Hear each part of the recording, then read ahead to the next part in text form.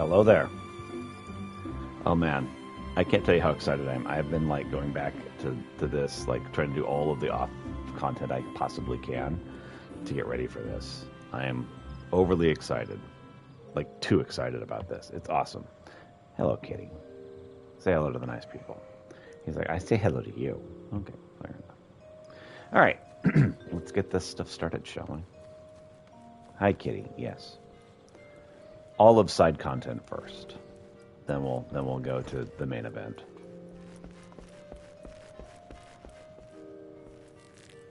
Oh. This is not where I'm going to meet up for Archer stuff. I need to meet up for Archer stuff. Quarry mill. Let's do it then.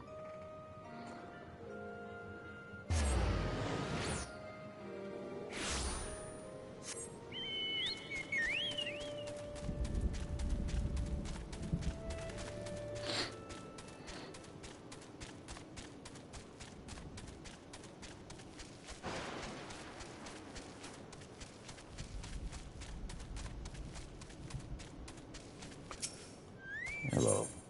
Hello, Jahantel. Ah, that glint of determination in your eyes is a testament to your newfound strength. You put me in mind of my salad days, Pieter. You would know why I truly abandoned the battlefield and become a bard. That I took an arrow to the knee is what most folk believe. But it's quite clear you're not most folk. Very well, I shan't insult your intelligence with an untruth. For now, allow me to answer by saying that everything in creation is given to change, and man most of all. I was drawn to the power of song, the power that touched the souls, the very souls of men, and decided that I must pursue it. Sadly, that power has all but forgotten in this age of cynicism. Such songs as those performed by tavern bards serve no purpose beyond the amusement of drunkards. But that is not always the way of it. There was a time when song could shape the outcome of conflict. Ever since nations first quarreled, armies have fielded archers, here wherewith they rained death upon the enemy from afar. As the battle unfolded, however, the distinction between the lines of friend and foe would grow hazy, yet the archer's part did not end there. He had to stay ever alert, with arrow nocked and eyes trained upon the struggle. Even as his comrades fell, turning the earth red with their blood, the archer could ill afford to avert his gaze, lest the moment cost another life. Lest a moment cost another his life. One need not have a vivid imagination to appreciate the torrent of emotions that raged within him at that moment. Nerves near to fraying, his breast fit to burst, the archer did the only thing he could. He sang. His bow became a makeshift instrument, plucked as an accompaniment. At first the archer sang only to still the roiling within, but his voice chanced to carry to his comrades. It inspired those who engaged in combat, lending strength to their sword arms, and to those who lay upon the precipice of death, it granted a measure of peace. Realizing the tactical potential of such song, yet loath to set aside skilled archers for that purpose, armies began raising dedicated regiments of minstrels. But the members of such units were no warriors, Pieter. Fair of voice, nimble of finger, these career minstrels could find a place in the hall of any lord, yet they knew not of any burden borne by those who charge into battle, whose lot it is to dance with death and sup upon pain. And so their songs rang hollow, holding no power over the hearts of men. In eastern Nenosha, spirits were said to haunt the trees of Red Gully. I would ask you to travel there and await the emergence of these spectres. Through force of arms, you are to release the spirits from their tormented existence, and in so doing ease their unfathomable suffering. And with such a deed might you draw forth an ancient melody from the soul of the bard. All right.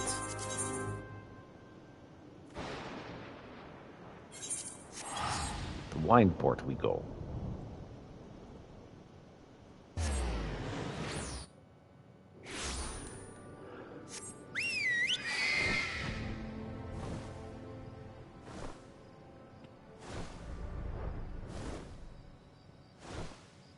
We could go around, but I mean, straight arrow is the right way, right?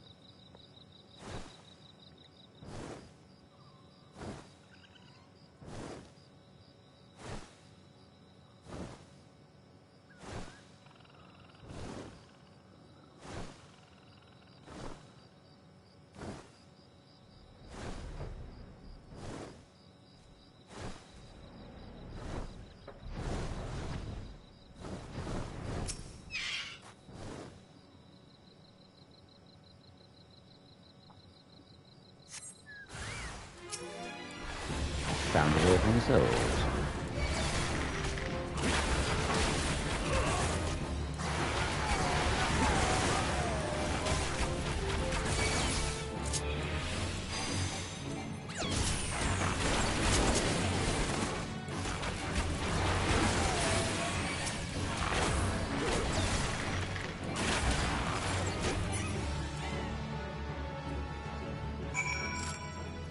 Well, do some of the bards of old resounds within you.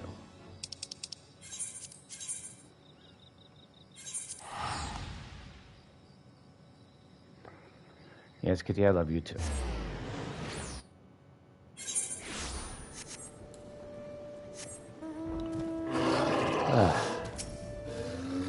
Let's mend what we can.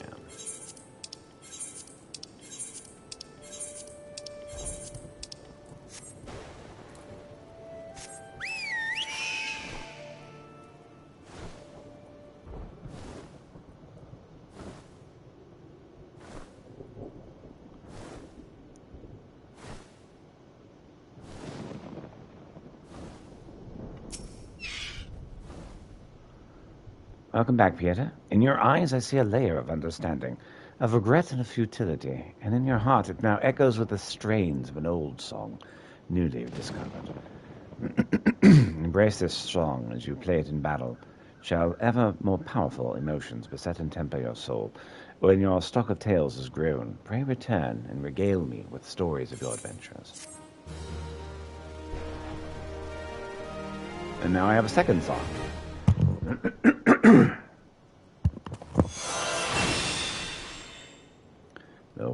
The Warden's Paean.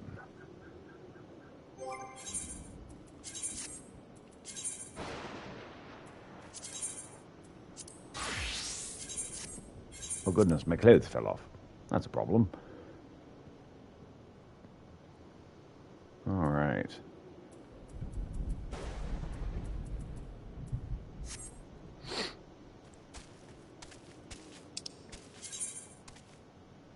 Pursuit of power.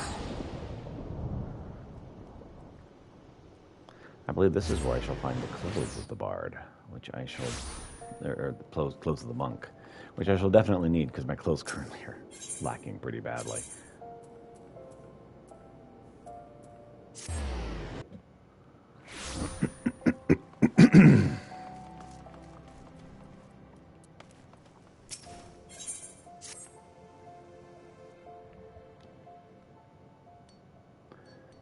Oh, you two played me for a fool. The data the simpleton monk brought me was absolutely astounding, groundbreaking, revolutionary, yet I remained objective in my analysis, as a scholar must. Poring over the data, I finally arrived at a disheartening conclusion. The two of you took measurements in the same area. The values were near identical, equivalences mocking me as I struggled to reconcile them. I could neither sleep nor eat, lest I waste time not drawing nearer the truth. And for what? Tell me. Was it you two? What was it you two were doing on the field? Yeah, we were fighting things just like you asked us to. Ugh, all this bloody chakra nonsense again. How many times must I tell you? It is naught but imperceptible aether. Call it what it is. And to think I had a mind to put your names beside mine, under mine, when my hypothesis was published. This life force, this spiritual energy, this godforsaken eternal soul essence, I care not what primitive nomenclature those backward monks wish to assign it. It is aether, plain and simple. They claim they are able to manipulate and amplify it through discipline and the opening of the so-called chakra. That's false. There's nothing more than the ethereal regulation of organisms, a basic natural concept. In an attempt to explain that which science does not yet fully understand, the monks have erected an institution of control. Their preachings are unassailable by design, for none can disprove the existence of the unknowable. They promise power in return for abjection and servitude, control and power indeed. Only that of man, which is the very essence of religion, should be treated with contempt, as all religion should. Aether resides in all living things, as do natural mechanisms with the capacity to regulate it. This is simply life, not some mystical supernatural endowment. I concede, of course, that the heightened mental faculties of man allow for the potential to gain conscious control over those mechanisms. Indeed, it would appear that you and the simpleton monk have already achieved that end. The indiscretion and impertinence of youth, I suppose it can be forgiven. Once. In my own youth, I was not the model of perfection you see before you. I, too, have made some, well, what some might call mistakes. Not myself, but some. In our talks together, the simpleton monk often spoke of the seventh chakra. Its awakening is thought to be the highest achievement among monkhood. I make a habit to know the tenets of my intellectual enemies. It was the flow of ether within the two of you that betrayed your falsehood. The whispering of your chakras, I'm sure the monks will rush to call it. But serendipity often visits the industrious. Just so, it was precisely these ethereal whispers that proved to be the most intriguing. The waves of these sounds resonated perfectly within the aether of the battleground. I can see by your vapid expression you're missing my point. Allow me to spell it out. It follows that if one were to visit a battlefield with a certain ethereal wave amplitude and frequency, it would resonate within one's own aether. This is the phenomenon responsible for the initial opening of one's own chakra. Can't believe I'm reduced to speaking in these terms. It stands to reason that any ethereal wave, there may be a location which may resonate within it. Oh, think of the implications, Pieter. If the seventh chakra the monks speak of truly exists, then so too must an ultimate battleground to bond with it. The concentration of aether at such a place would be unlike anything ever recorded. I forgive the past treachery. Guide me, as it did in the last discovery. That, and I need you to do more work for me. Here, take this new etherometer. Make for Lark's Call in the East Shroud. My research indicates it's a very promising tract indeed. Set up the etherometer, as you have the others in the past, and then kill whatever you must in order to obtain a strong reading. Well, slaying beasts there will release the aether of the land they're steeped in, and it may yet resonate with your own. I suppose in the primitive terms of monkhood it would translate to an expansion of your chakra. Oh, and you'll not be crossing paths with the simpleton monk this time. I'll be sending him to take readings in the East End. No intention of allowing the two of you to conspire to impede my research again. If you care to know more about the events that have transpired in Lark's Call, I suggest you pay a visit to your local library. East End, on the other hand, is a fascinating subject, which I never tire speaking. Ask me about it any time if your curiosity ever gets the better of you. Of course. But first, I must go to Lark's Call.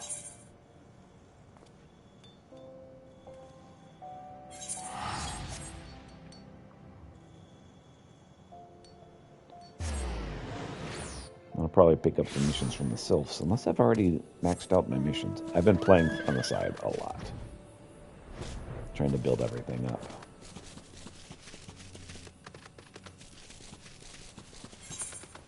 As I said, very excited. Okay, good. I can do some of these missions.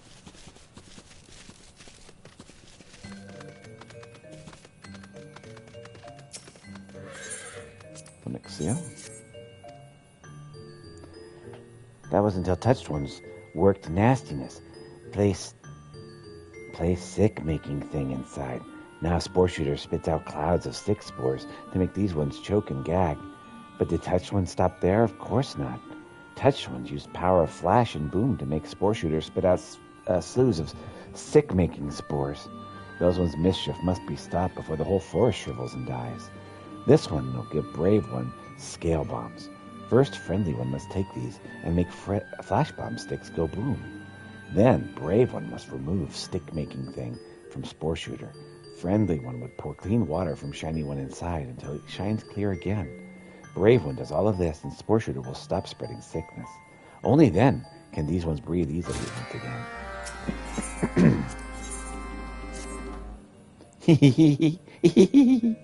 Yes, this will be this one's best prank ever. Oh, forgive this one. After thinking up of an ingenious way to get back at the touched ones, this one could not conceal one's glee. Touched ones keep stealing this one's pumpkins, yes? Well, this one has made a pumpkin that goes boom. Yes, touched ones will try to steal this or in for a blast. Oh, one of these ones is helping carry pumpkin booms into the Sylphlands. But pumpkin booms are heavy, and that one is not strong one. Brave One will help that one, yes? Brave One must be careful. Brave One must walk slowly so Brave One does not go boom.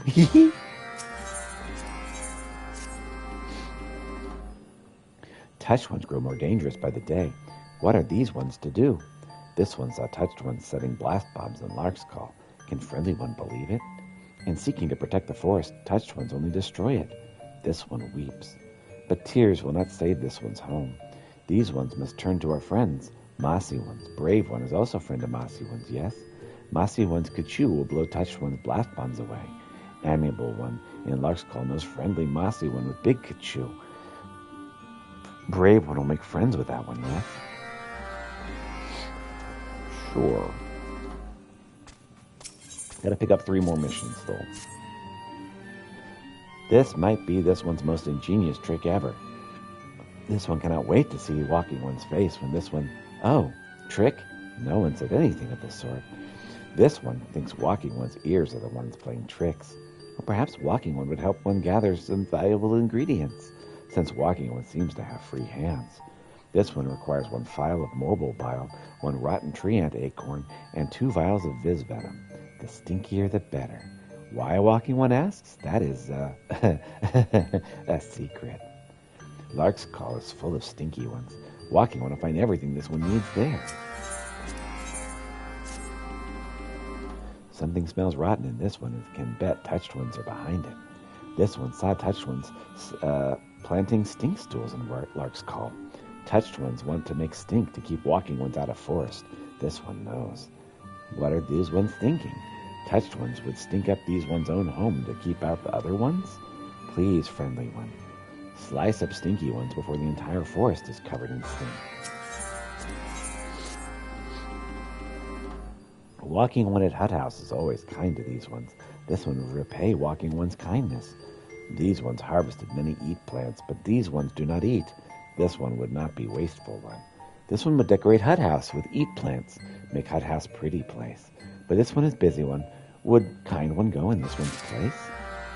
Sure, I'll vandalize that place for you. No problem.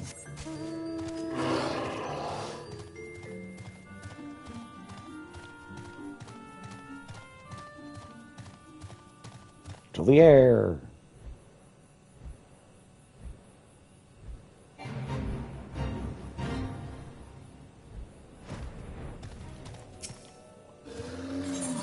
Okay, time to drop off the wild vegetables everywhere.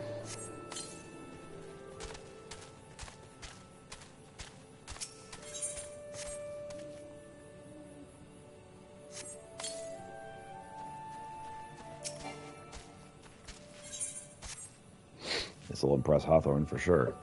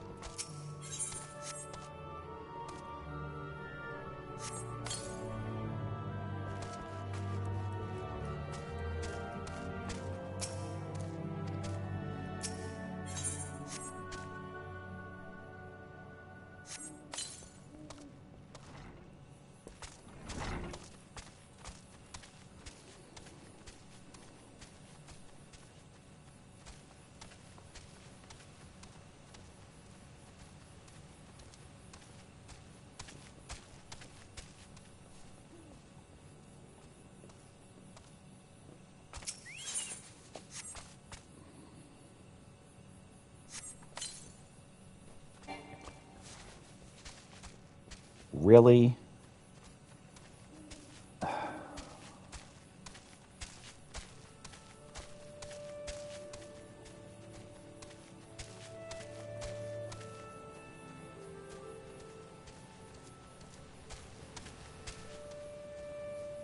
Must waste maximum time.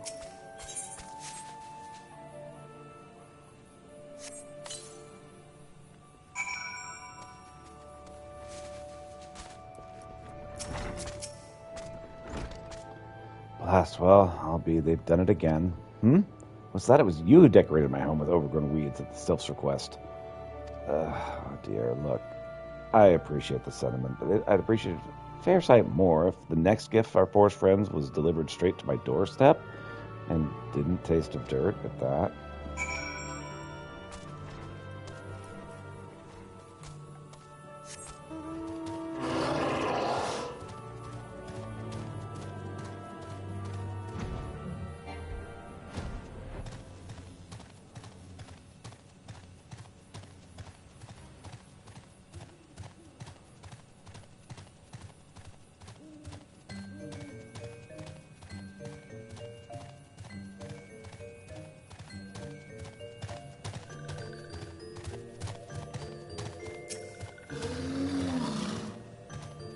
Friendly One returns. Walking One is pleased, yes?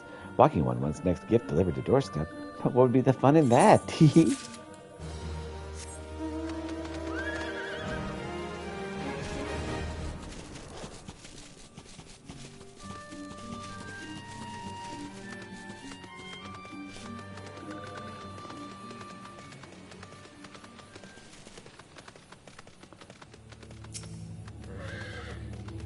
Ah, has Friendly One come to play with Mossy One?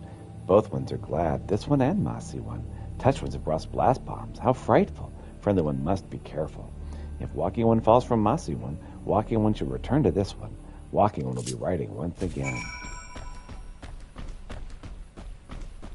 I believe we have to go into the heart of the Siltlands to set off these whatevers.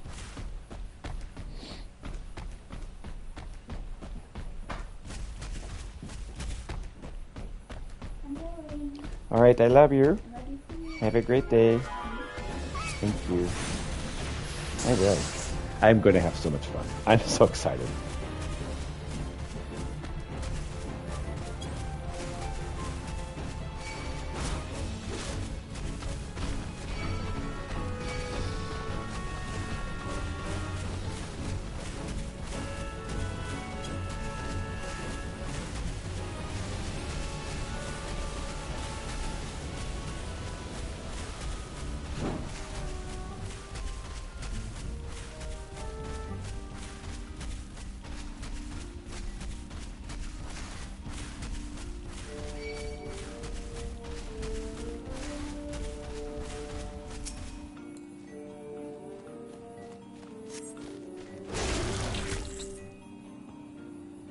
Our blast bomb. Meddling One will pay for this.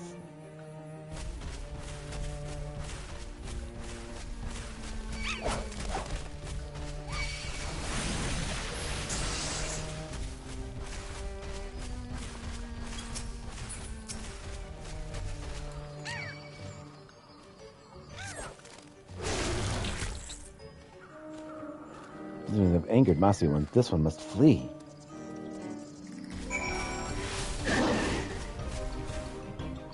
I took care of that.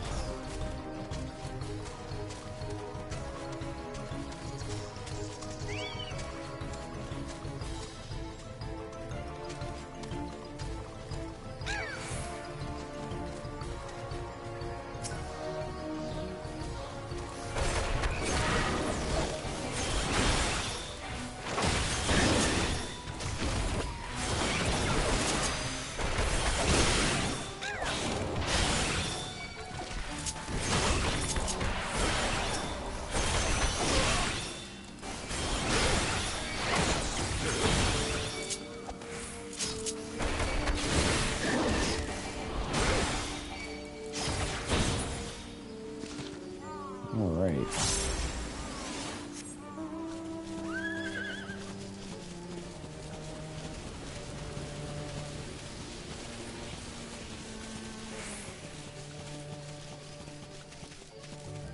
Grab some pumpkin bombs.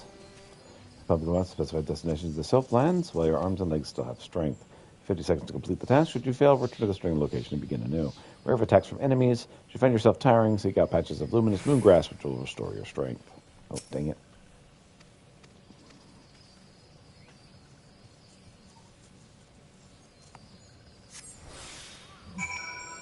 Okay.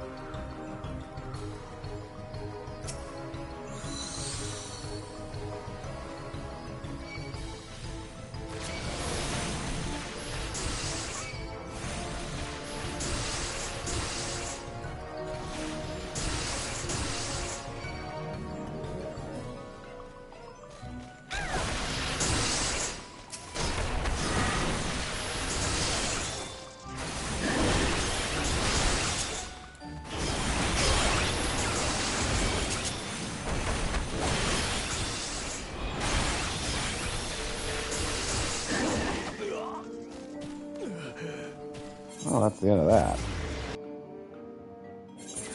Take the Lark's Call we go.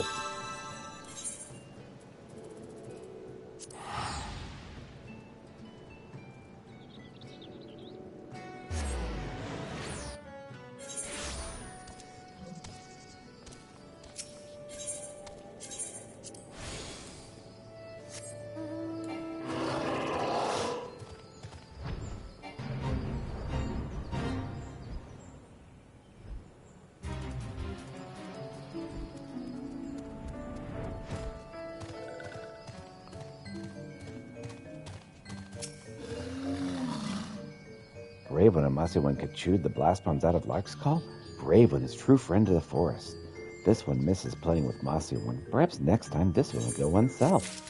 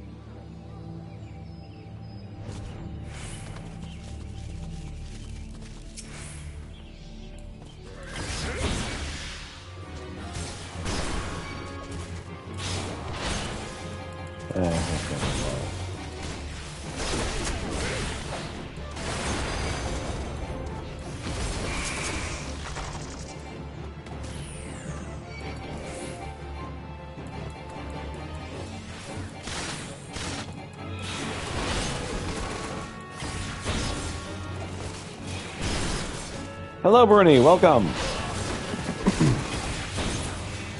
Getting side stuff done before I start what I'm really, really excited about. I'm doing better. I've been sick all week to the point where, like yesterday, I called off from work and took a nap. I'm feeling better. Oh yes. The reason I picked this game up was because I heard that Matsuno had worked on some of the content in this game, and specifically work on Stormblood. but we are starting to get into some of the crossovers already. We're not even sorry, Shadowbringers is what I heard, but we are into post climax content of Stormblood, and we're already starting to see some. Got some of the Final Fantasy Tactics, Final Fantasy 12 crossing over has already begun, and I'm just very, very excited about that.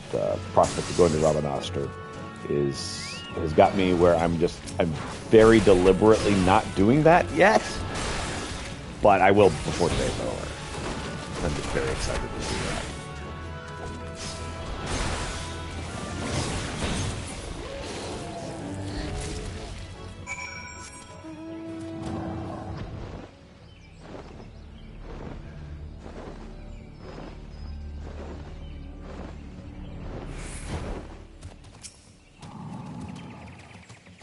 Alright, I'm going to see if we can't take this pumpkin bomb to a place without setting off all of the aggro. Oh crap, I already started.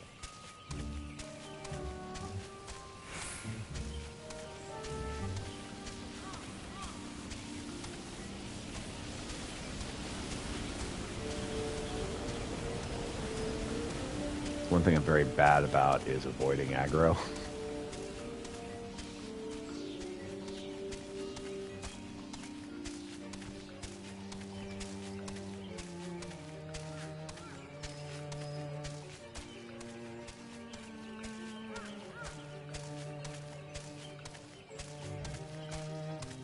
Can I make it? Can I make it? 6, 5, 4, 3, 2, 1. Ah!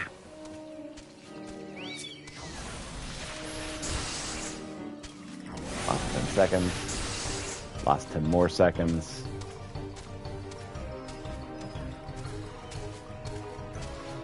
I think I'm going to fight these guys before I start this. 7, 6, 5, 4.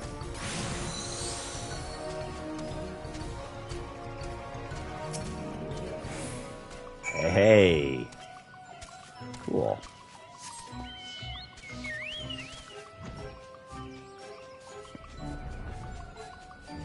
Remember this? Yep. Yep, getting some Sylphland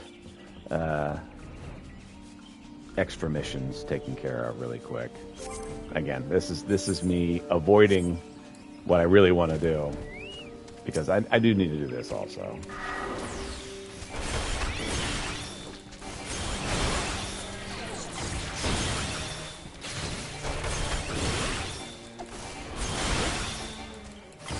Gotta get all of this stuff taken care of.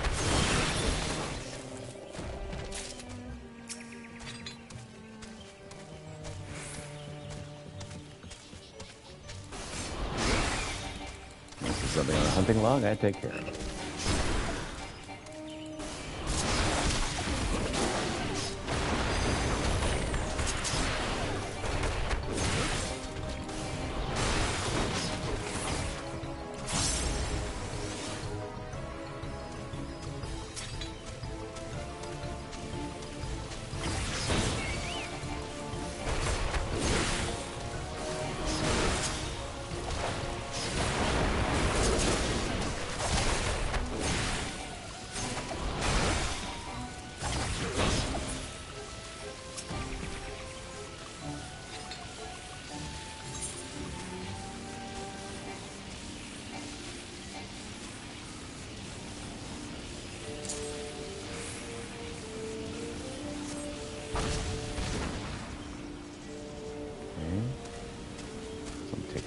Lightning channelers, I guess.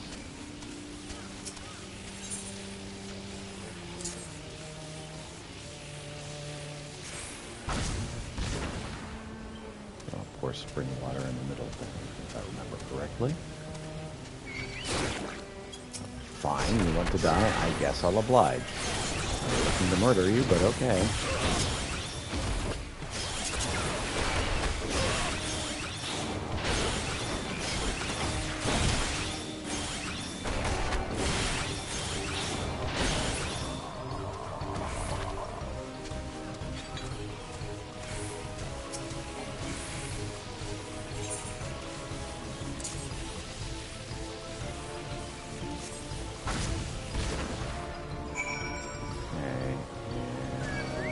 enchanted crystals.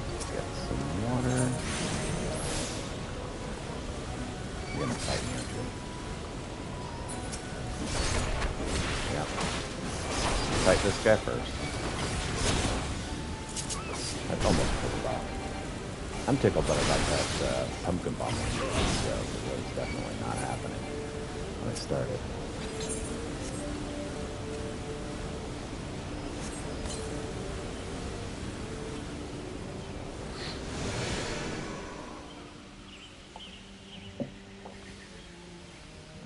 Okay, poisonous spores disperse. The air around clears. Hooray! Alright. You made the bot upset? Uh-oh. Side quest junkie.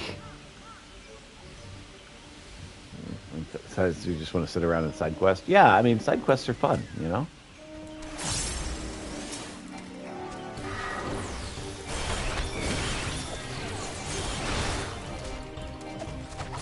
Somebody worked hard to make them.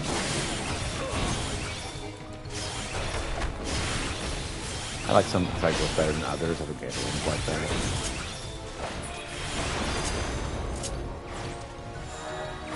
Alright. Cleans up the map so it's not filled with objectives I need to get. Exactly. That's what, you know, I find so offensive is just there's objectives everywhere, and I'm like, ah! It's messy, must clean, must clean.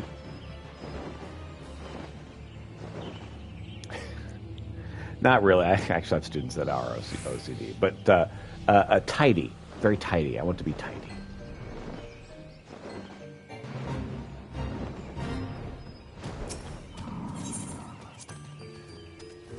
Brave one need not say a word. Yes, a single breath tells all this one needs to know. Ah, thanks to Brave One, nastiness is gone, and the forest once again smells of fresh leaves and flowers. This one is forever in Brave One's debt. Thank you, Brave One. You clicked too quick, so you don't get to read this anymore. Sucks to be you. Alright, whatever. Yeah, having students that actually have OCD has got me like extra sensitive about it. These ones play tricks for fun. Nasty ones play tricks to hurt. Is hurting others fun for nasty ones? The thought alone makes this one sad. See how it clutters the map. Exactly. Because some of the red dots show where you need to go, and some the top near side quest. Right, exactly. I want to know what I need to get done. And whenever I can't tell what I need to get done, it bothers me.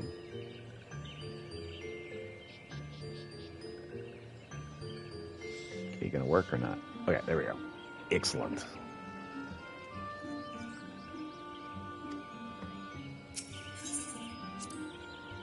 Well, did walking one find what this one needs from the stinky ones? I sure did. Here you go. Perfect. Yes, this will be the stinkiest trick ever. Oh, don't worry, walking one. This one will not play it on walking one. As long as walking one keeps doing what this one says. Ah, this one's nose tells this one that friendly one has saved these ones again. There is no end to this one's gratitude. Touched ones once loved the forest as these ones did, but no more. This one feels sad for touched ones.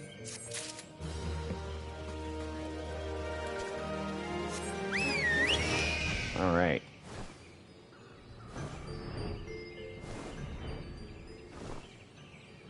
Okay, thermometer is going in Lark's Call. This a ways.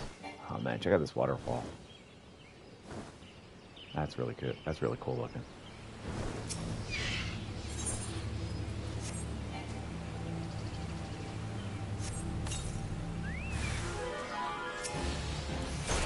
And that's like the old asset. That's like the PS3 asset.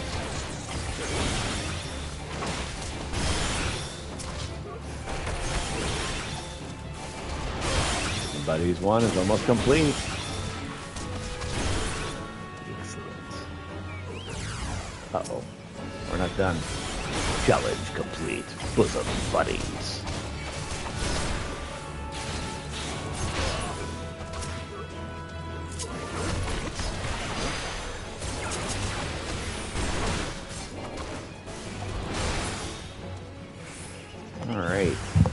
man, we're still fighting.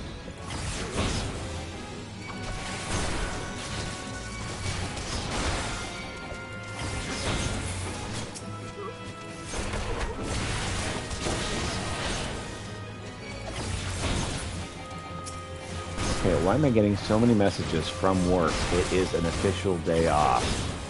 Come on, guys.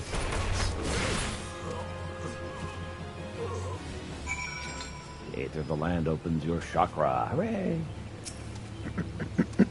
Time to grab the aetherometer.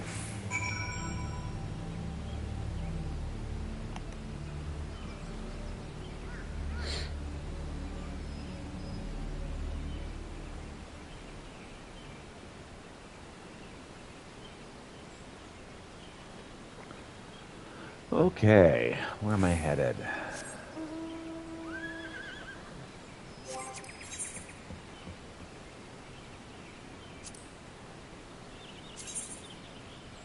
Back to Old Oz, turn in the stuffs.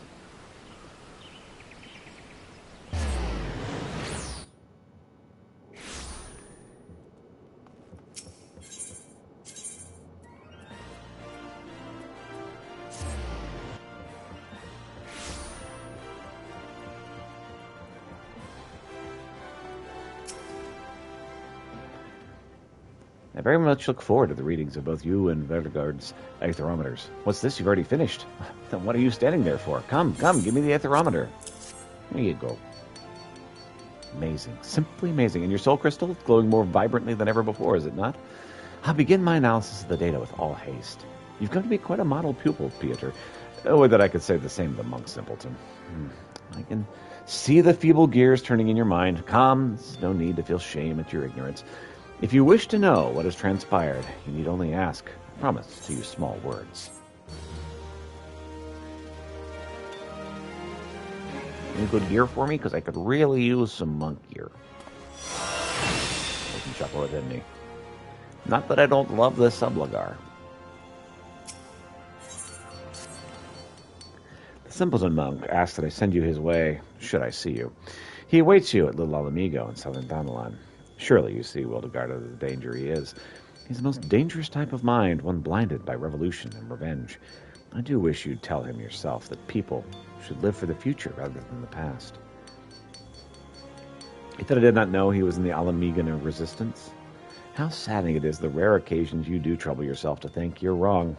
Of course I know. What manner of imbecile do you take me for? No doubt Wildegard thinks me the idiot. False. These two eyes see far more than you know. I, too, am an Alamigan, and love my homeland every bit as much as he.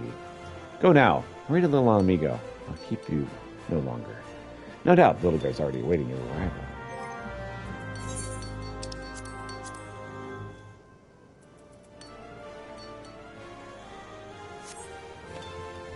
All right.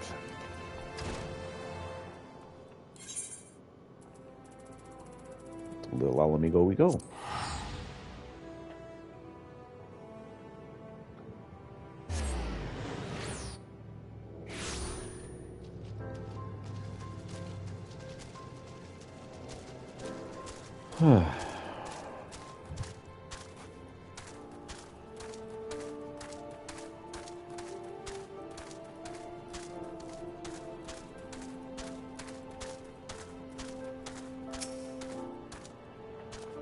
You spoke to Eric? Do not lie to me, brother. You told him who I am, what I seek to do. I'm not angered. He tried to sway me from my path. He believes resistance will only lead to more dead. I expected as much from him. I feigned understanding. He asked much of me, on the manhood and the monkhood and the fist. He asked of the seventh chakra. My answers excited him. He said they would advance his studies. I, too, learned from him. I am nearer the seventh chakra now. Soon, the resistance will rise. You, too, will see. Very soon. Others do not understand. Alamigo tried to protect them. We were the shield of the realm. We bled to fight off Garlemald. None here know our suffering. None here can imagine it. The lives we led after the fall, after the shield was sundered. I've traveled far and wide. I've met many souls. But none are as you. You have a gift. Yours is a great strength. Unite it to ours, brother. Let us reclaim our home. Your efforts will be rewarded. Look upon my garments. They are the war garb of monkhood. It attunes to the wearer's chakra, enables it to realize its fullest expression. The cloth is imbued with the power of Ralgr. Only monks of his fist may don it. Only those who have overcome many trials. I will tell you how it can be yours. Fear not, I require you to speak no vows. I ask only that you fight with us. Give yourself to our cause. You long for adventure, I understand, but such longings can wait. This cannot. See Al Amigo freed. Then enjoy your own freedoms. What say you, brother? Sure, of course. We've already won anyway. You have the heart of a true monk. You are different from the others in this realm. Hear this. A set of war garb was stolen. The Fist has tracked the bandits. We know now where 3 of the relics are. Here in southern Thanalan, a sepulchre in the circle of the Temple, and in northern Thanalan, an abandoned Almeja mithril mine. Your soul crystal will react to the relics. Draw near to them and they will glow. By this power you can find them. The Fist's honor has been trampled upon. Make the heretics you find pay for their sins. Eric has sold his soul to this land, but he's a knowledgeable man. He knows more than I of the monkhood and of the Fist. Speak with him, if you would know more of our way. The man revels in hearing himself speak. I await the day we fight side by side, brother. Go now, and go well. Yeah, at the moment, I'm just gonna head over and take all the stuff that I need to take, because I really need your monk garb, monk gear, yeah, whatever.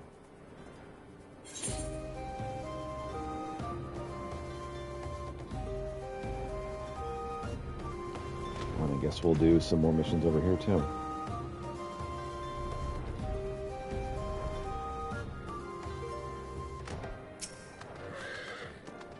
So I just could steal it from the back. They weren't expecting me to fly in, were they?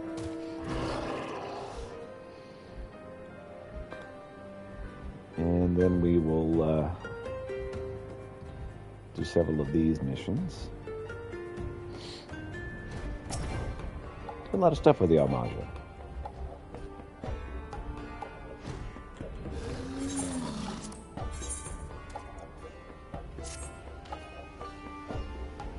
Have you met with the fortune tellers of Zadrak in battle, honored ally?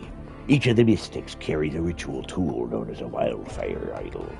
It is an iron statuette, forged with the sacred flames of Ifrit, and possessed of a potent aura that invigorates any of the faithful that draw near. Though we've seized several of these idols before, their god-tempered nature rendered them irritatingly difficult to destroy. But if we were to deny their hatred enemy every advantage, then destroy them we must. I have thought long on this matter, and the mindless, raging nature of Ifrit's blessings might be made to work in our favor.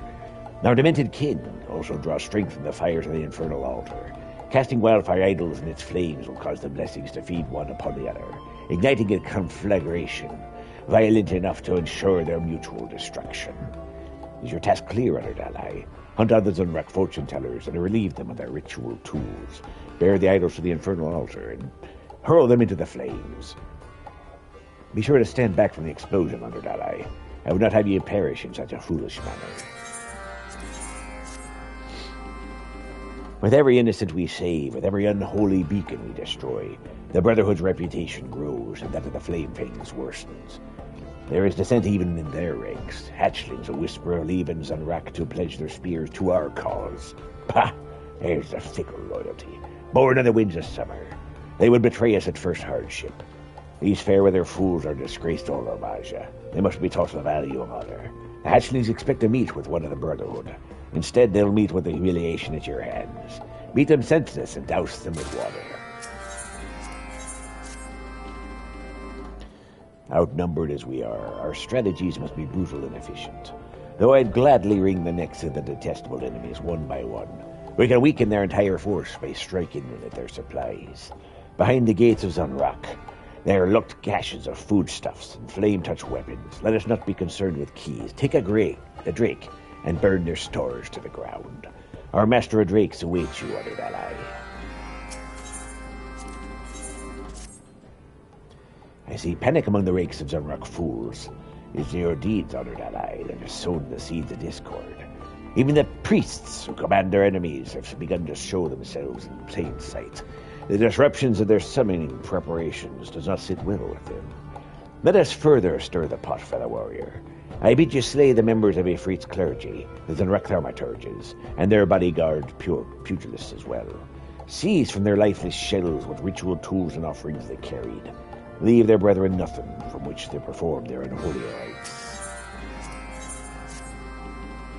With their propensity for kidnapping innocents in the name of Ifrit, the Flame Fangs have earned their place as the most despised enemy. It is their power and influence that we most avidly desire to crush. I would have you hone your martial skills against the likes of Zenrek Lancers and Amoja archers, and thin the ranks of the soldiers who answer to Flame Fang authority. No assault into the heart of enemy territories within its risks, but I trust Hamuja has chosen his ally well. Our fanatic kin are nothing if not persistent. Once more they seek to focus and intensify the blessings of their deity. They have constructed sturdy beacons in Zenrek and consecrated these towering talismans with Ifrit's fire. You'll need more than a handful of ash to smother these roaring flames, honored ally. The time for subtlety is past. Use whatever weapons you have at your disposal, but bring these structures crashing down. As ever, the Flame Fangs will seek to deny you at every turn. Engage them if you must, but do not lose sight of your true task.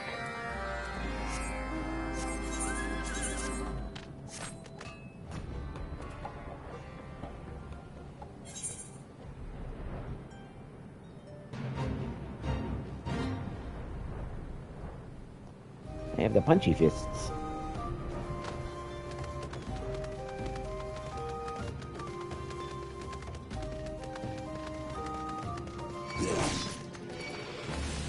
All right.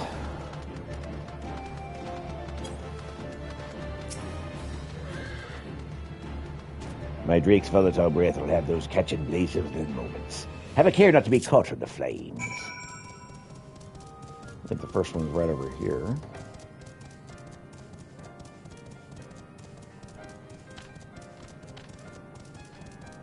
And the second one's further in, if I'm not mistaken.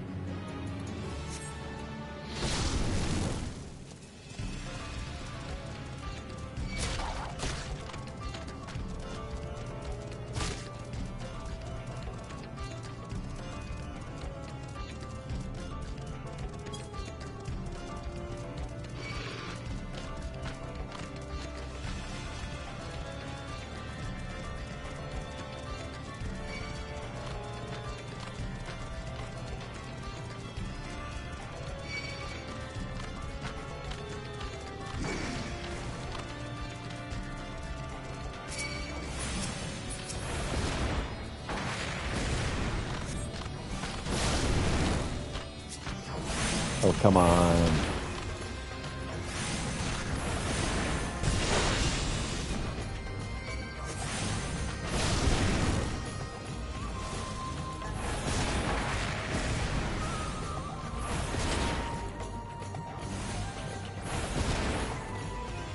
Seriously?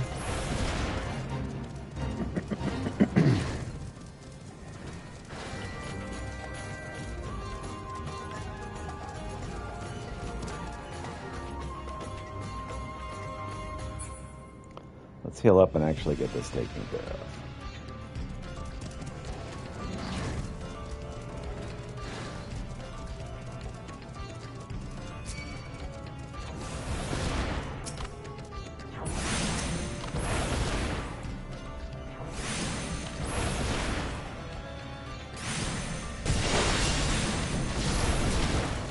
Got it. Okay.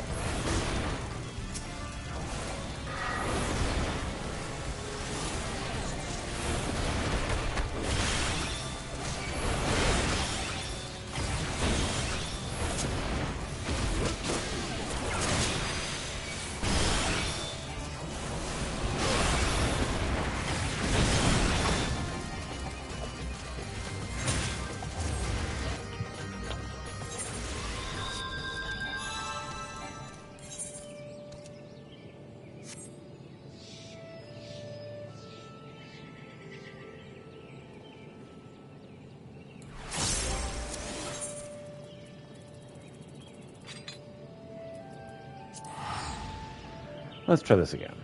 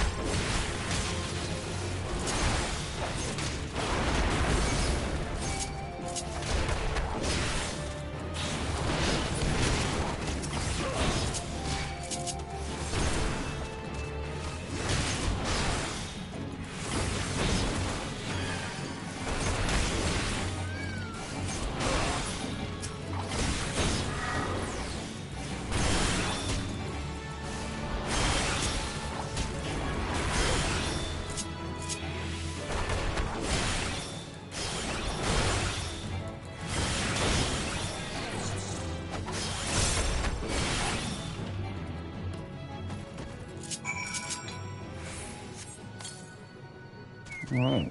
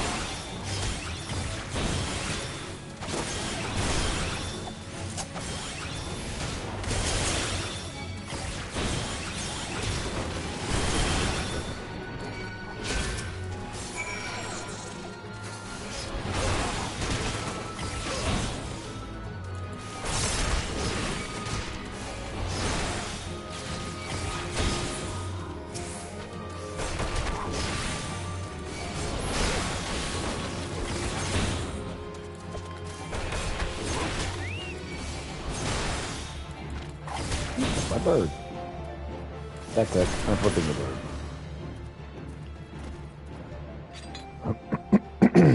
All right. Let's see here.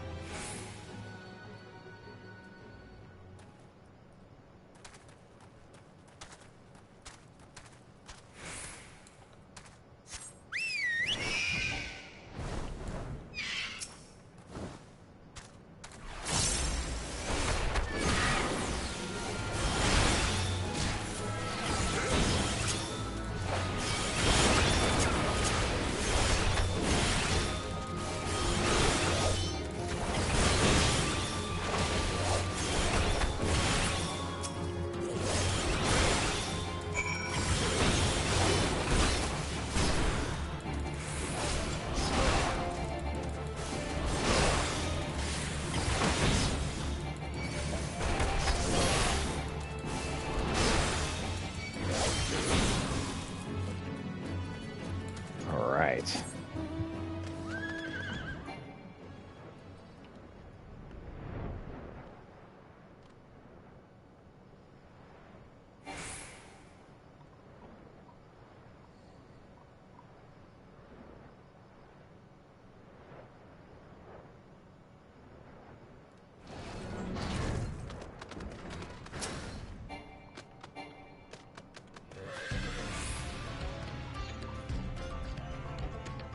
Now.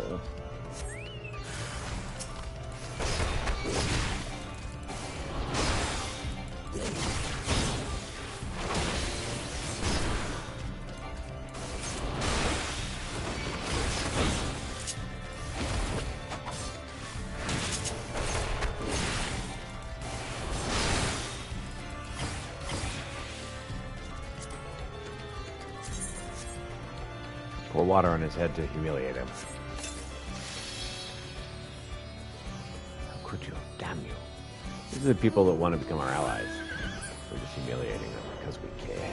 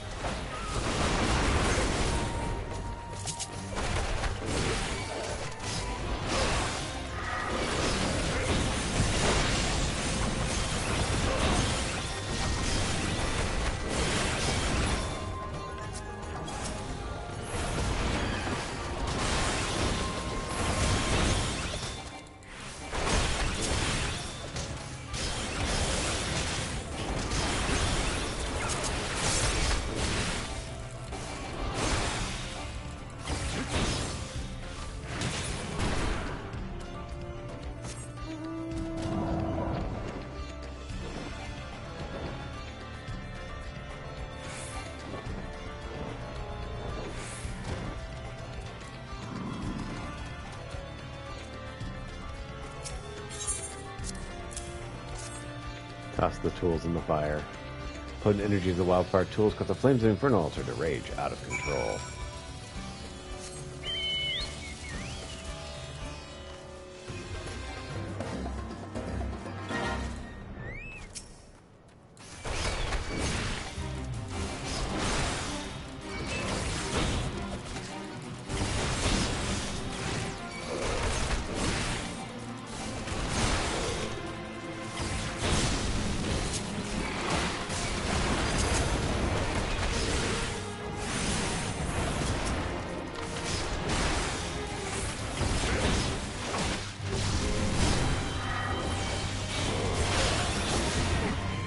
And down it goes.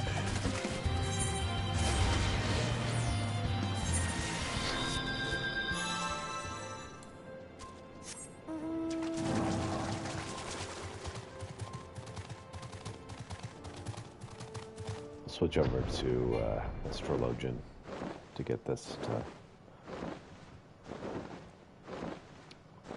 to register.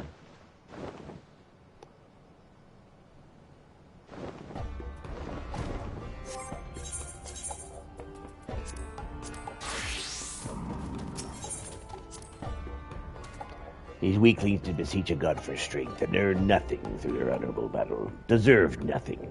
Slaughter Ifrit's priests and seize from them their ritual tools. You pull the fangs out of our enemy, honored ally. The thaumaturges are foolish, if so revealing themselves. Every mistake they make shall cost them dearly. And should they endeavor to fashion new tools for their rites, well, I have the perfect warrior to once more unleash into their midst.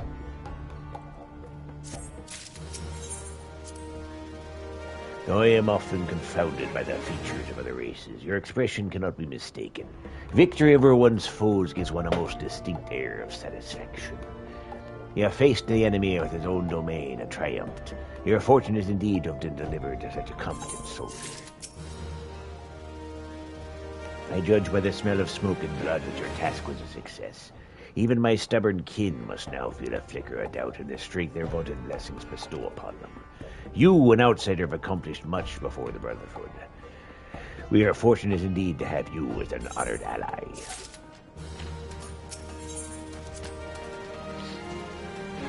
Was my plan a success, or the fortunes of battle favor the bold? Again, the illusion of Adultkin's strength is revealed. When power is not earned, there is no control. You have proven the truth of that, honored ally.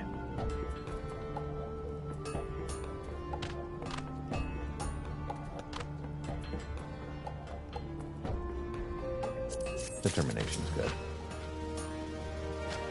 You've incinerated their stones. Ha! No matter how powerful their precious deity, an army is only as strong as its supply lines. This they will learn. Your victories continue to mount, honored ally.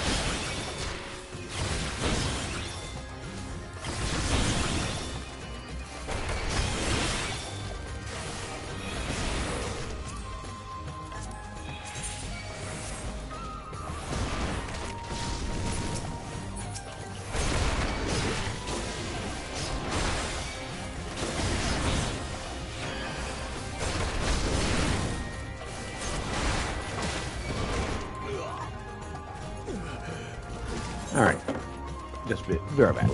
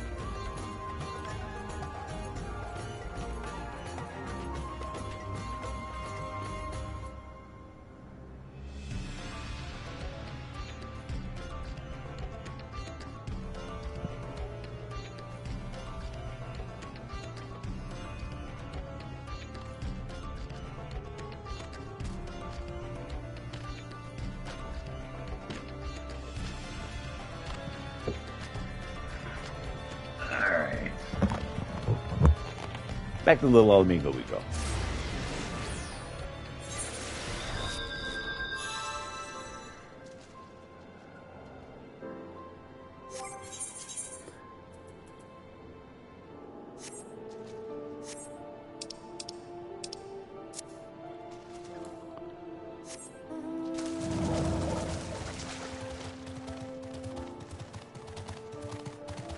Beautiful night sky.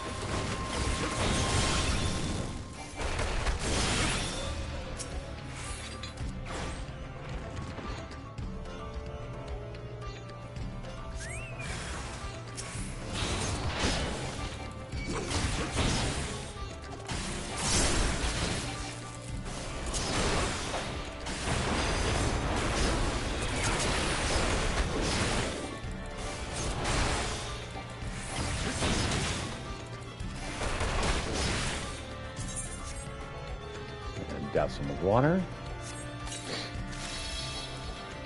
2 down, 1 to go. All right. Let's roll.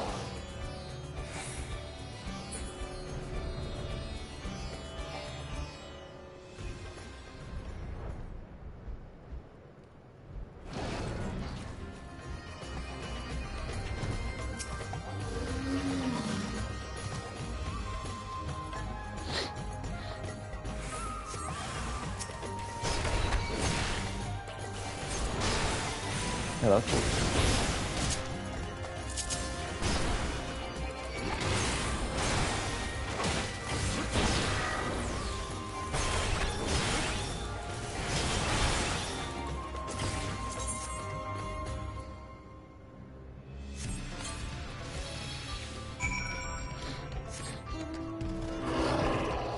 Okay, took care of that. Awesome.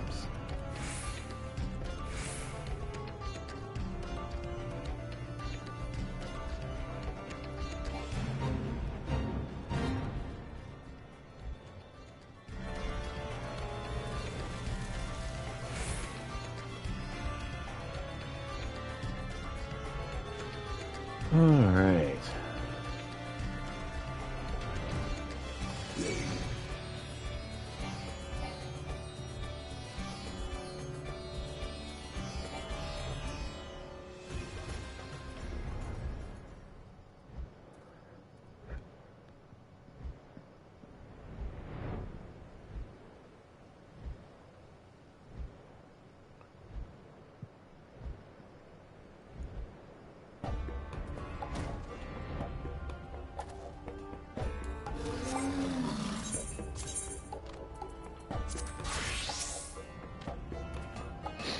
Good. The hatchlings have learned what their vacillation has wrought. Perhaps now they understand what it means to be a warrior.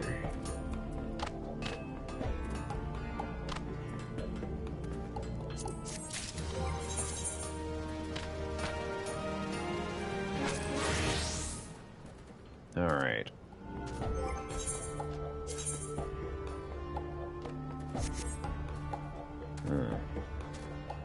So I need to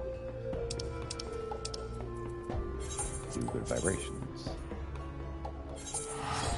Cerulean processing plant.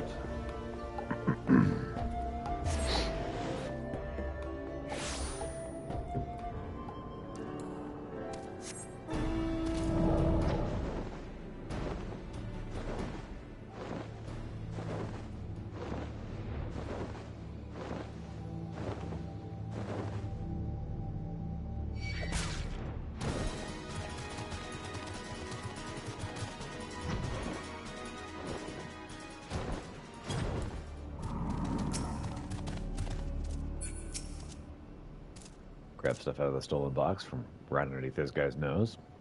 Take it.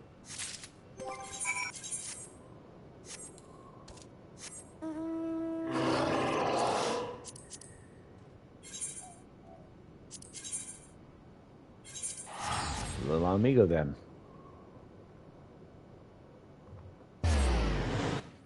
Hey, yes, I love you too, bud.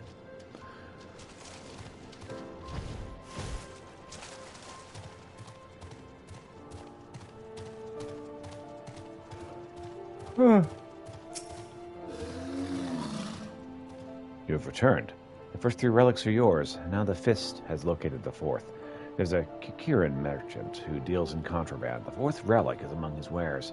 Hurry to Lower Lanaska. Find the Kikiran. Take back that which is ours by right.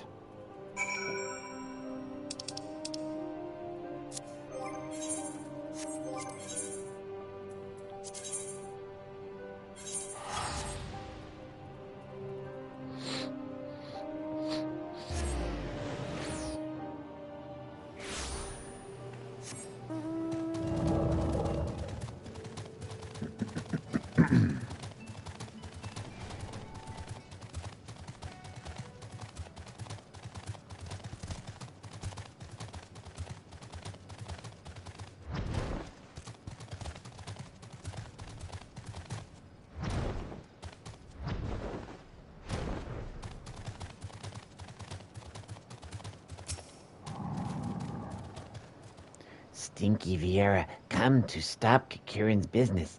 Come to take shinies. Kill him. Kill the Stinky. Well, good luck, y'all. You're gonna need it.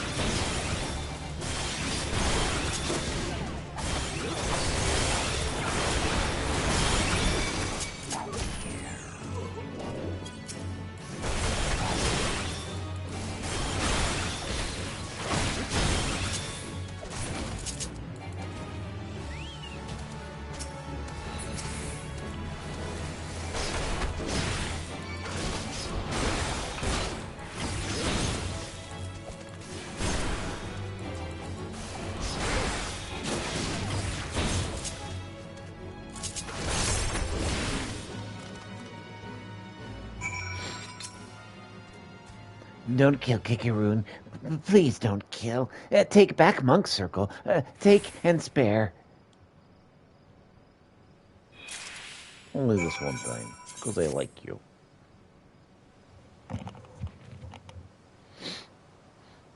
All right.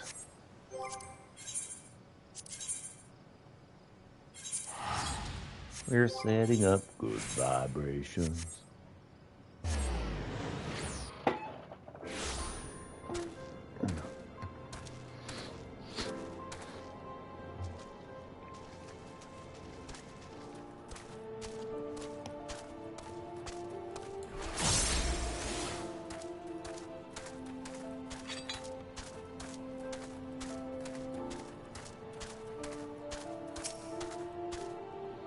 The fourth relic is now yours. You've done well, brother. But know this, there is another relic, a fifth and final piece. It will be yours, a gift from brother to brother, given on the day Alamigo stands free once more. That day is near. Eric sent word not long ago. He claims this revolution has begun as well. He's made a grand discovery, and is now setting it to paper. I look forward to his work. With it, we shall know all we must. The day he finishes will be a day Alamigo is reborn. Return to him now, brother. Ask for yourself when that day will be. May Ralgo watch over you.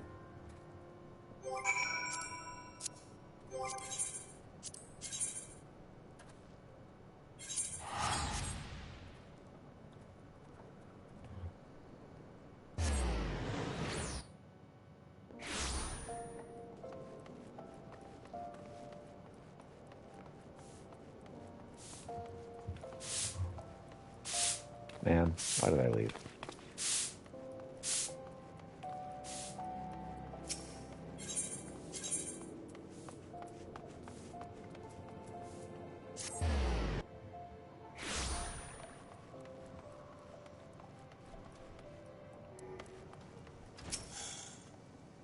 I'm afraid I haven't time for you now, Peter. I'm pinning my thesis based on the ethereal data that you and the simpleton created.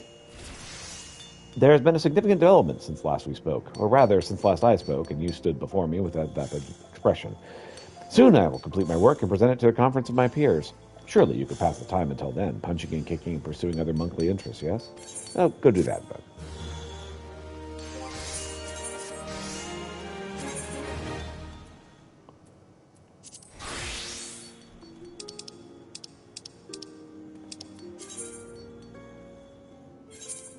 To Idleshire.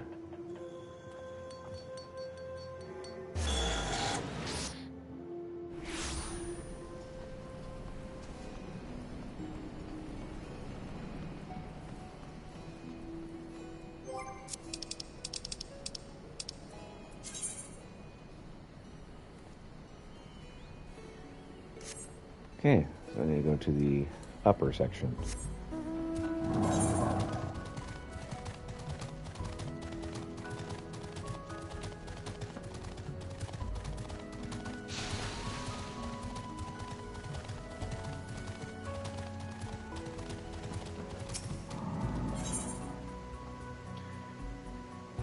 Edgith.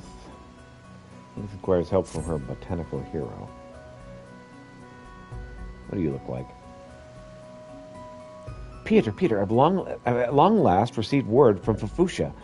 Just muttering her name gives me such joy. But this is hardly the time and place for me to be longing for exquisite company. That's just what every other waking woman is for. No, we need to head to Gridania, so we may actually enjoy her company. I mean, have her brief us on how best to proceed. Although this is my first trip to Gridania, I was hoping it wouldn't be too much trouble to have you show me around. Oh, sure, I can do it. Oh, thank you, Peter.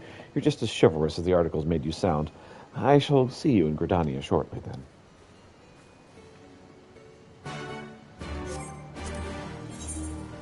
All right. So let's see if actually I can pick up like special gear for a botanist, because I'm kind of lacking in gear at the moment.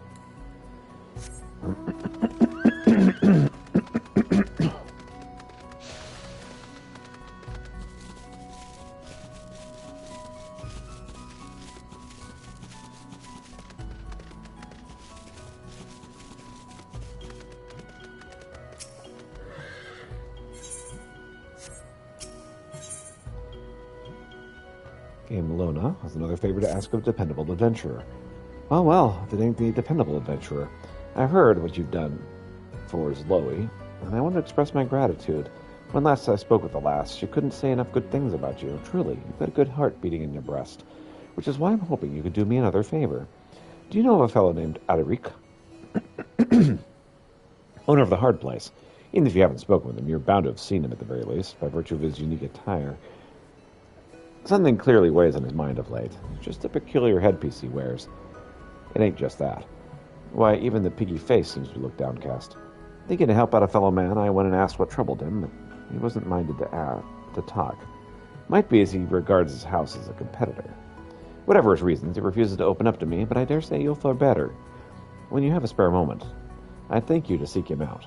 See if you can coax out whatever it is that's bothering him.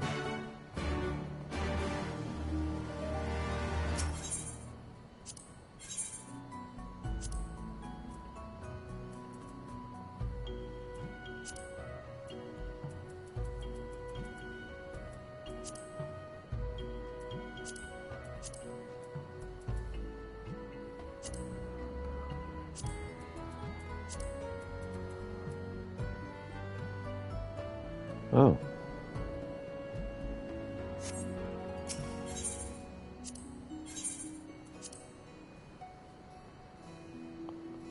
Whatever. Crafter scripts. I need gatherer scripts.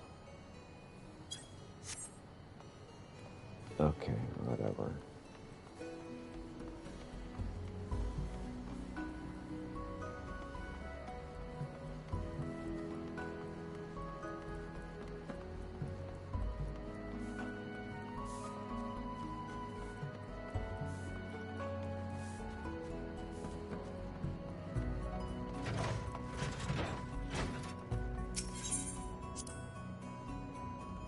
Disciples of the Hand or Land, level 66.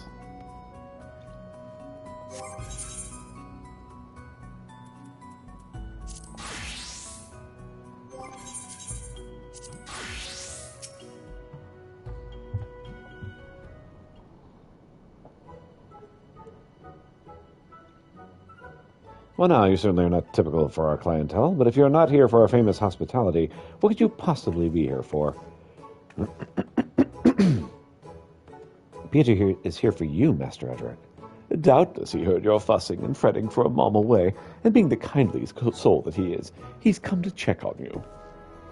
Isn't that right, Peter? Yeah, sure. Your concern is wholly misguided. Why would a proprietor of a wildly successful establishment such as mine have aught to worry about? Look into these eyes and tell me if you see even a fleck of doubt. Oh, this must be the parchment you were staring at so intently earlier. My, what a fine parchment it is. Much, much finer than anything Zoe has. These numbers don't look so fine, though. If I didn't know better, I'd say you're making a... What are you? You shouldn't be. Massive loss, is that true?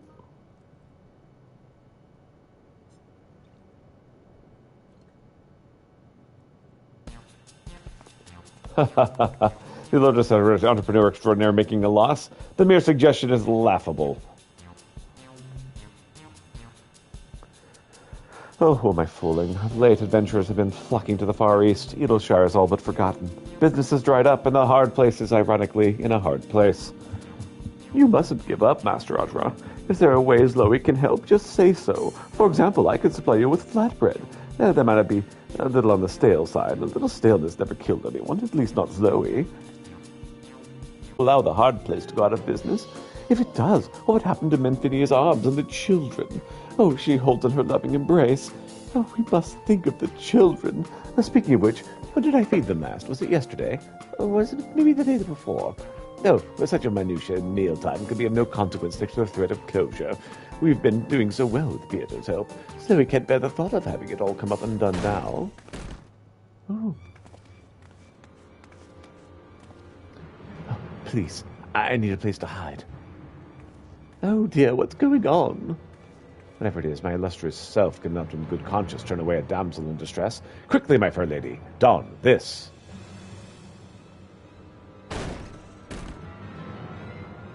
That's what I thought you were going to do.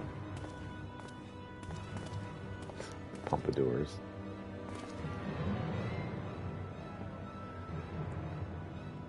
I hate that you're in charge of this place. Sorry, I take it you're in charge of this place. We are searching for an Ishgardian woman named Melion. Have you seen her? I advise you to be truthful, else there will be repercussions. Oh, we know no such woman, and even if we did, we are disinclined to cooperate with brutes who make threats. I advise you not to cause trouble in my establishment. Else you will have to answer to me, the illustrious Adrach, and the battle-hardened culinarian there. What? Sure. Point taken. Don't take it personally, eh? We're just doing our jobs. We're done here.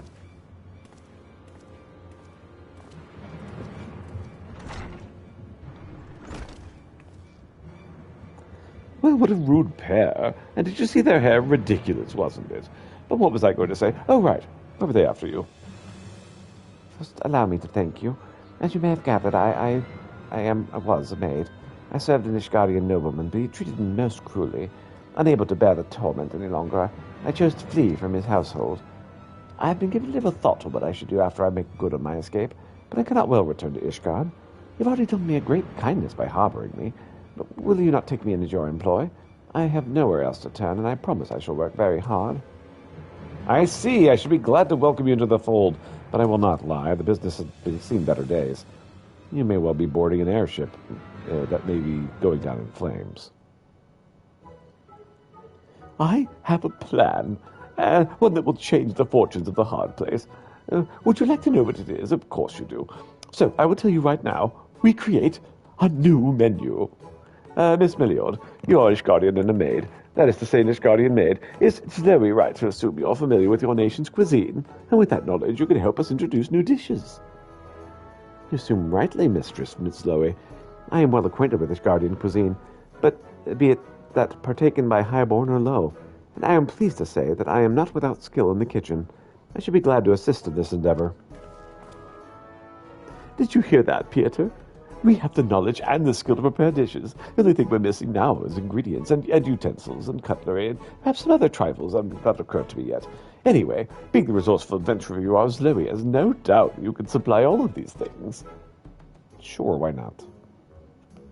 If we make the hard place thrive again, so too will the whole of Edelshire. Oh, that's a good thing. Like pineapple pudding or juice, both of which are purchased by the scrips you can earn by contributing to this cause. I still need to ask Mistress Rowena about it, of course, but I'm sure she'll say yes. Oh, we're really, really good friends after all. As a matter of fact, Zoe will go and speak with her right now. Yes. Well, it appears it's all been decided for me. Spontaneously though it is conceived, young Zoe's plans hold promise. Your promise rides upon your ability to provide us with that which we need, but Zoe has placed her trust in you, and so shall I. I beg you, help us bring the hard place back from the brink. Lest you worry about recompense, if the house itself will be supporting the endeavor, you may be assured your efforts will not go unrewarded. I, for my part, care not for profit. The house is welcome to everything so long as the hard place survives. Without further ado then, let us get set to work. Oh, go forth, my friend, and bring us the Ishgardian cutlery essentials that we require. Sure. Custom deliveries unlocked. Arrah. You're taking a tumbler through with her, Ned. We're about to bring us. Come, Peter. Let us be about the business of bringing the hard place back from the financial brink.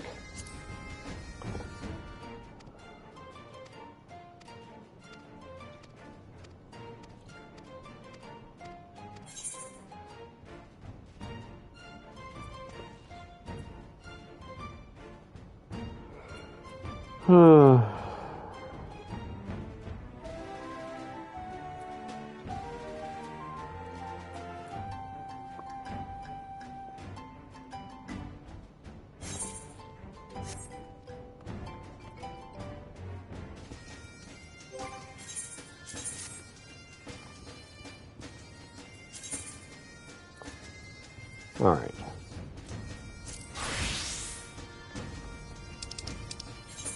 Let's rendezvous in Gridania, shall we?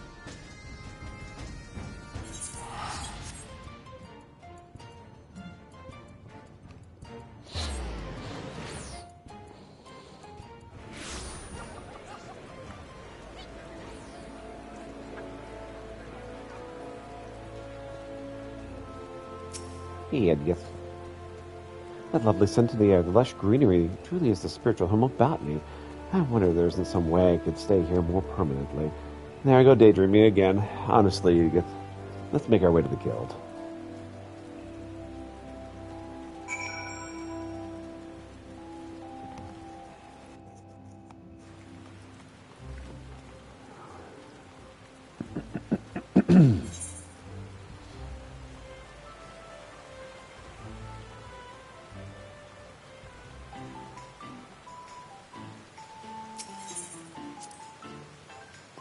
So you know about your musical air. Have you considered taking up an instrument?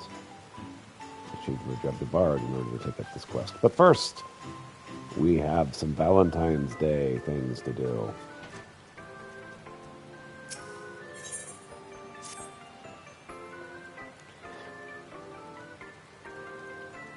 Hello there, friend. Can you feel that? Love is in the air, just waiting to be snatched up by questing hands.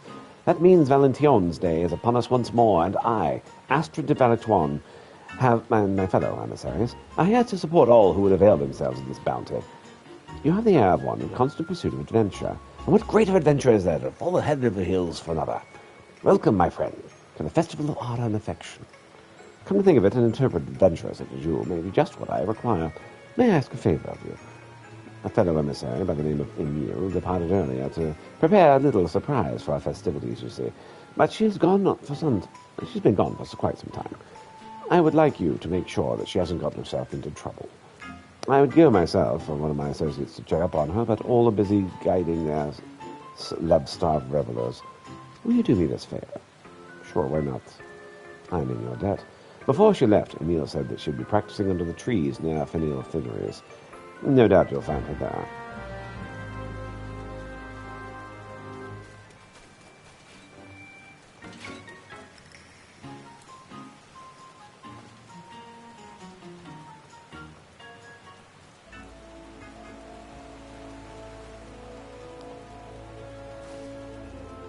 Ugh.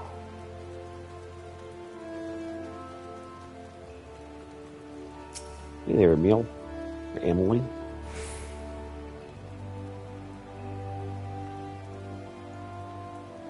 If I shift the angle just the teensiest bit, I can triple the cuteness factor. No, quadruple it. Hey, I'm supposed to collect you? Whoa. Who might you be? I was sent here to go collect you. Oh, Astrid asked you to check up on me. Well, isn't that sweet of you? It's a pleasure to make your acquaintance, Pieter. I suppose you're wondering what I've been practicing here, so far away from prying eyes. Patience, my friend, patience. If you truly wish to see what I've been cooking up, pray, come to Mikedo's amphitheater. Sure, why not?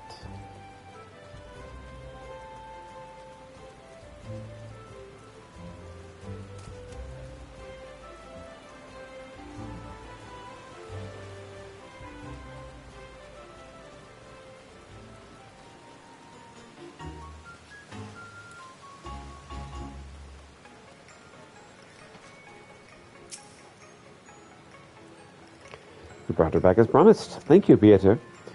She intends to demonstrate her, what does it call it, right? Oh, Love Heart, on stage in just a moment. You can be part of her very first audience.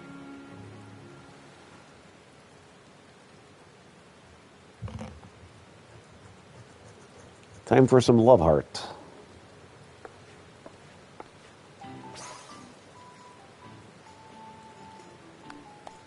Well done. That was, yes, cute. So this is what you've been working on. The Gridanians are reserved people who have long been reluctant to openly express their feelings for one another. Yes, I believe it is of utmost importance that we open our hearts to those we hold dear, in this season of love most of all. Now is the time for everyone to shed their fears and wear their affections upon their sleeve. That's what inspired me to come up with the Love Heart. I can only hope the simple expression is enough to motivate people to act.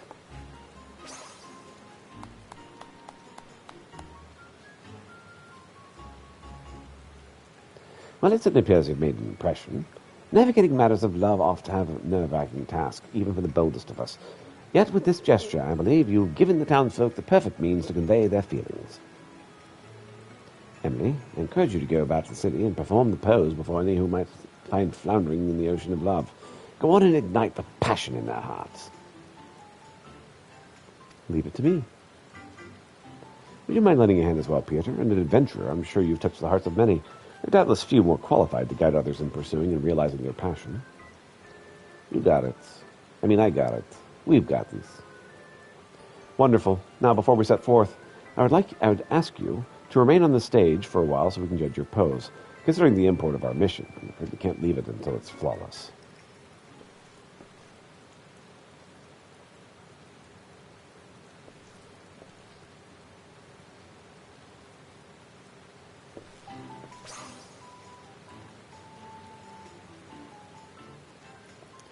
I am equal amounts impressed and envious you managed to perfect the gesture in so short a time. It took me ages just to get the hands right. Ideally, I would like both of you to get started immediately, and I do wish we had another emissary. And how serendipitous it is that I am here to offer my services. Lisette?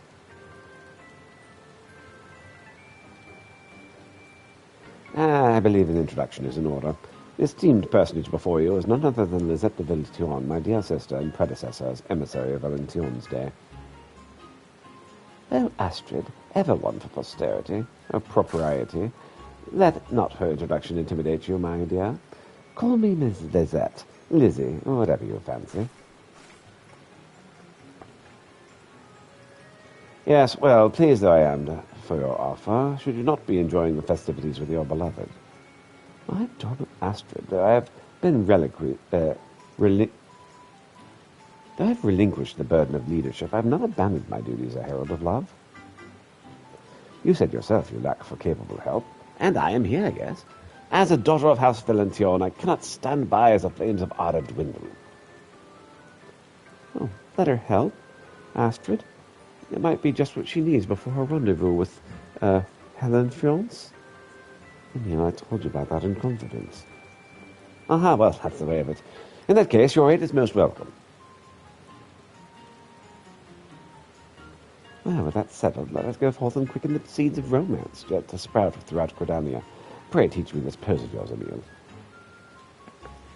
It's Emily. Yes, ma'am. Why does he just be split up? Our adventurer friend here can handle old Gridania, while Lizzie and I cover new Gridania. Yeah, I got this. Given this season, you shall no doubt find more than one individual who's flummoxed by their feelings. Strike our pose before these lost souls, and with an outpouring of love, grant them the courage to tell that which is in their hearts.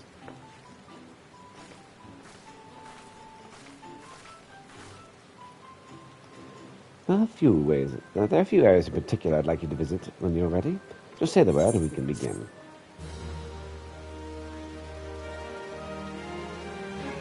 And the emote love heart.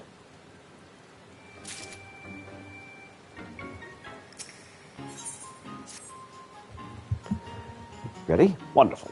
I've marked out a few locations in the area where people tend to mingle. I'm confident you'll find more than a few individuals in need of a little push. And show them your best rendition of Love Heart to give them the courage they need.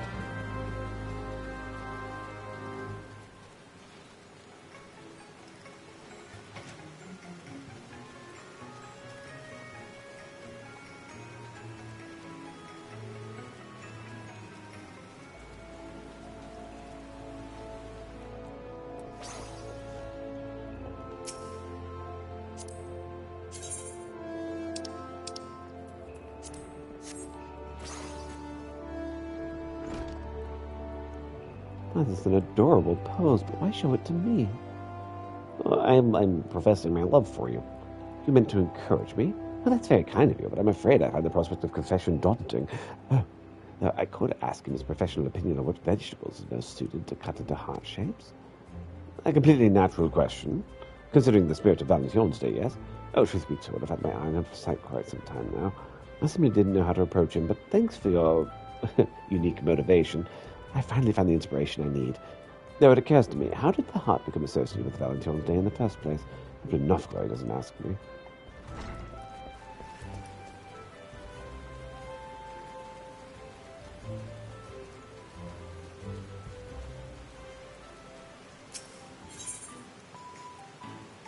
We're going to get the botanist guild taken care of, and we'll take on the other stuff.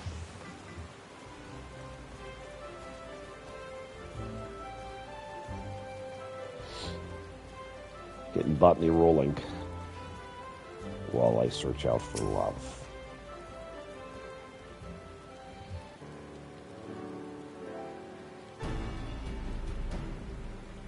Let us get to the heart of the matter. I suggest we cultivate a new species of popoto. Popoto? I mean, you mean the root vegetable used in soups and pancakes? The very same. While the Dravanian hinterlands enjoy more sunlight than most regions, the soil is far from fertile. Areas of mountainous terrain and cold climes can also be considered it can hardly be considered favorable. Succinctly put, it's not especially hospitable from the botanic point of view, and it should come as no surprise that any crops planted there would be lacking in quality. However, it's precisely why I propose we put our faith in this sturdy popoto. Do you think it would be... But do you not think we would struggle to sell regular popatos? They're so ubiquitous in Eorzea, I'd imagine they'd be interested in one growing in Grigolvania. That would be true if we planned to simply grow the common popato. However, through selective breeding, we shall give birth to one that is unique to Dravania, one that will come to represent the region. Oh? Peter, I'd like you to gather some wild popatos for me.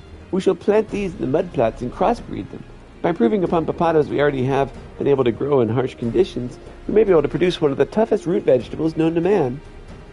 Of course. You may have my thanks. I suggest you try searching East End.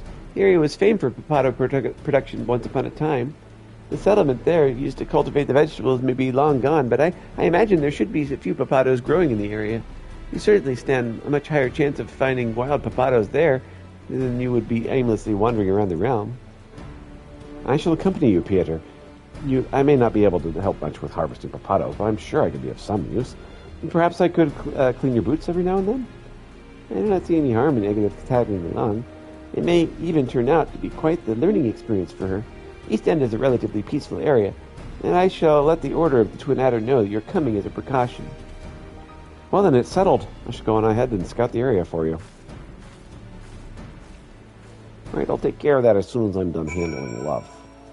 By the way, I'm a love, mercenary? No, whatever. I'm in charge of love now.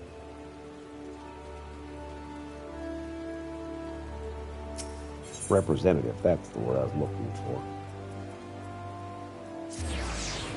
Emissary. That's what I was trying to say. Mercenary. English is my first language. What is this? If you have a matter to report, keep it short. I'm rather preoccupied at present. Perhaps I could invite him to a meal.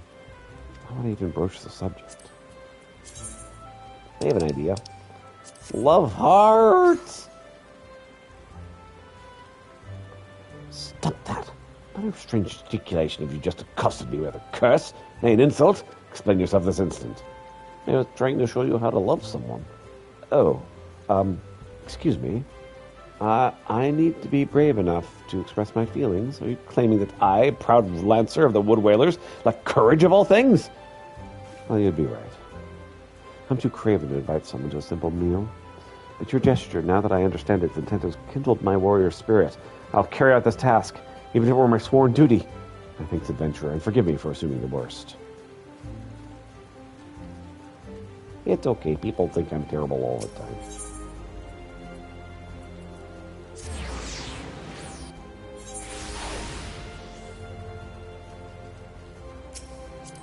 Hey there, dejected lad. Have a love heart. You pose quite the pose. I'm here to tell you how to love someone. I see it's a symbol of love, a call to bare one's heart, scars and all. My beloved stormed off because I was terribly late for our rendezvous, and I dared not tell her the reason for fear I would vex her further. I've been so preoccupied in selecting a gift for her that I lost track of the time. I must apologize to her and explain myself. Thank you for helping me to see that, my friend. Perhaps there's time yet for a Valentine's Day miracle. You have taught the townsfolk to remain steadfast in the faith of love and inspired them to act. Report the results of your efforts to Astrid at Milketo's amphitheater.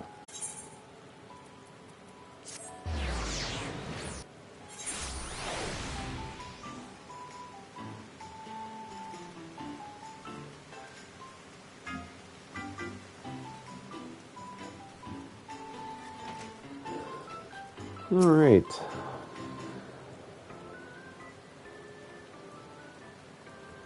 You're back. As soon as my sister's yet to return, might I ask you and Emily to recount how you fared in the meantime? I found the pose to be eye-catching, if nothing else. Perhaps even embarrassingly so, even though I was the one who invented it. Regardless, I'm proud to say folk are practically lining up to see it. What about you, Peter? Oh, lots of people really loved it. I see. Well, so glad to hear others are spurred to action. It saddens me slightly that some do not know the origins of Valention's Day, symbol of the heart. Which makes me wonder, are you two aware of how it became associated with Valention's Day? Not really.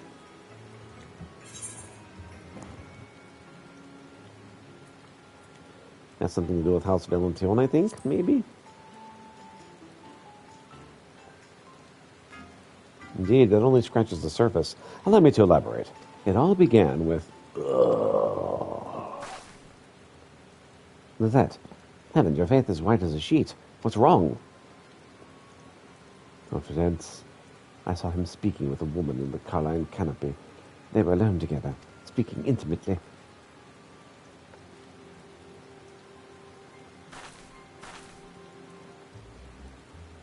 You don't suppose it was... Oh, gods! You don't suppose it was a tryst, do you? Absolutely not. You know Hans Vertons will never be unfaithful to you. Nay, purge the very thought from your mind. I know, but when I saw him and that woman whispering to each other like they were in their own little world, my heart stopped. Before I knew it, I was running from the sight of them as fast as my legs would take me. Love is fruit born of bravery. Have you forgotten these words, Lizette? They are our words, passed down by our ancestor, Countess Arabelle de Valenciennes. She summoned the courage to pursue love through all manner of hardship. And she's not merely a countess, but also a warrior true. Naught symbolizes what she fought for more than our crimson shield, forged in the shape of a heart, the symbol of a source of courage. Remember that.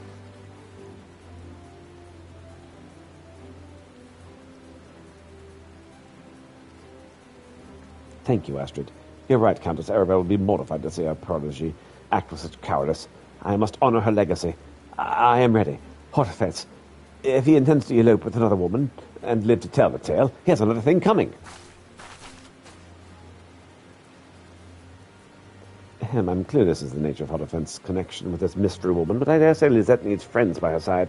Might I prevail upon you to join her? But of course, leave it to us. Yeah, I got this. You have my gratitude. I place her in your capable hands. You better hurry. She's at how to fence this unknown woman wearing the Carline canopy. I'm sure that's where she's headed.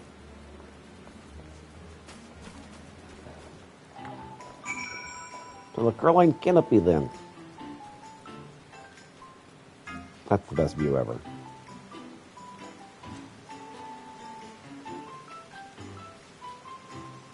Before I do anything else, let's learn how to play an instrument. A Simpkin? You have a very unfortunate name, sir. Have you come to listen to the silken strings of Simpkin, traveling troubadour and mastered minstrel? No? No, you do, however, have the look of one who lives on the road. And on the subject of wondrous wanderings and the musical expression thereof, I do mayhap have some small wisdom to offer. When I suddenly find my heart stirred by some spectacle of nature or aspiring act of daring do, I simply let the emotion of the moment flow through my fingers and into my harp. I found no sound to be as achingly beautiful as one born of an intent of genuine joy or wistful sadness. You need not special training or knowledge to give voice to the music of your heart, only a willingness to play the score as it writes itself upon your soul. And if you can accomplish such a surrender, then you've created a piece unique unto yourself. And what melody could be more precious? I knew the moment I laid eyes upon you. Here's a man whose spirit begs for instrumental interpretation. Pray release your inhibitions and favor the world with your performance. Yeah, I promise not to do anything illegal with my music. To begin, you simply play whatever note catches your fancy. Let the whimsy carry you up and down the scales, revel in the soaring heights and plunging depths, till you find a song which resonates within your being. Painted with the expression of your adventures, the timbre and tone will be yours and yours alone. I wonder what manner of music will fill the air.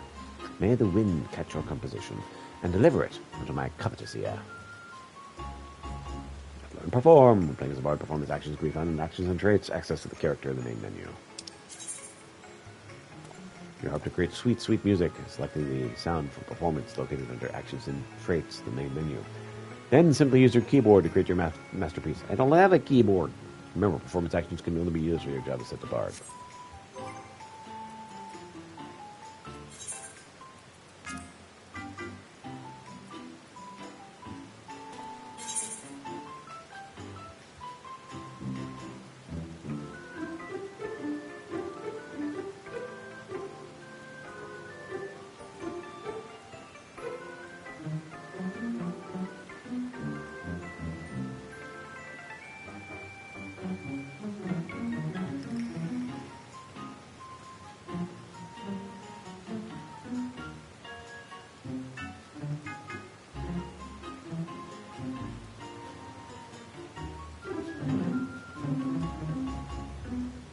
That's enough of that.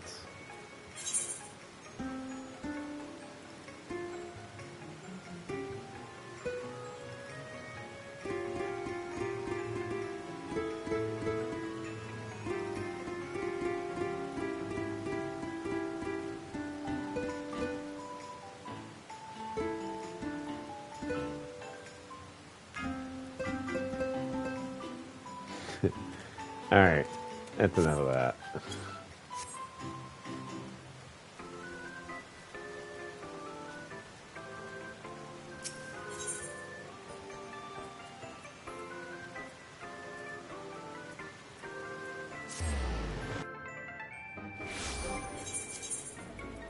Back to Bobby.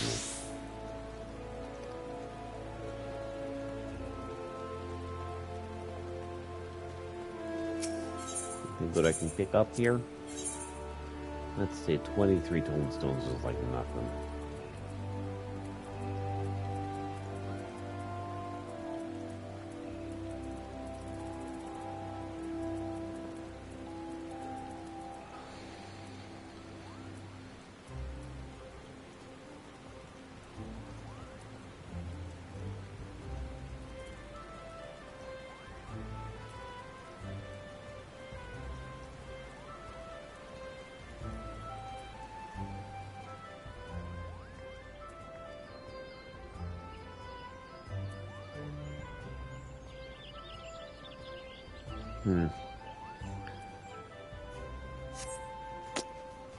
Well, let's head back this ways.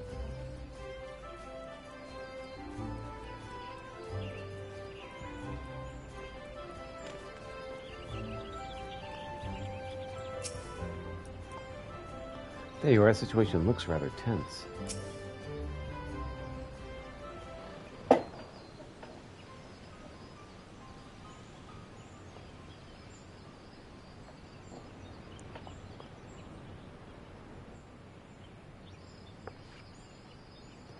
What offense? Who? That woman. God, she lost control of her tongue. What should we do? Love is food, born of bravery.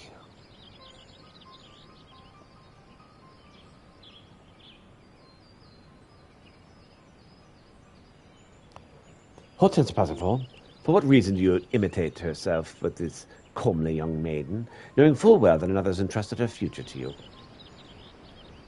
Well, have you to say not for yourself? It seems the nerves caused Lizette to fall back on the mannerisms of her noble upbringing. Oh dear, I'm terribly sorry. This is all a misunderstanding. I came to Hotterfest for counsel, as I admire the devoted relationship he has with you. I was hoping to offer me some advice on nurturing a similar bond with the one I adore. Lizette, my love, my first thought was that you could not bear to wait another moment for our meeting. Now I see you could not bear the thought of me with another. It's as if the very Fury herself stands before me, a goddess in both spirit and flesh, full of passion and devotion. Oh, what a fortunate man I am. And I regret that my actions caused you even a moment of suffering. Please set your heart at ease, my darling. I have set my eyes upon none but you, now and forever. I only choose at private locations this young lady could seek counsel away from eavesdroppers. Oh, that's it? Caused me a complete fool of myself. Forgive me, both of you. That a lady of House Valentillon should comport herself in such a way, I'm completely ashamed. If I may, my lady, I now understand why you would be upset, and I admire your bravery for confronting us, or that I had the courage to give voice to my own feelings.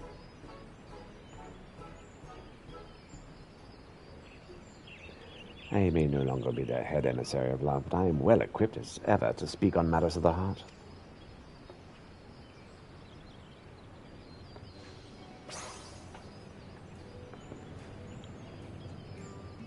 Love is a fruit born of bravery, my dear. Though it is terrifying to bear your heart to another, it's more terrifying still to live never knowing what might have been. You must confess, I promise you the risk is worth the reward. I suppose I would regret it for the rest of my days if I never found love, because I was too afraid to fight for it. You're right, my lady, I shall do my best.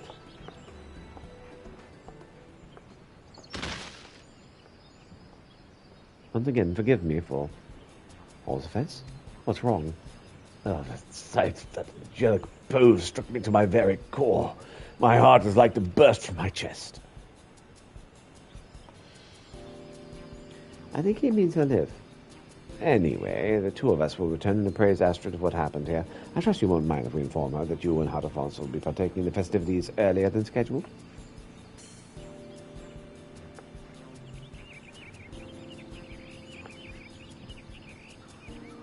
That was our plan from the beginning. I would do much to smooth over this little misunderstanding. Please extend my apologies to Astrid for any worry I might have caused. Let's return to Miketto Amphitheater and give Astrid the good news.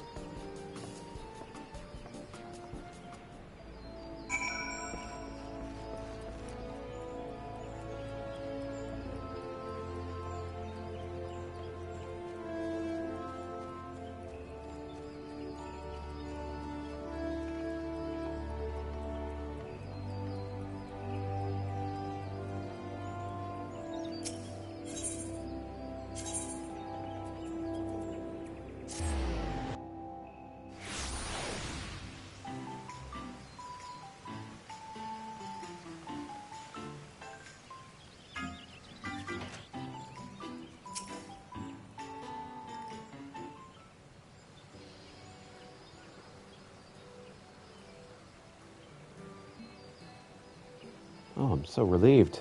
It's an unfortunate misunderstanding. I must thank you for being there for my sister. It truly means the world. You just have my thanks as well, Emily. Don't mention it. I'm happy we were able to help, and also that you remembered my name correctly for once.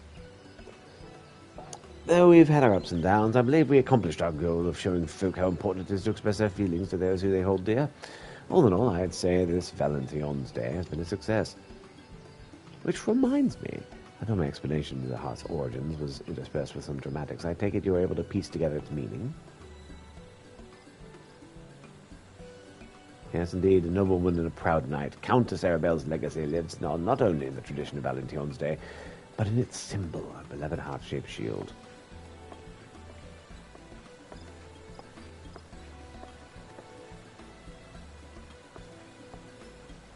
In commemoration of her brave pursuit of love in the face of insurmountable odds, the heart came to symbolize her, and eventually the very concept of love itself, capturing the imaginations of men and women around the world. Today, while many recognize the symbol, few know its history. While Emil's love heart, I believe people will become curious to know the story of our tradition, and for that, I'm overjoyed. Countess Arabelle's tale will undoubtedly give many the courage to pursue love, just as it did your sister. May we all learn from the Countess's example. I pray you and yours have a Valentine's Day overflowing with affection, my friend. Huzzah. Huzzah indeed.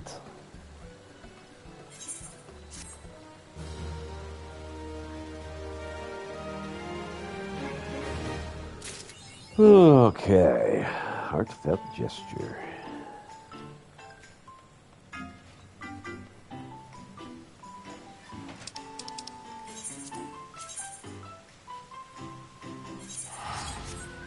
To the East End with us.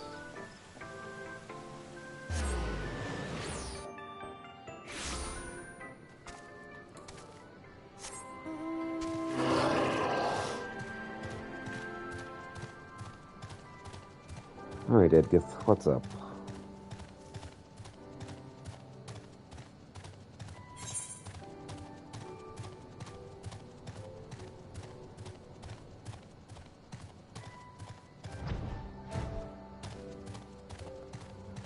Well, the good news is I'm able to stay awake, which is something I've been struggling with all week.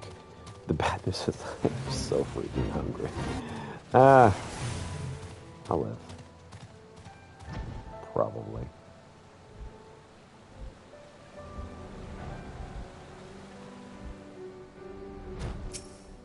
What's up, Edgith? Oh, Peter, there you are. Heard from one of the soldiers that this is the area where potatoes used to be grown. Fafusha told me that we should aim to bring back 20 of them. That should be more than enough. Oh, and don't worry about lugging them back to Eloshar. That's my job.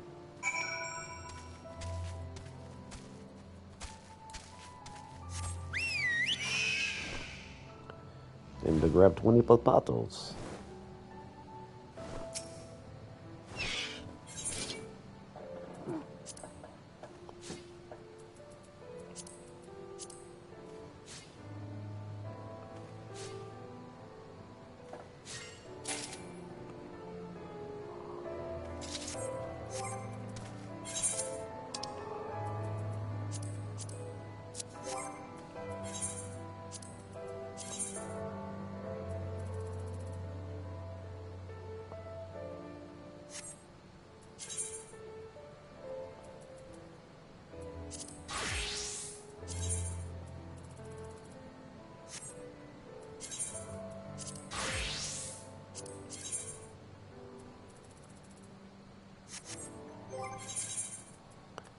Okay, let's see here.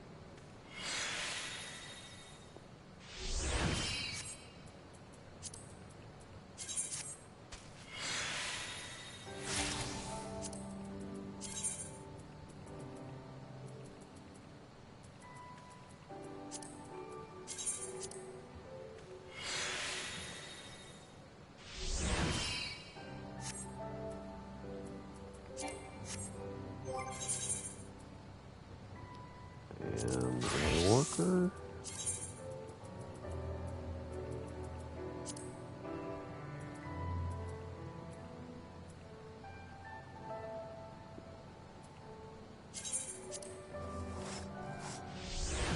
Craftsmanship. Some more craftsmanship. And CP. And control.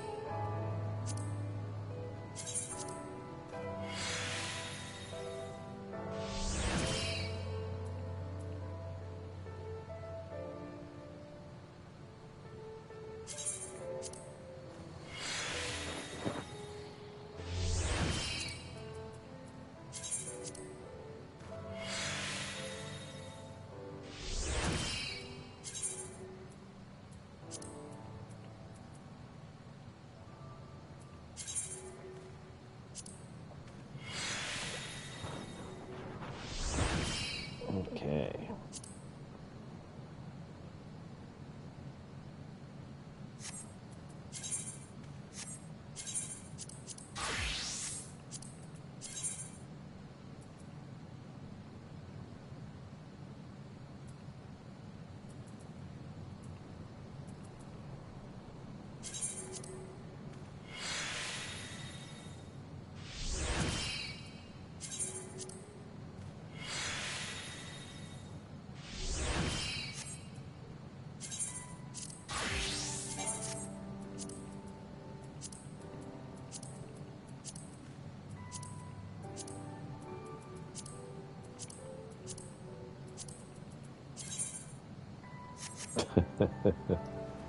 All right. Back to bottom. They should have enough room now.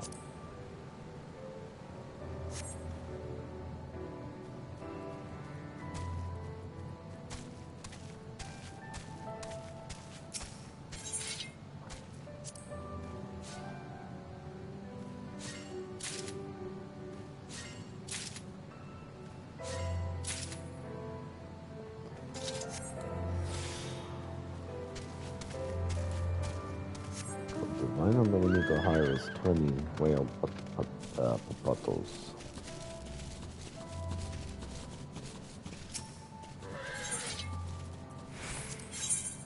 Nope. Holy basil battle.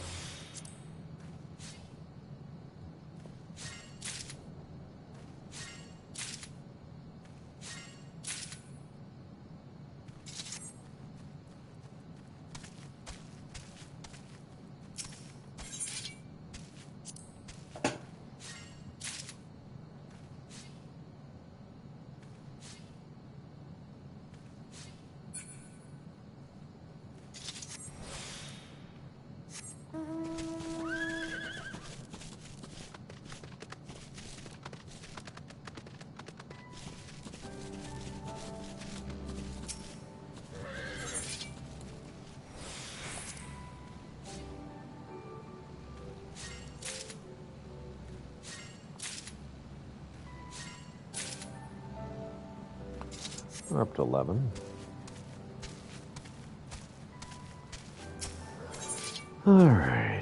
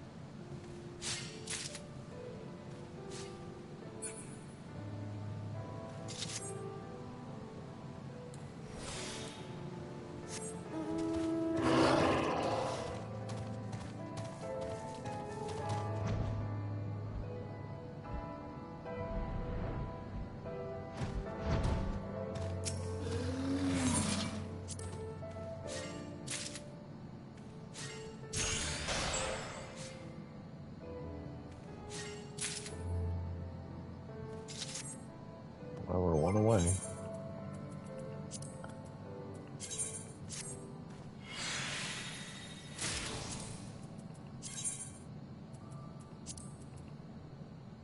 Spell speed, huh?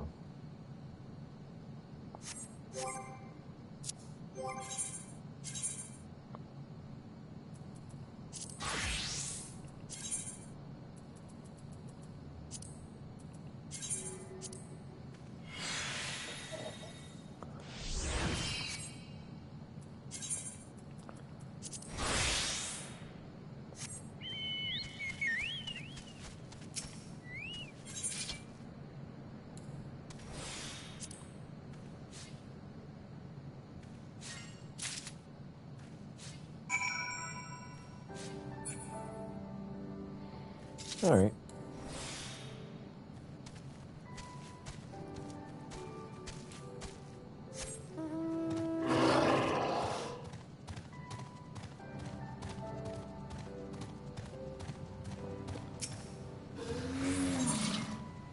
See if we can get a harpoon head while we're at it.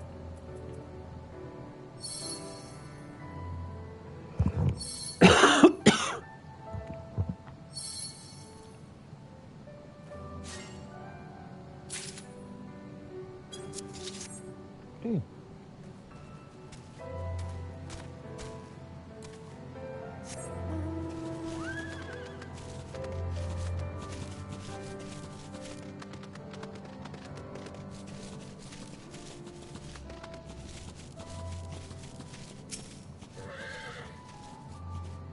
Should be somewhere around here. I don't know if you've managed to gather 20.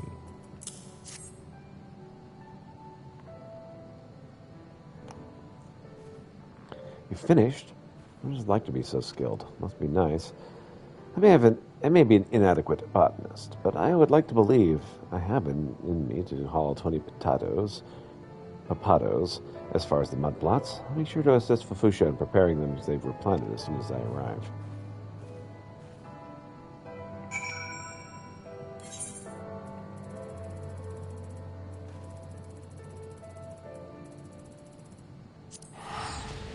Idleshire.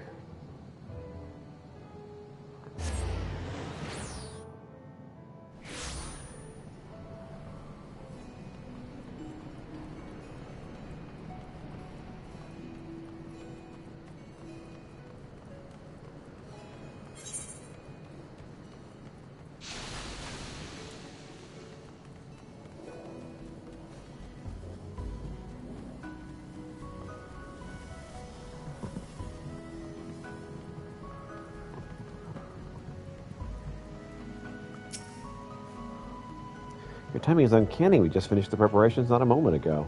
Now begins the hard work.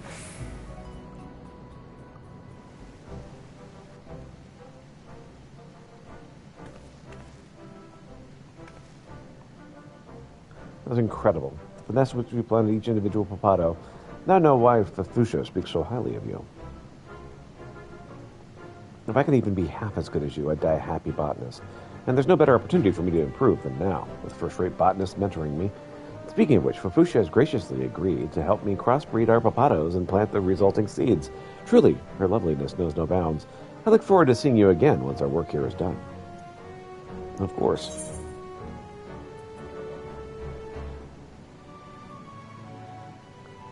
Let's see, 93. 138.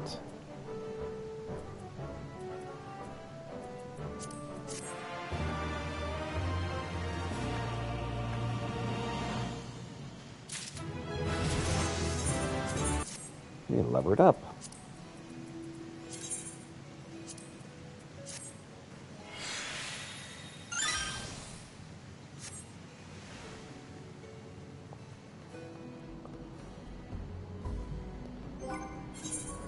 All right. Next up is Astrologian.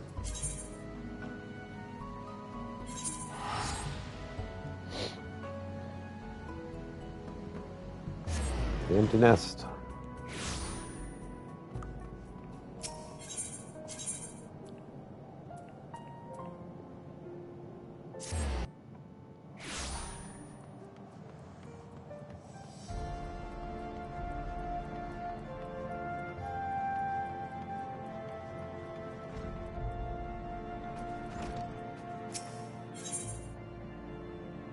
Where the Athenaeum Astrologicum is that Genequard has begun preparations for a journey. Well, I have good news and bad news. Good news is preparations of Ponium at Cerulean astrology have been progressing smoothly, as we have expectedly encountered very little resistance from the vault. I have even gone to the trouble of securing a spacious venue for the event. The bad news, the spacious venue in question lies in Falcon's Nests. Lest you wonder, I speak of the same frigid building site in the middle of nowhere that you will doubtless have heard so many good things about. Yes, my friend, that Falcon's Nest. Yet I suppose this may be a blessing in disguise. I'm not yet certain what that blessing may be. Perhaps we should all make it the hamlet. I'll make for the hamlet and see. All right.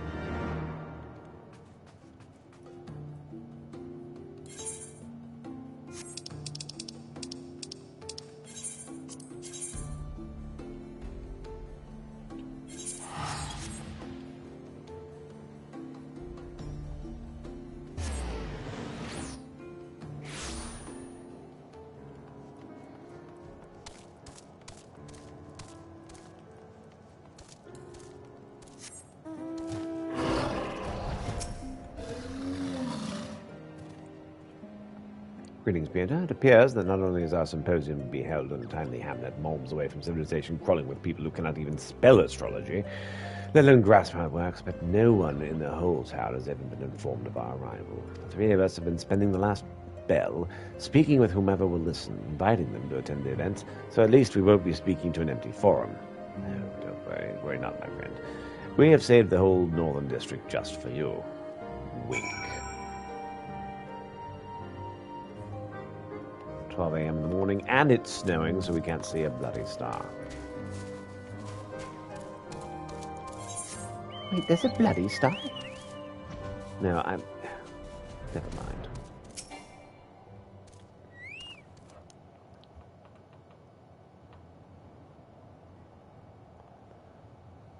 Yes, I'm here to talk to you about the stars. Sure, they ain't astrology, eh? You're a heretic, 'cause you're talking like one. There's only one kind of astrology in this God, and it ain't the heathen kind. Considering you're an unbeliever, I suppose the knights might allow you a yap in your yammer, but cause too much commotion, you'll be disappeared, like that other lad. Now, when was that? Bloody heretics. An outrider, and his wounds look deep. Is there a cutter nearby?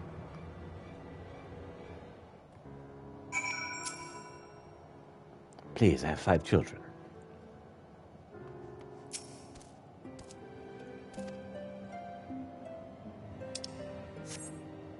Expected benefit.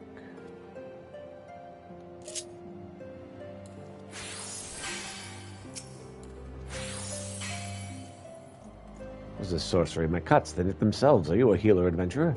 If so, I have another request for you. There are others in my scouting party. We were all wounded, some of us more gravely than others. I fear that my fellow knights may be in grave danger. Would you seek them out and tend to them as you did me just then? I would report to Sir Werwald, but I fear that by the time he can muster reinforcements, several men will have perished.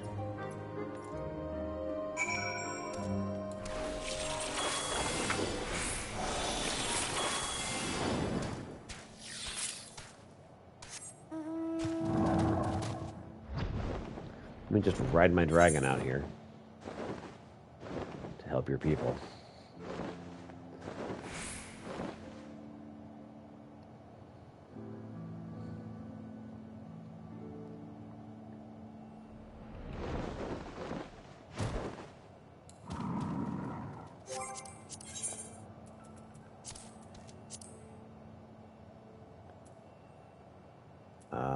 Pay respects? No. Pray?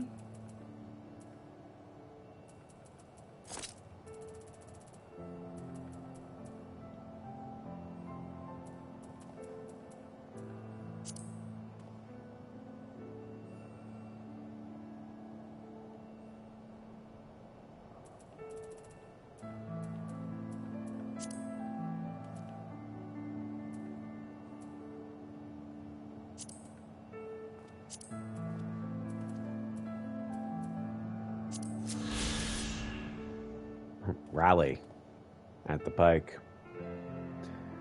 Still sculpture carving the likeness of Hadrath, the first Azun Dragoon. Stonemason devoted 30 of her later years chiseling the piece. It stood for more than 150 years since. Even today, one cannot find a more stirring tribute to one of Ishgar's founding fathers.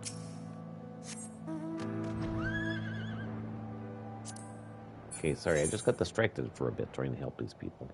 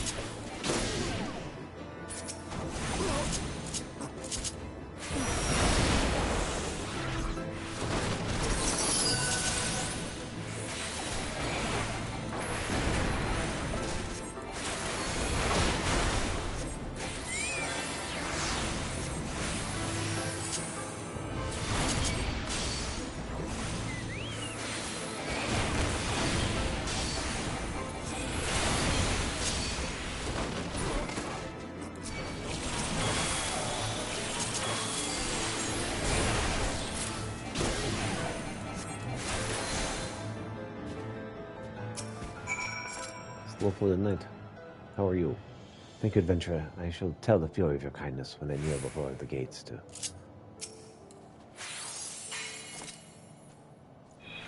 How did you... This is... I never dealt a single wound. What manner of magics do you wield, friend? Oh, yes, I'm an astrologian.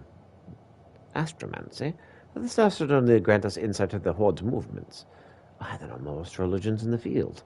You and your companions are on Falcon's Nest to discuss this very topic. Perhaps I can persuade others in the garrison to attend. Now I must hurry back to the hamlet. My captain will want a full report of the day's happenings.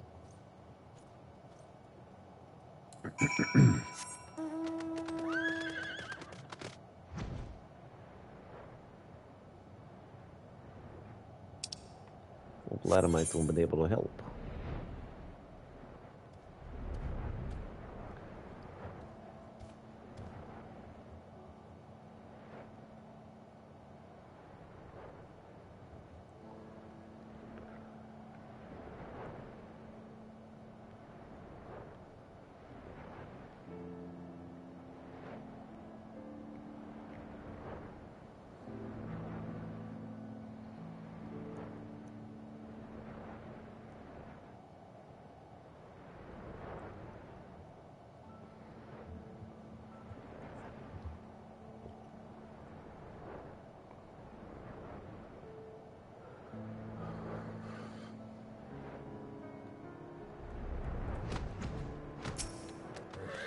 Hey there, Jellic Woodard. Where have you been? When you did not return, we visited the northern gates and found the area astir with night activity.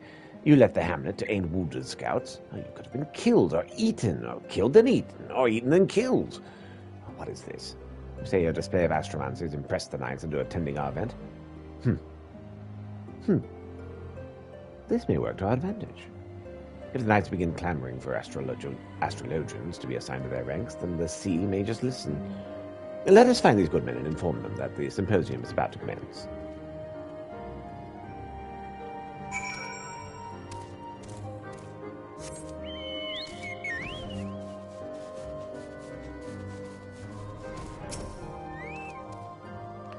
Thal's horse-frosted balls and a single person came.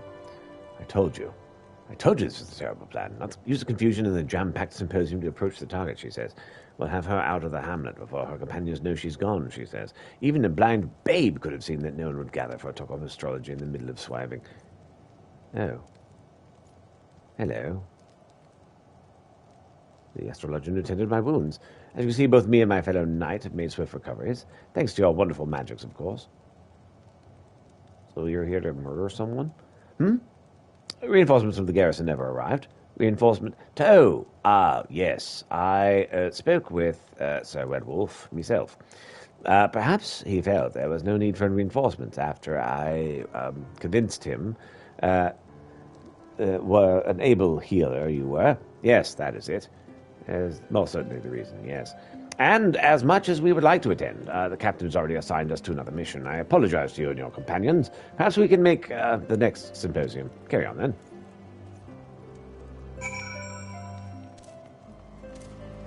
Well, good news and bad news. We may have thwarted a plot to assassinate you is the good news. Well, that is that then. The vault wins. Do not think of it as such, Lady Deleva. This is but one hurdle we must leap. The vault wants to stop us, and wants us to stop and turn around. Now continue placing hurdles before us until we do. We cannot let that discourage us. We must carry on until we reach our destination, or they run out of hurdles.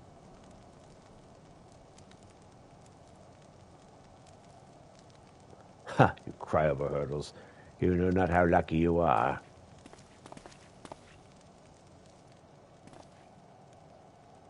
Did you come for the symposium? No, I wouldn't let anyone see me at that gathering. I'd be branded a heretic and sent to witch drop, or worse. They just slit my throat and tossed me out for the beasts. Like as they did with the other astrologian from the old world. The other astrologian? When was this? When you reach my age, all these summers melt together. My hair had its color, so it might have been at least a score, perhaps more, perhaps less.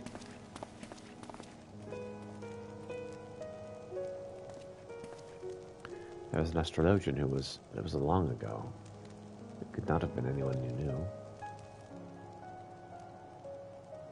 We cannot dwell on the past. We must needs find a way to interpret the cards we've been dealt, so we might benefit the present.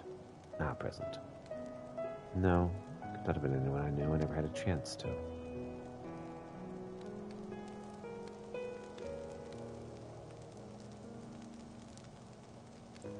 You're right, Jalaquard. We mustn't let the vault or bandits or closed minds prevent us from achieving what we came here for. The stars will point the way.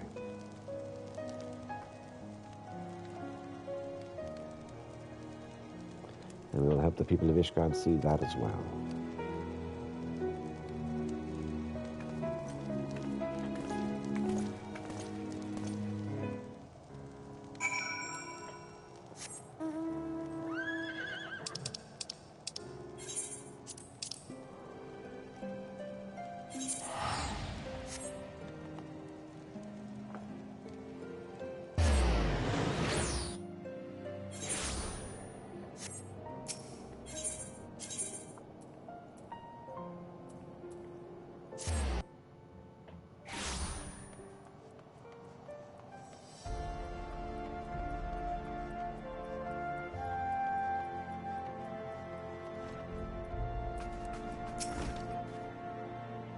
Letter of Eva did not take the old man's recollection of the slain of colleague's death might unnerve someone, but you'd think she'd lost her father. Oh. Oh. Oh, Jellicoin, what have you done? I'll not live down this offense. You see the astrologian in whom the old man spoke? It so happens that I knew him well. His name was Rufin. He was my friend and confidant when I studied Charlemagne, my only friend. He followed me back to Ishgard when my stay at the city-state was cut short by the Exodus. His dream was to rekindle interest in the forgotten techniques which gave rise to Ishgardian astrology. But this was a time when the Holy See was even more opposed to foreign ideas than they are now. That evening I discovered him bleeding in his bureau. One of the saddest in my life. But even at the hour of his death, Rufin remained strong, made me promise that I would not let his dream fade because of the closed-minded. Not that that has gone particularly well thus far. Yet perhaps if we reach a greater accord with the stars, they will show us the way forward. Yes, that sounds likely.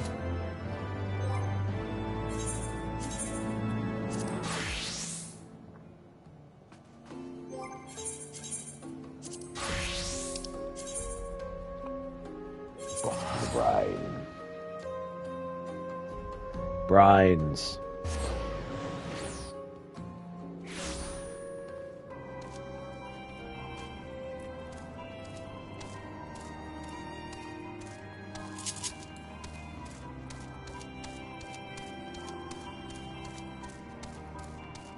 We're at level 66. Trying to learn some thingies.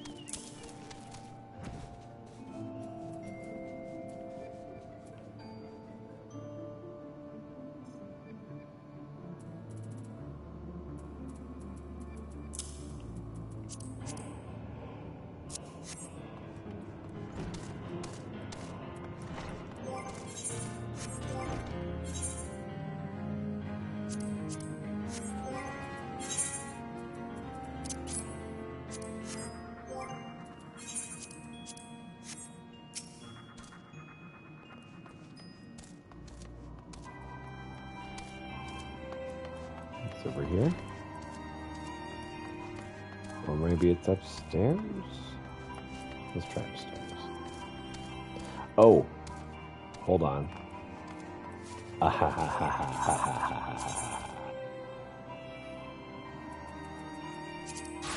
I just remembered something.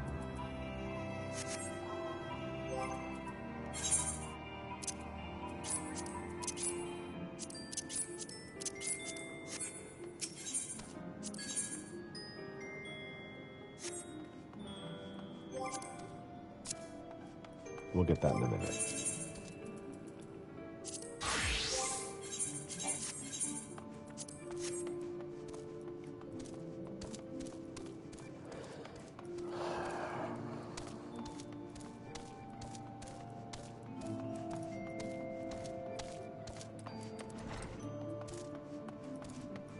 Hey, Ralph. Ralph's got the waft of tasty rumor. Peter, is that you? Since we've been again serving rice balls, I'm pleased to say they've been fairly flying out the kitchen. The Domans can't get enough of them, and that's all thanks to you. Of course, it was never my intent to rest on my laurels. I've been exploring new Far Eastern dishes, in the course of which I've caught wind of a common complaint among elderly Domans.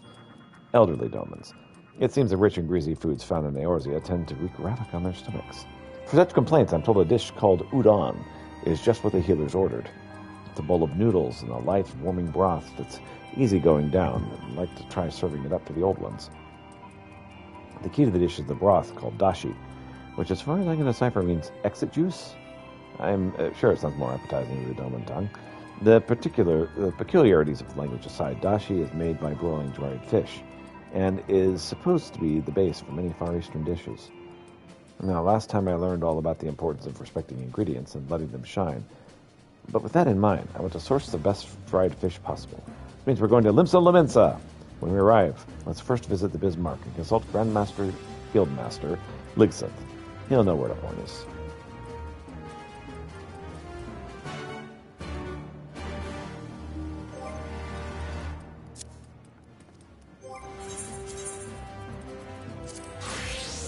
Before I do that, though,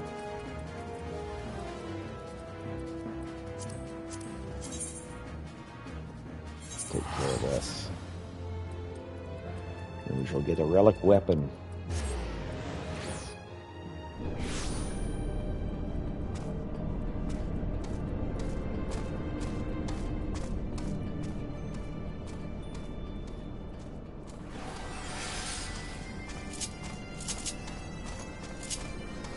Masterful relic weapon. Good girl. Everything you need? Good. Put it all over. Your weapon, too. Adashir's ready to work on the soul stone. He won't shut up about it. At least not till it'll all be over. There's the Seraph Cane. And all the goodies. Good on you, lad. Now, let's make a weapon, shall we?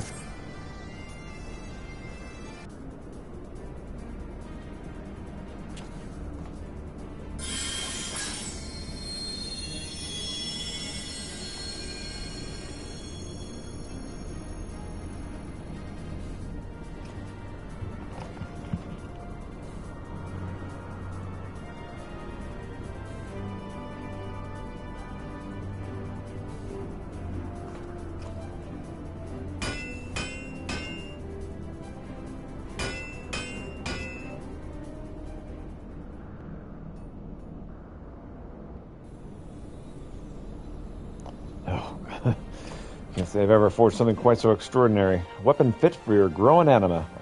Hey, something more than that. A beauty worthy of ballads, Majestas. The gods themselves be jealous of a staff so fine. It's good.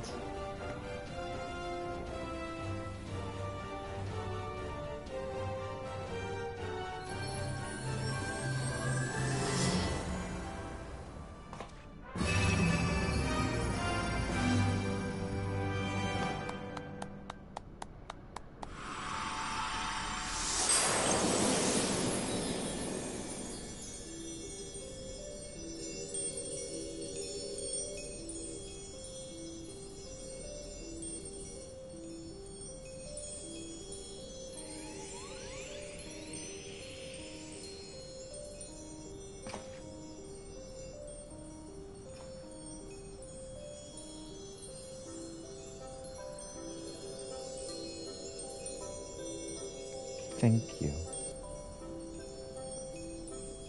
Anytime.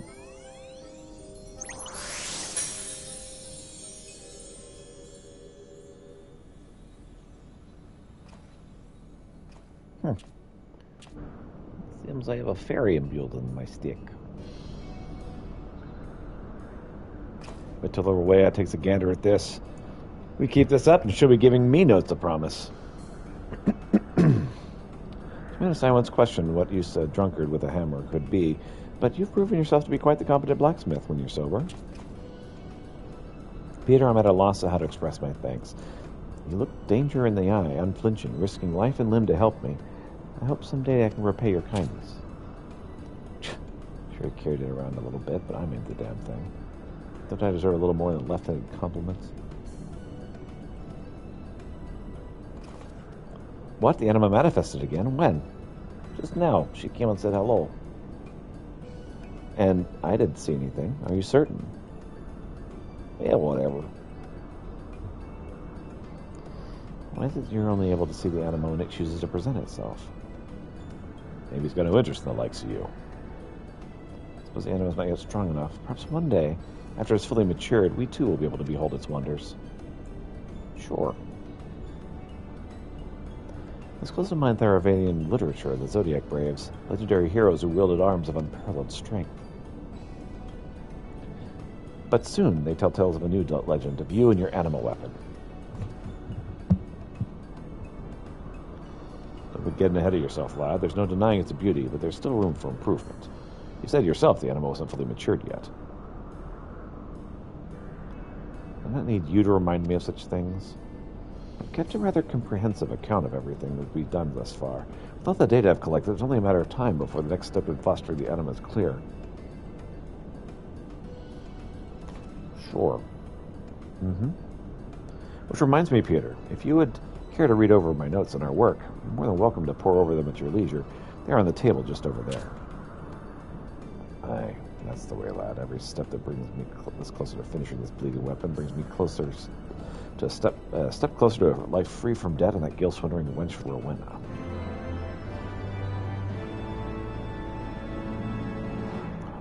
What has been forged anew, the anima's strength blossoms.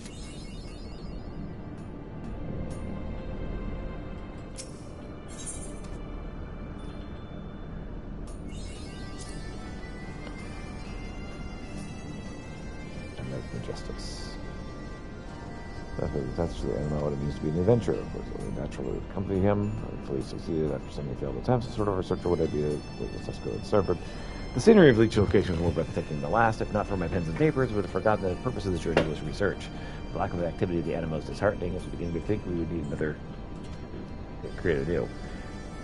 That is, however, until we returned to Ishgard and Peter relayed to be startling news. The anima taking on physical form. Put it simply, the anima drew on ether of the surrounding environment to create a body separate from the weapon housing its soul stone.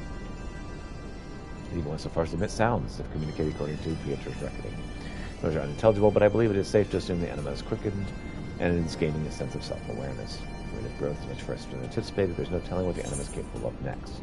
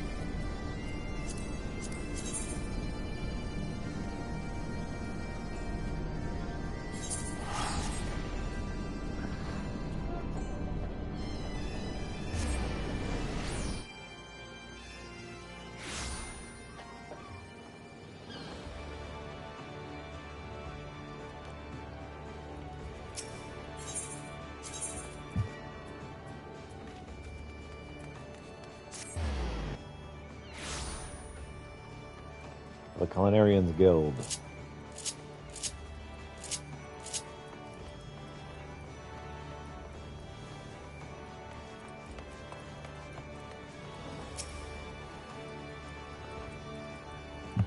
What's up, Linkseth? Fried fish make broths for your Far Eastern dish, you say.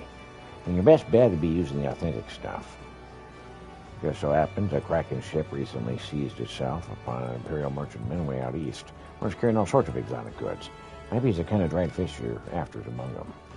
And if that's the case, reckon Carvalho would be willing to cut you a deal. Why don't you go and have a chat with the bloke? Right then, let's go to the 7th stage.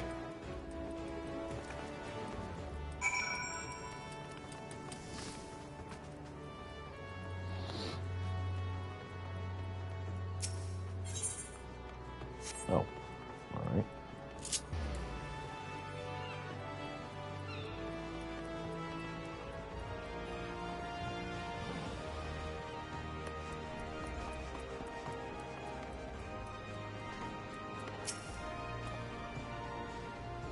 Hey there. Ship we seized. As a matter of fact, it was carrying some unusual cargo, among which I seem to recall a manner of dried fish. It seemed not to fetch any coin, however, so we offloaded it in order to free up the hold for more valuable plunder. The lady in front happened to pass by, so we made a gift of it to the sanguine sirens. The understanding fools they are, they accepted it without question. If you want your fish, you'll have to speak with their captain, their uncouth Walshwood. Looks like I'm after the missing member for us.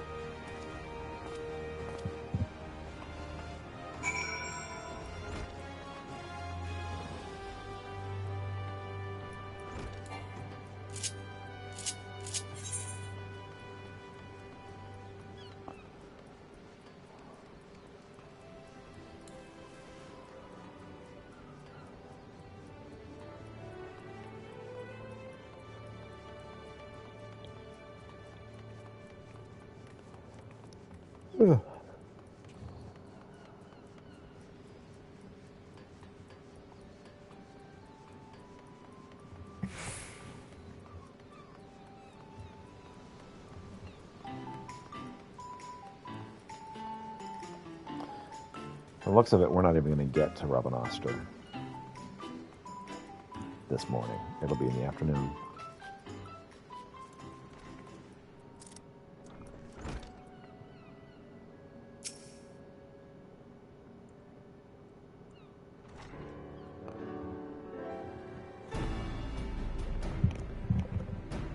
You heard right. Caravans give us the foodstuffs of the seized. Far East delicacy worth its weight in gold, he said. What do I find when I pry open the crates but fish as dried as ardent as a plank? Should have known better than to trust that Lion Orson. That's the fish we're after. The Domans call it kalabushi, and you broil shaved strips of it to get broth. Will you sell it to us, Captain? Sell it to you? Can't sell what we don't have now, can I? Worthless as it looked, I gave it my lads throw it overboard. I find myself regretting it. Should have found another fish so I could shove it in a Carvalho's ass. Let's see how he's like this Far Eastern delicacy. If there's nothing for it but go to the Far East. What am I going to do to the cafe? Can't leave it unattended.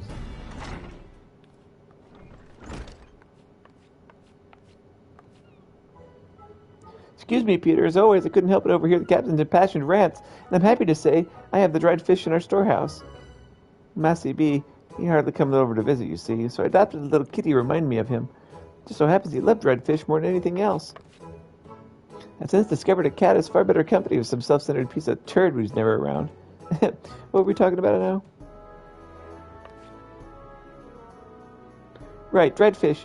Any friend of Peter's a friend of mine, and if you're welcome to as much of it as you need, please help yourself. Really? I'm in your debt. Peter, I'll go and grab the fish.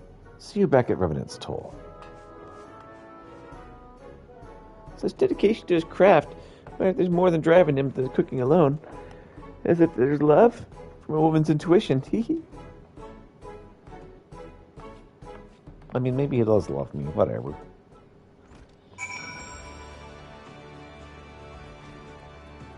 I'm not interested in him. So back to Revenant's Toll.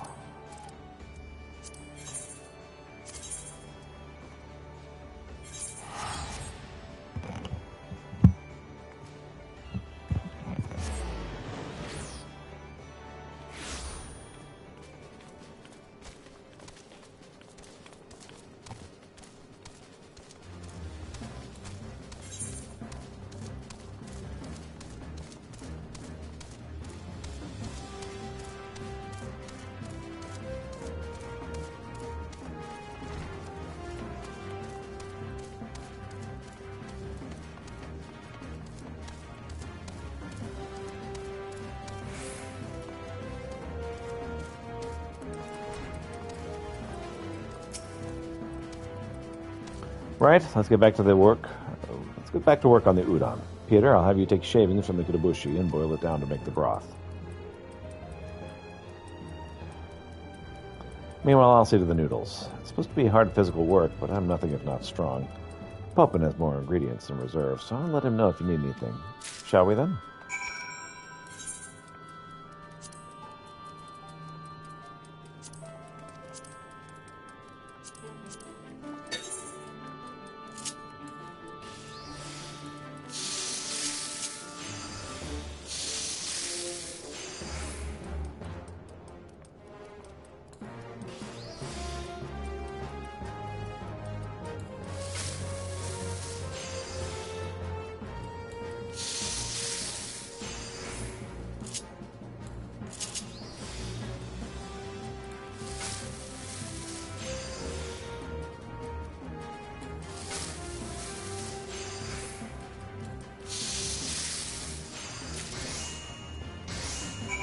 Full of udon broth. Here's your broth for you. Noodles just about done. How's the broth coming along? Pretty good if I do say so myself. Wonderful. All that's left is to combine the two and the udon will be ready. Now the utterly dolmens come over to sample it right away.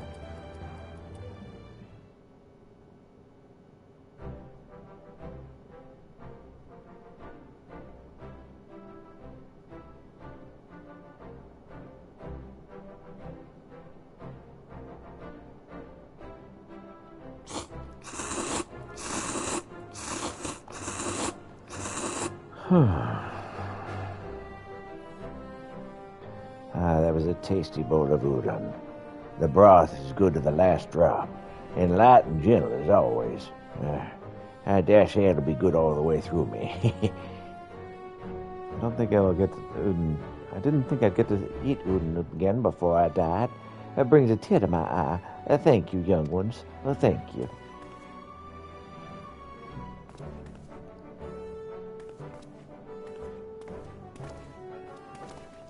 Huzzah! I reckon we can call that a great success. Now, I can offer udon on the menu with confidence. Well, I had heard that an Eorzean was taken to serving Far Eastern cuisine. I think that it was you. Father, you'll not call me that. You're no son to me. I'll not give my precious daughter to some vagabond. But I've given up adventuring. This is what I do now, all that I intend to do. And I'm learning how to make Far Eastern cuisine. It's the Doman people. Whoops. Before you pass judgment, please sample my udon, Uzan's son. I made it together with my fellow adventurer here. Huh. Doubtless it'll be just a rude bastardization. Please try it.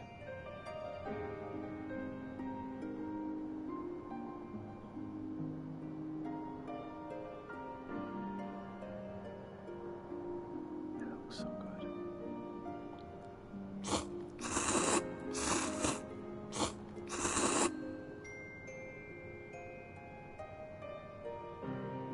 Considering it was made by an outsider, the broth is respectable. The flavors are well balanced, and 'tis plain care was taken into the boiling. The noodles, on the other hand, soggy rubbish. There's no body to them at all.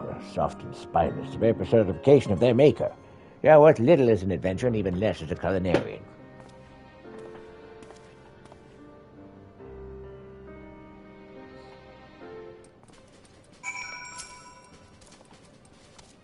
I'm sorry you had to see that, Peter. At least now you know what the complication is. Anzu's father, Unzan, he's a traditional as they come, and refuses to accept a vagrant adventurer like me for a son-in-law. It was to gain his approval that I gave up adventuring life to focus on cooking Far Eastern cuisine. The problem is Uzan himself is a chef of no small renown, who has his own prestigious restaurant in Doma. From the first, I knew it wasn't so easy to impress him. But to be on the receiving end of such scorn is disheartening, to say the least. In the end, though, he spoke the truth. I'm not worth a damn as neither adventurer nor culinarian, a far cry from you, Peter. Even so, I won't let it end like this. I won't give up. No matter what it takes, I will succeed as a culinarian and make Unzan approve of me. sorry I kept all this away from you. But though my motives weren't as I first said, it doesn't change what I seek to do. And I hope I can keep depending on your help.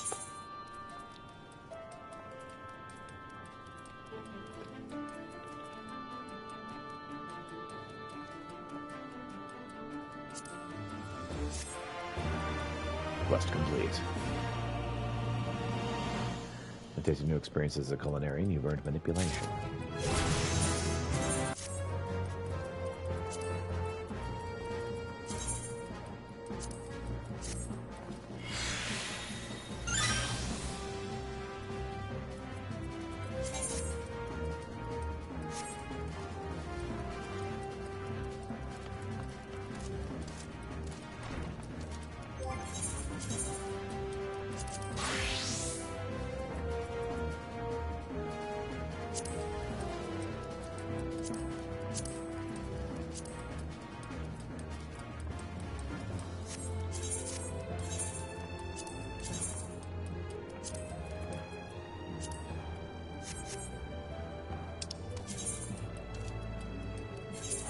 Time for a lesson in listening.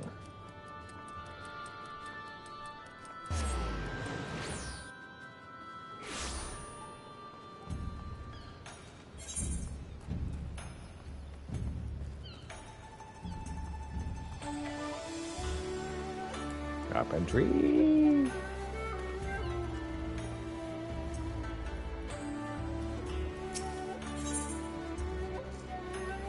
Sammy is bouncing on the balls of her feet with uncontained excitement. Oh, Peter, you're here.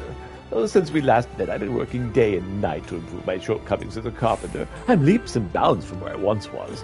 Until now, I've been undependable. I promise you, however, that from this moment forward, you'll be seeing an entirely new side of me. To prove to you just how much I've changed, I took the initiative and found us a new client. Her name is Ume, and she runs the local tea house. I've even finished crafting the item she requested of us. Are you impressed yet? Well, there's more. I'm scheduled to deliver to her at her shop. You'll come with me, won't you? After all, my first successful business transaction is something you'll not want to miss.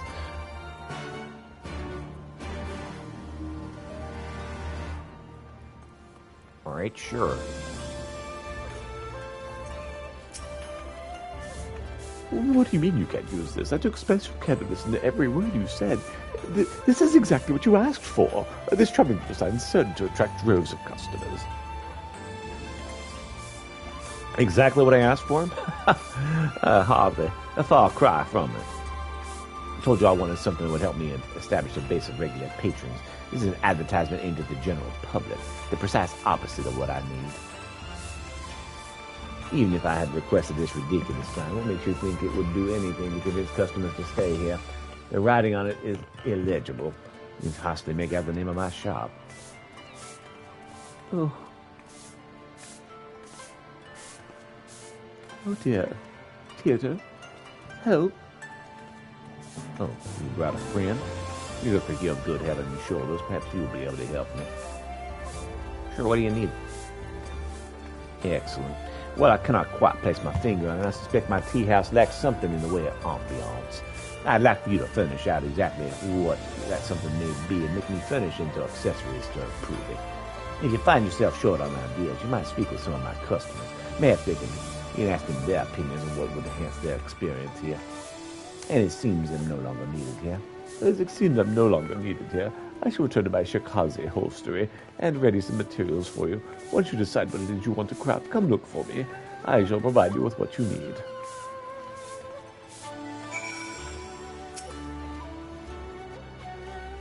How did I go about improving the place?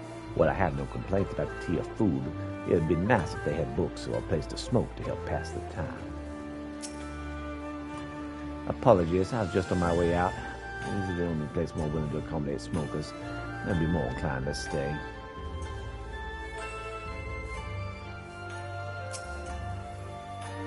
Oh, for all the good food and drink, it still lacks warmth. I come twice as often if I had a corner I could sit back, relax, and have a smoke after a long day. So apparently these people really want to toke it bad. Peter, I know not how to apologize to you. It seems harder I try, the more work I create for you. That's okay, I just need to make a token sign. If only I could figure out what I was doing wrong. I thought my problem was listening, so I made sure to take note of every word that came from our client's mouth, but it made no difference in the end. But I digress. Now is not the time to be dwelling on my failure. Let us concentrate on fulfilling the tea shop's proprietor's request. Do you have any ideas where we could satisfy her?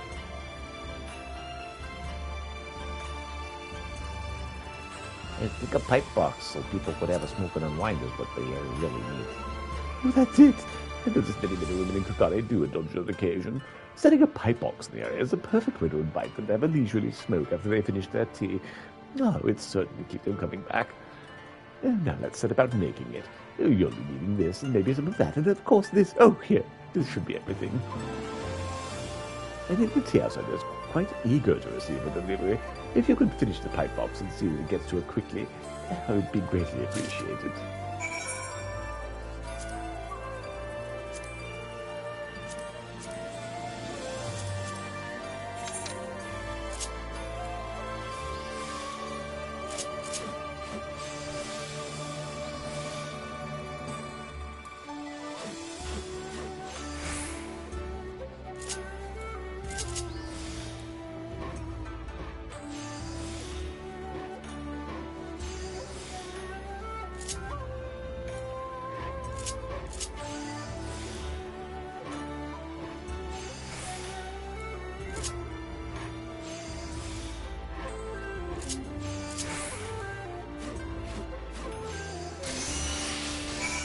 Right, it's a nice stylish pipe box for you.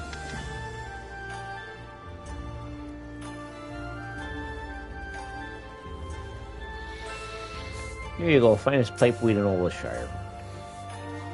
The key to running a successful business is cultivating a local clientele. I need for you to help me insist doing just that. Here you go. The best bong in all the Shire. A pipe box, you say? Oh, but of course, why didn't I think of that? Most of my customers smoke. Inviting them here to do so here when they finish their sweets and tea. Oh, well, no doubt encourage them to stay and shop more regularly.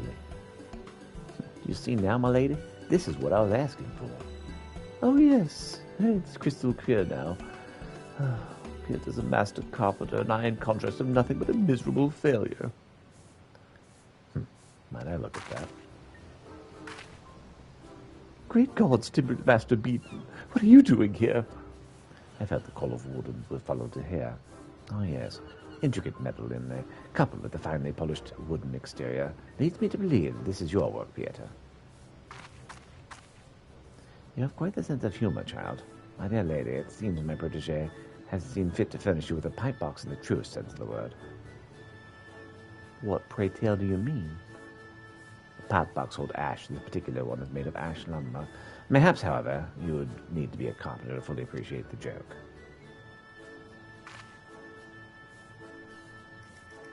Mayhap indeed. All jest and aside, I'd like to thank you for this magnificent gift. I cannot wait to see the reaction it'll elicit from my guests.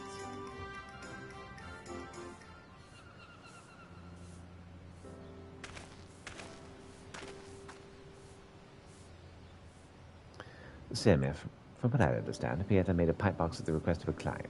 Tell me, why is it that you did not also craft one? I'm sorry, sir. I've been giving it my all. Really, I have. But the sad truth is, nothing I make is good enough to satisfy anyone. Oh, that's what I thought it best for me to stick at simply gathering materials. It's always a struggle at the beginning. There's no excuse to quit. Failure builds character, and character is what will allow you to grow as a craftsman. While it may not feel like it, you've grown a great deal during your sojourn here at Kogane. However, it is time you packed your bags. You are to journey to Zansia next, to the lands beyond the Ruby Sea. Yes, sir. I'll make ready to depart straight away. Pieter, I'm going on ahead of you, but worry not. Once I arrive, I shall send you a letter telling you where we can meet.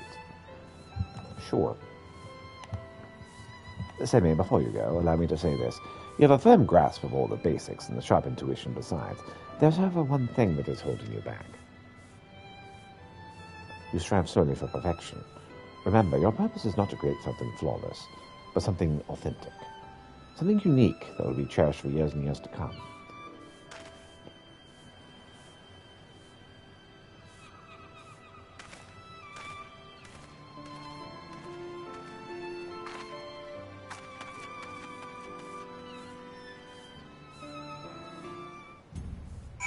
Okay. Upstairs here. Okay, let's go. Oh, wait. No. Over here. How exciting is this? I'm going to Zansha. Oh, Yansha. Don't you fret, Peter. Like I mentioned earlier, once I've settled in, I shall send you a letter by way of Kotakaze. Sure. This time I have every intention of living up to Timbermaster Beaton's expectations. Why, I dare say, we shall even be returning to our journey with a tale or two of how I charmed my way into the locals' hearts with my carpentry skills. Until we meet again in Yansha. All right, cool.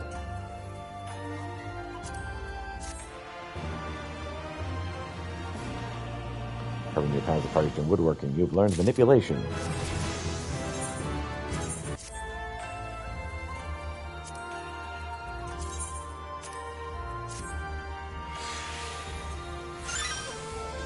And have a full Eastern outfit ready to go. Okay.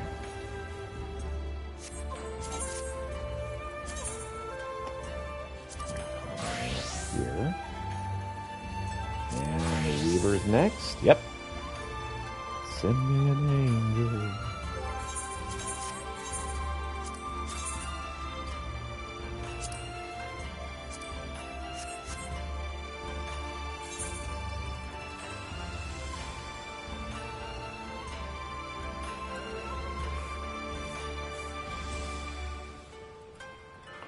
Let's see if we can get a happy ending over here.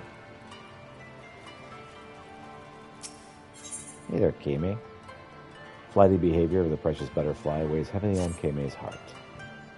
Master Krolinsk, I have the most wonderful news. Our butterflies at Gakko once more. They say Katoche devoted herself to even the most menial of her tasks with such diligence she quickly won over even the strictest of her seniors. She will make her triumphant return to Kagane Adore, the greatest spectacle in our fair city, where our veteran Geico and fledgling Naiko alike take the stage in a vivid display of all the cultural riches that Hanamachi has to offer. The festivities are held once each year, and as tradition goes, the Geico who earns the highest acclaim takes her place atop the flower district until such time as she is dethroned in a future event. As you might imagine, Karushi has held that position since as long as I can remember. There has, however, been a most unexpected turn of events. Just the other day, Karushi announced that she will not only be withdrawn from the festivities, but retiring from the Hanamachi altogether. Rumor has it she is to be wed. The suddenness of this all has the flower district in a state of disarray. That said, this could very well be the chance of a lifetime for a butterfly. So I thought, at least, yet for reasons I cannot comprehend, when I asked what she would wear this time, she simply lowered her head and walked away. It's entirely unlike the girl to be so glum and naive of what very well may be the chance of a lifetime. Is it possible she harbors a worry that she is ashamed to discuss with me? I cannot say, but I would be ever so grateful if you could talk with her in my stead. Sure, I'll talk to your lady.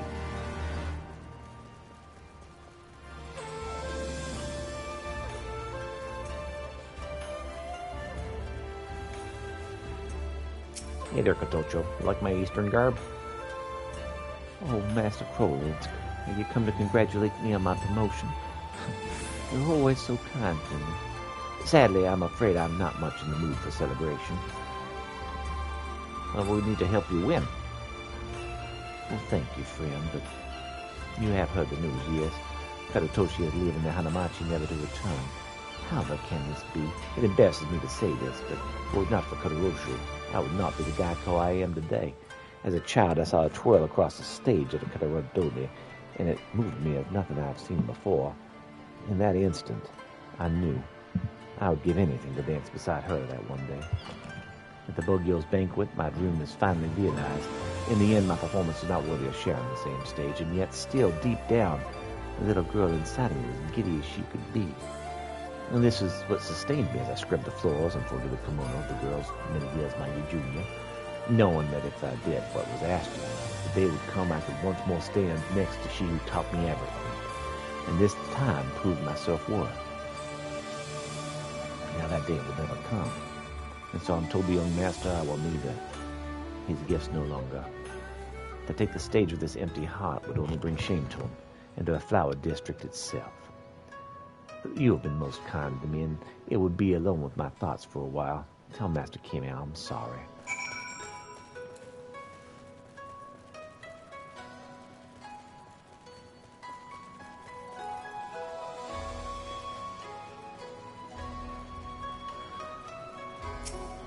Yeah, she's kind of depressed.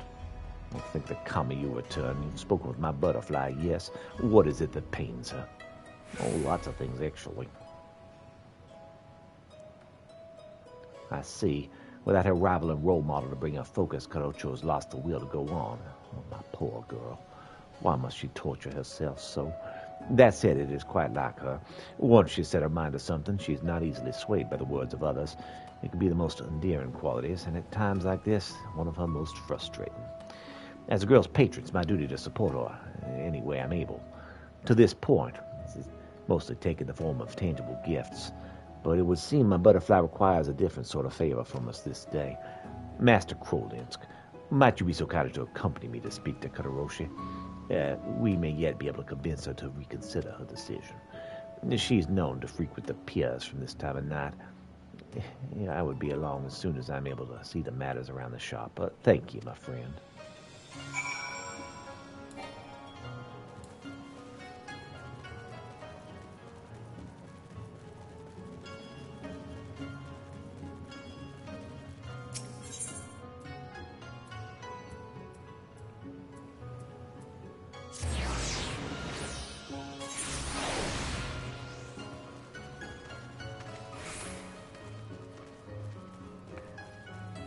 Tatsuro? Hey, how you doing?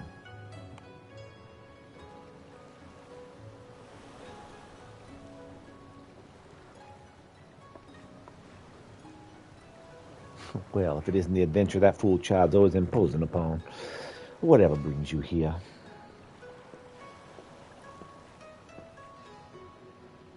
Kotorutsu, will you hear us out? A young girl's very life hangs in the balance. Oh, must you always be so dramatic? You're free to make your plea, though I, of course, am free to deny it as well. I beg of you, Kotorutsu, pray postpone your retirement, if only for a fortnight. Say that you'll dance with the Kagome Odore just one last time. Forgive me, but I believe I believe this life is my own to live. To tell the truth, I've already put off my marriage quite long enough. Though I'm getting no younger, I could not very well leave the Hadamachi without knowing I had the worthy successor, one who could lead the flower district for years to come. Things are different now. There is at last one who could follow in my footsteps. She's already a favorite of the crowds, and though once she stumbled, she has risen again, with newfound humility to temper her passion. I would step aside and let her take the center stage. Meanwhile, the girl of whom you speak is saying that she may never dance again. That's why we've come to you, Kataroshi, that you may help us save our butterfly. Whatever would you need of me? You're her patron, are you not? Is it not you and Master Krolinsk who have supported her through her most taxing of trials? Not I.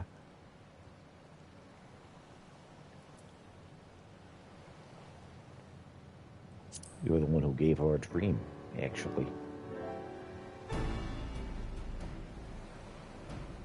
It's true that we have spared no effort to help the girl realize her dream, but were not for you, Katarusu, that dream would never have been born.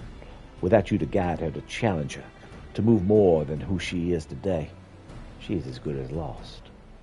One last chance to share the stage with her idol, to prove herself worthy. That's all my butterfly wants. And if she's deprived of it, it'll haunt her for the rest of her days. We beg of you, Katarusu, do not abandon the child in her moment of need. You'd propose another contest. Be forewarned, I would not take the challenge lightly. If I were to defeat her again, who's to say she would not flee the Hadamachi with a tail between her legs? If that's how it goes, it would only show that she was not ready to carry on your legacy after all. If that's the case, better you learn now rather than later, no? Indeed. Harsher words that I would expect to hear from you, Kame. And yet there's truth in them. Very well, I'll acquiesce to your request. You'll see me on stage at Category on one occasion. Kotocho and I will don the same dress and dance the same dance, a dance of my choosing. We will perform the ancient dance that came to Hangashi from Doma in days long past, the Tenyo no Mai. The dance of an angel lured down from her sequestered home in the sky, but Doman custom dictates that all who dance at Termoshi may wear the Tenyo Haguruma in the classic tradition, of course. Simply nothing else will do. Now, Master Kami, I trust you'll be seeing to my attire as well as your precious butterfly, yes? But of course, it would be our pleasure. Right, Mr. Krolitz? You may consider it a wedding present from the both of us to you. That said, this is quite unprecedented. I cannot recall the last time a dance of the ancient Doma was performed at the Kagotogoga Done, in which that's a time when two leading Geiko performed the identical Dagab. You seek to level the playing field, to show this is a test of pure skill. Very astute, Kame. For all your posturing at times, I look at your eyes and see the man who found me at the tea houses, who bought me my first kimono so many years ago. Father, at any rate, consider all your conditions accepted, Katarushu. For all that you have done and will do for my butterfly, I thank you. And with that, I should return to the Flower District. I look forward to my present, Master Crowlins. Of course. Well, that went about as well as it could be expected. Still, we haven't any time to lose. Let us meet back at the shop. I'll send for Kotocho.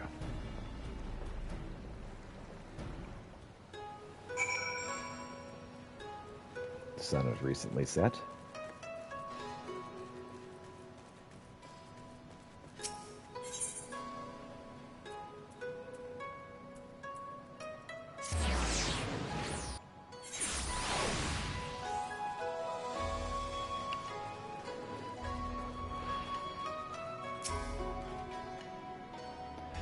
It would seem we're all here. Excellent. Kotocho, there's something you must know. Wait, young master, before that, there's something I would say as well to both of you. You've been so gracious to me, lavishing me with presents I scarce deserved, but I fear I cannot accept your patronage any longer. Whatever passion for my art once had burns within me no longer, and so I'll be leaving the Flower District forever.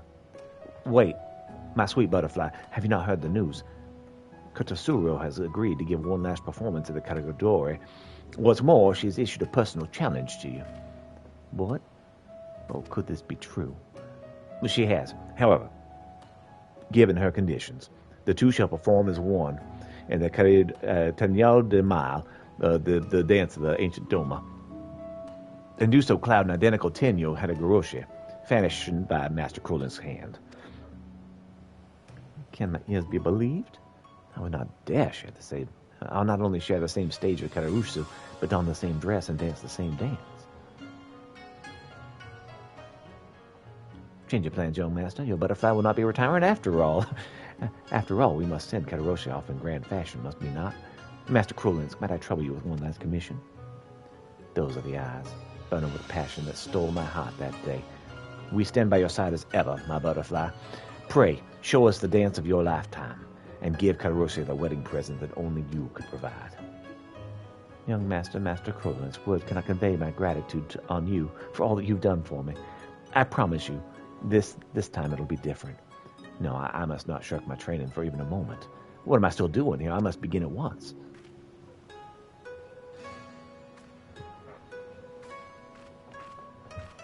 But of course.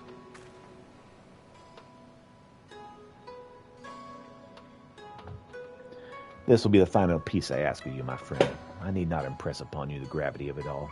For my part, I can assure you, I have spared no expense in procuring the finest of materials. Fabrics of the purest white, so pure one would think that they were weaved by the angels themselves. White to symbolize Kataroshi's betrothal and Kotocho's rebirth. A traditional garment of the East, it'll doubtless be unlike any dress you've fashioned before, but I trust in your talent, in all you've learned since coming here to Kugane. I am most looking forward to seeing your Haguruma.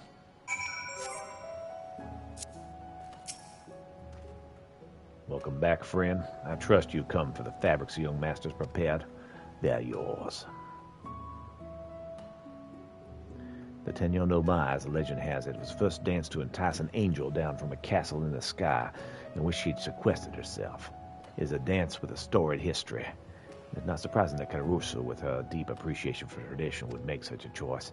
And yet, to my knowledge, is rarely performed by two dancers in tandem. Doubtless Kararusu is looking to give the audience at her final Karaore the show of their lives. It would seem the veteran has high hopes for Kotocho as well. But can the young butterfly live up to her mentor's demanding expectations? I, for one, will be on the edge of my seat.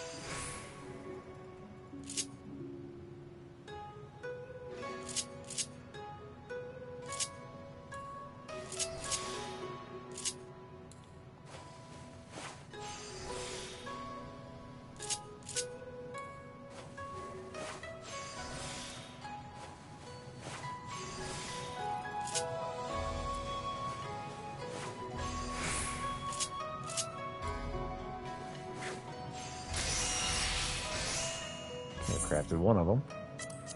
Time to make the other.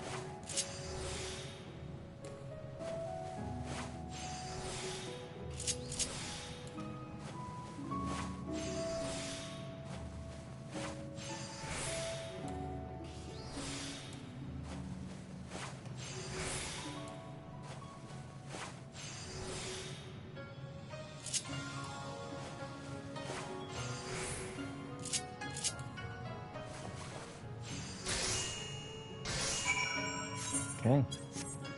We have made two. Is that what I think it is? Oh, I know I could count on you, my friend. Here are two of them.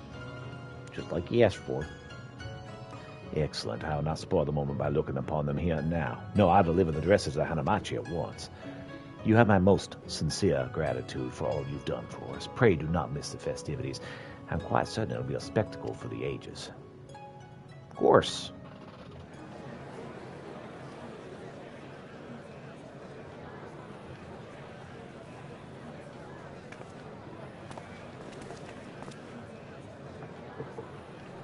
Ah, there you are, Master Krolinsk. Kotocho and Kararusu are set to take the stage any moment now.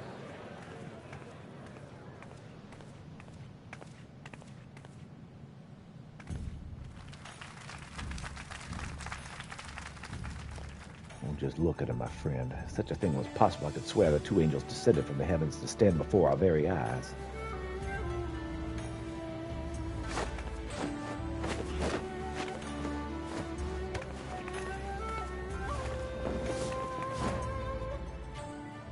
Every glance, every movement in perfect unison, as if the two of them breathe as one.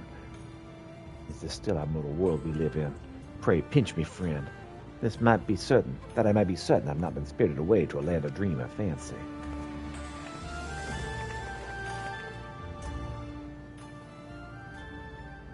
A second thought, stay your hand. For even if we are trapped in a fantasy, never to return whence we came, I would watch these two for all of eternity. I'd gladly accept such a fate.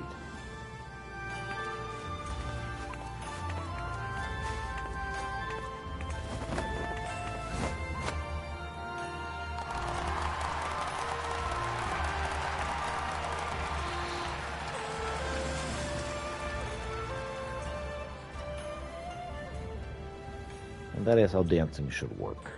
I should know. I'm a pretty good dancer myself.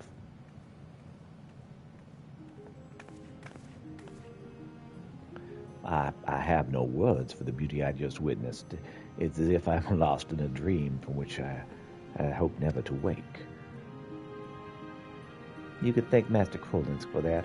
For the moment I wrapped myself in this Hagoromo, as if I had been truly transformed into an angel. In all my years on the stage, I've never felt as I did this day. It's as if our bodies and souls were one. I knew not where one of us ended and the other began, and to think, I almost left the Hanamachi without ever having experienced the rapture of this night. Katarusu, forgive this headstrong, foolish girl you knew, and know that the woman who stands before you understands all that you have done for her, for me, throughout the years, and thanks you from the bottom of her heart.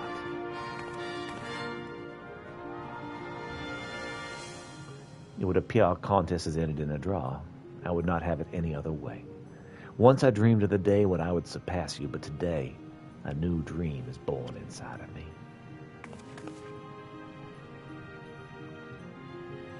All you've given me, I'll share with those around me.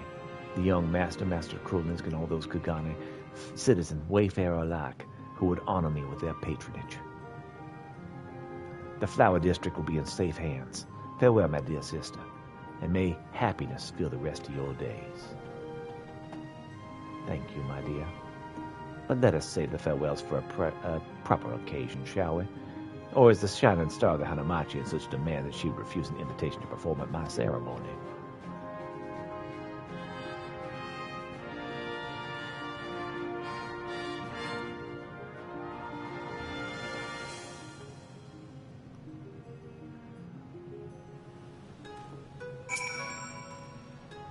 Master Krolinsk, you truly outdid yourself this time. I've not the words to convey my deep, full depths of my gratitude. With Katarusu's retirement, the changing of the god is complete. Kotocho will assume her place atop the ranks of the Geico, where she will lead the Flower District into a new era. Great changes are coming, no doubt, but I'm confident my butterfly is up to the task. After that ethereal performance, word has it all of Hanamachi feel the same. I spoke with the girl just before you came. She says that henceforth she intends to perform in both the Eorzean dresses you fashioned for her and the traditional kimono handed down to her by Katarusu. In this way, she says she would usher the Flower District into the future, while taking care never to lose sight of the traditions of the past. Oh, how that girl has grown. My apologies. It's unlike me to get so emotional. But this, I do believe, marks the most successful conclusion of our contract. Thank you, my friend. Rest assured, the butterfly will see that your sublime fashions do not go to waste. I do hope your sojourn to Kagane has been a fruitful one. After all, mayhap your countrymen in Eorzea might take interest in Hingan fashions, after we have taken an interest in yours. But forgive me, this is but a humble suggestion. Till our paths cross again. Safe travels, my friend. Good stuff.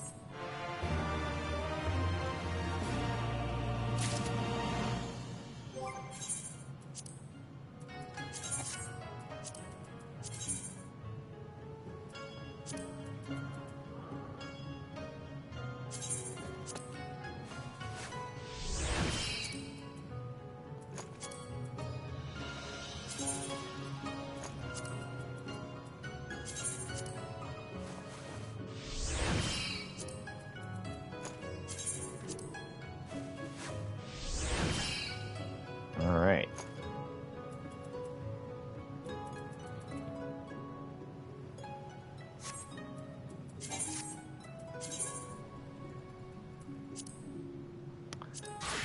I believe it's time to get on with what we're here for. Have about an hour left before lunch.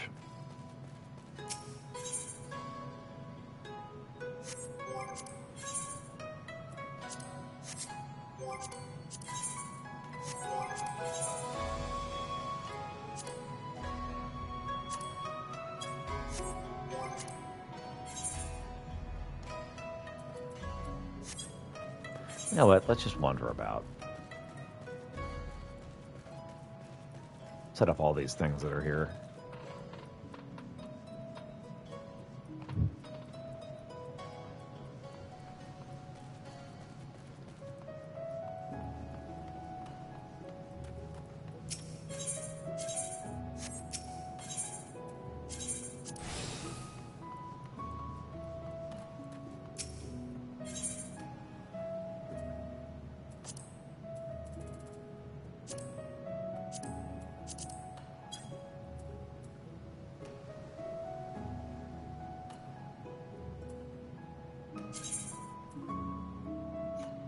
Augmented save and Magitek chakrams.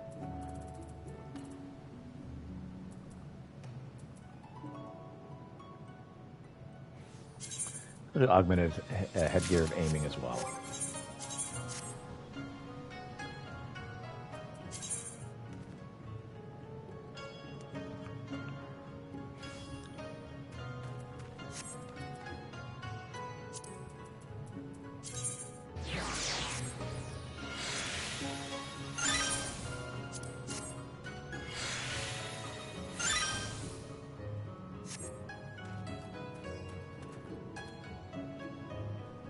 Okay.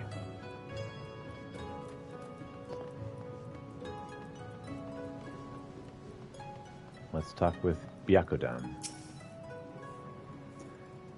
Ah, that infamous thief, I know of him. For mercy, he may be yet seen.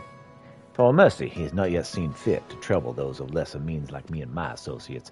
Perhaps you thought me wealthy because I patronized a tea house. On the contrary, this is my sole indulgence. Were I a stronger man, I would forego it, but alas, the heart will not be denied.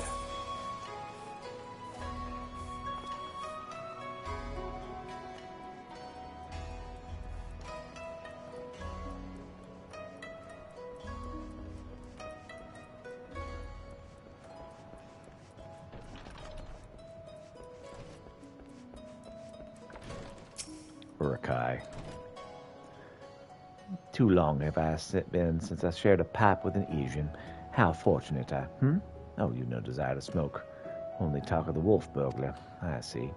I have no personal experience of which to draw, so I doubt I could be of much assistance. What I do know is known to all, but if you insist, he's a lone wolf without comrades, and despite their best efforts, the Segoushi had no leads. Some say this has emboldened the man. Each theft is more brazen than the last. He's even been witnessed practicing his trade in broad daylight, if you can believe it. This is the extent of my knowledge. Now, if you'll not favor me with tales of your own, I ask you leave me to my pipe. It's far less demanding company. Whee!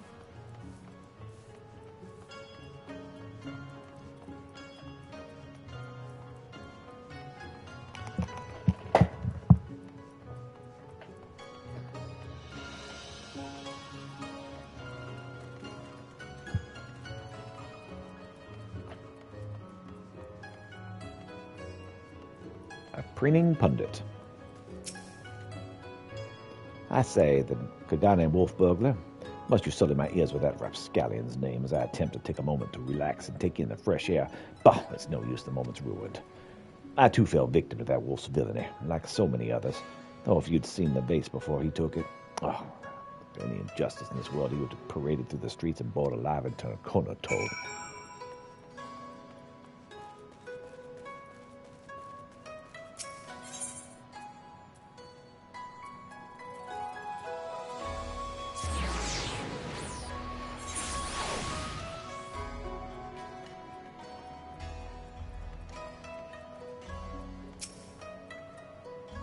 Oh, there you are. Dig up any interesting tidbits.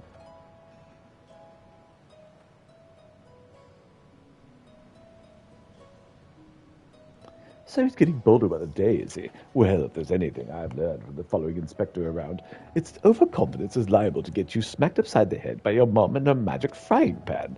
That said, we've had a better chance of catching this wolf if we knew who he was eyeing next.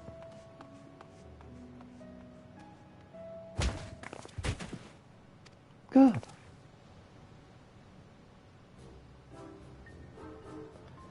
A thousand pardons, young sir. I meant not to trample you underfoot. Are you all right?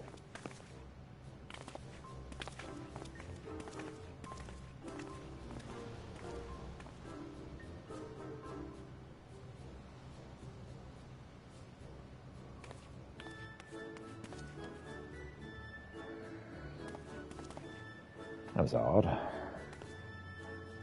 Hey, aren't you the samurai I bumped into the other day? Shiggy something, was it? Oh, we meet again, my lady. I say, you must think of me in the habit of trampling my fellow pedestrians. Let me assure you, nothing could be further from the truth. I was simply preoccupied with thoughts of my investigation. Oh, that's right. You're after the wolf burglar, too. Got any leads? As a matter of fact, I do. But I recently learned of a private auction in which many foreign wares are being featured. While such auctions are not uncommon in Kagane, it has been some time since the wolf last struck, and there are rumors this auction may include particularly extraordinary items. As much as I would love to converse with you at great length, I really must be going. Until we meet again. Wait, Master Shiggy, sir, can we come too? To the auction? Or if you like, but I very much doubt you'll be able to afford any of the items to be sold. Oh, don't you worry about that. Peter has got enough money to buy and sell 1,000 times over. What now? Oh, very good. Then by all means, come with me.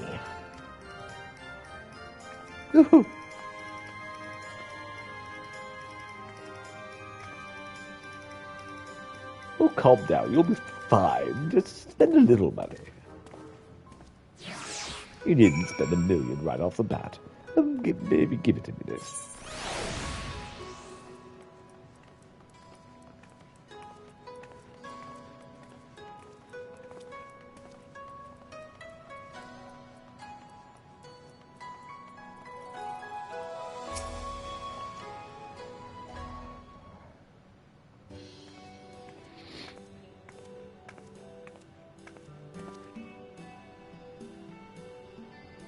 This venue's been reserved for the private auction. The guests should be arriving any moment now.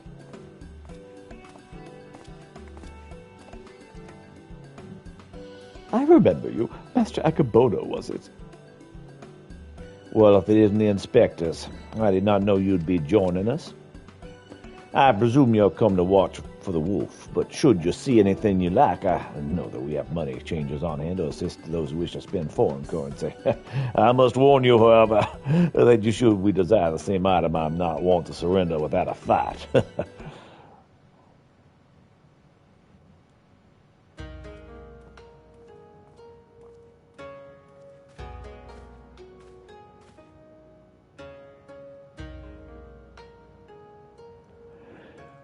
Greetings and welcomes to you, the prosperous and esteemed elite. This evening, you'll be given a rare opportunity to view and purchase, if so inclined, a selection of rare, strange, and wondrous items from all around across the world.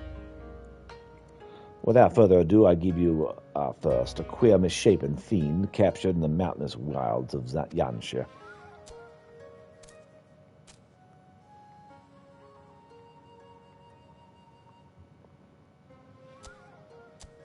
Porker Curran. It is none other than a fabled rat man, an unholy union of man and beast, a demon of legend whose flesh, when consumed, bestows life everlasting. Holy crap, what? Eternal life can be yours, ladies and gentlemen. So, shall we start the bidding at 500,000 Kobani? 600. 700. 800,000 Kobani.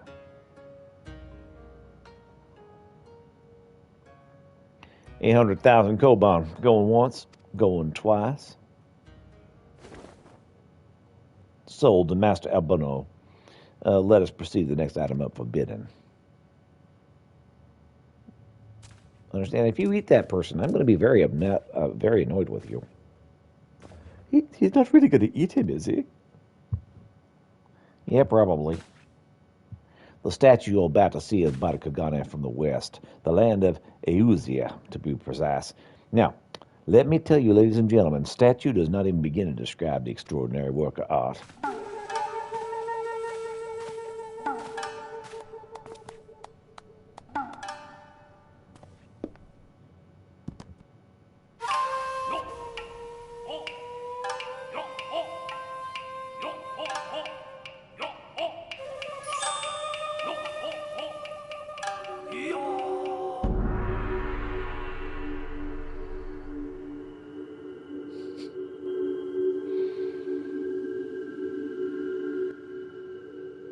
I give you the Eosian gentleman, a masterpiece, nay, a triumph of Western sculpture. Marvel at the intricate details, a feature so expertly realized that some have likened it to a living, breathing man frozen in time. Well, would you look at that? The statue's got the spitting image of Inspector Hildebrand. Oh, could it have been sculpted by a fan?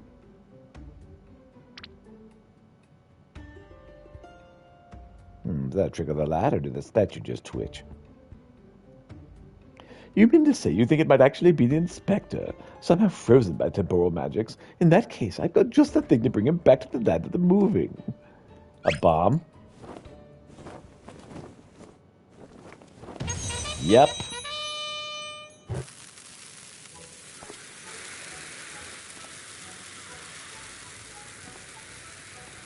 Stay your bomb-filled hand, my lady. I beg you, lest you slaughter these poor people. Lest you slaughter these poor people and bring this marketplace to ruin.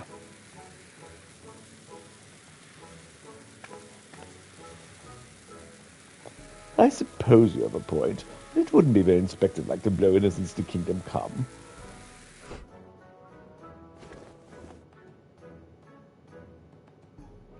How readily she resorts to violence, this woman. I shudder to think what carnage she has left in her wake.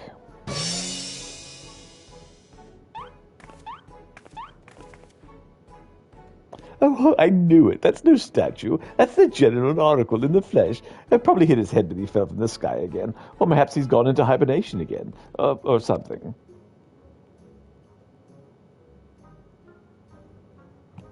This bizarre sculpture is in truth a man. Is such a thing even possible? Strange, I do not recall wearing an expression of sheer terror before. It was rather more serene, was it not?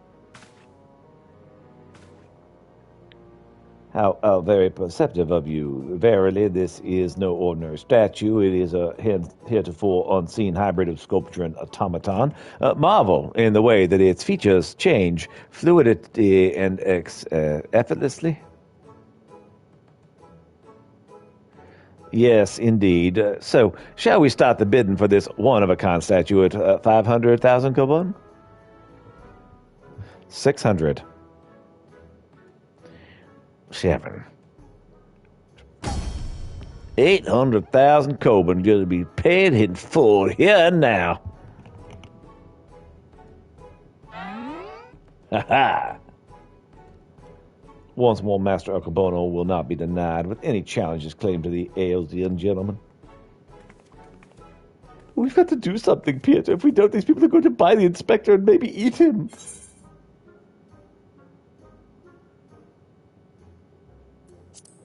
You know what? Good riddance.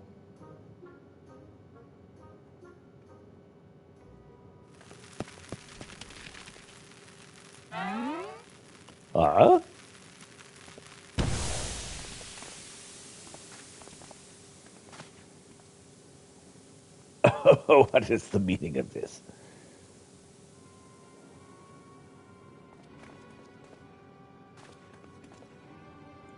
By the comment, the Aelsian gentleman has vanished.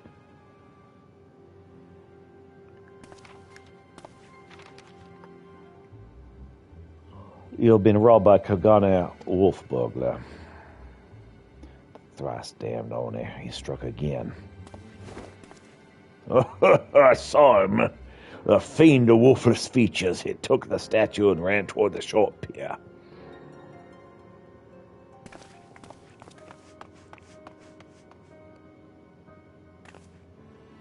Do you know what this means? Inspector Hildebrand has been stolen, or kidnapped. We've got to get after that wolf burglar. For all we know, he might want to eat him like that poor Kakurin. We can't have that.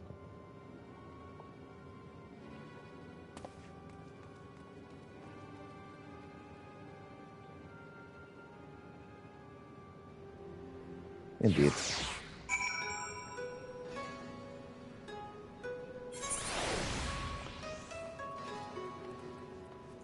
Right, first things first, I'm going to actually set off whatever this is over here. At the Ruby Bazaar.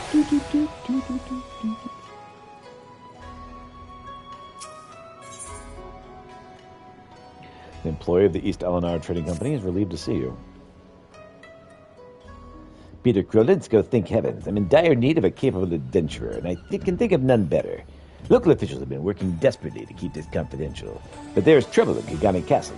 It's been overrun by a band of outlaws. What's more, they've taken hostages a number of nobles, along with the Bugyo, Kagane's highest magistrate. They're demanding the country's borders be closed off, insisting Kagane's efforts be established. Ties with other countries is folly. Why, if they had their way, I imagine foreigners, or Asian as they call them, would never set foot here again. Ever. Under normal circumstances, the Kurushumi would have taken steps to immediately resolve this crisis, but they dare not do anything to put the Bugyo at greater risk. To proceed would require a decree from the Bakufu, yet I fear there is no time to send an envoy to the royal capital and back. Nevertheless, they have done their due diligence and delivered a missive.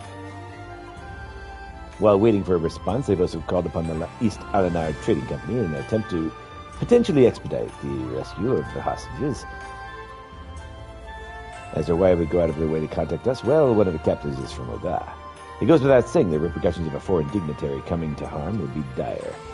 Because the Sengushi cannot yet act in an official capacity, they have asked for any assistance in assembling a small contingent to infiltrate the castle. If you would join our cause, make for the aqueducts of the Rikuza district. There's several passages. There's a hidden passage leading into the castle, kept under guard by the Sengushi. Tell them I sent you, and they'll explain what you must do. All right.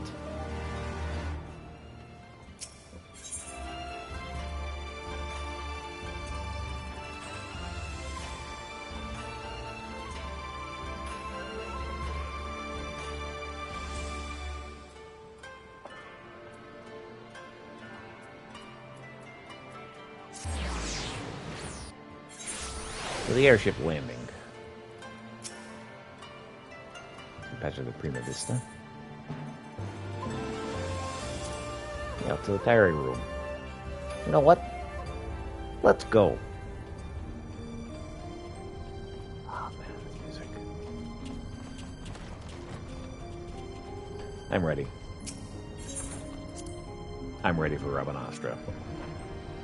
I've put this off long enough.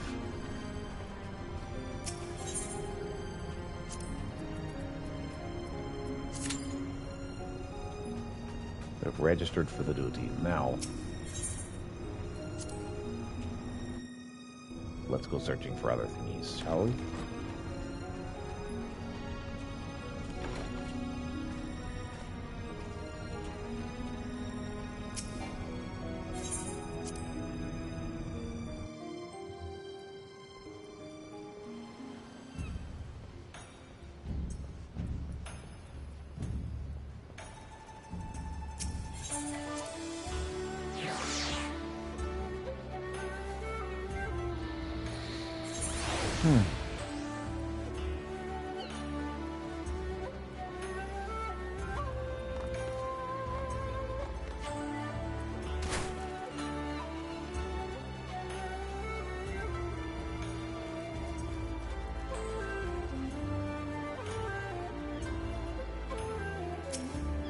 What's up, Sugary? Oh, you followed me, I presume? Have a mind to pursue the wolf burglar as well. Of course we are. Of course we are. He's got Master Hildebrand, and I'll be damned if I'm going to let some two-gill thief eat it. And you're perchance referring to the Elsian gentleman, that hideous statue. I dare say no one in their right mind will try to eat it, but nonsensical fears notwithstanding, I would be honored to work with you to catch the wolf burglar. This man here claims he saw on board a boat with a statue and head toward the Ruby Prince. It was a sight I'll not soon forget. Never before have I seen a Lupin carrying a twisted mockery of a man on his back. Never again will I expect. Too bold was the fiend this day. In seeking to claim such a conspicuous prize in broad daylight, he has left a trail we can follow. Come, let's make haste for the Ruby Prince.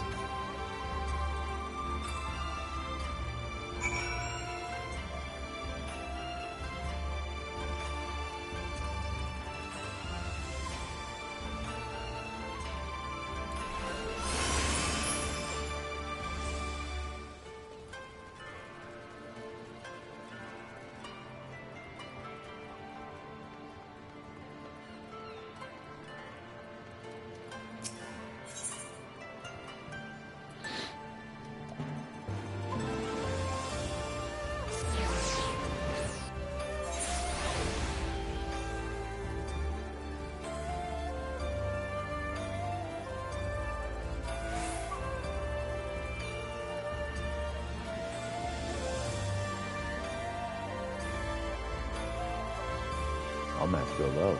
Okay.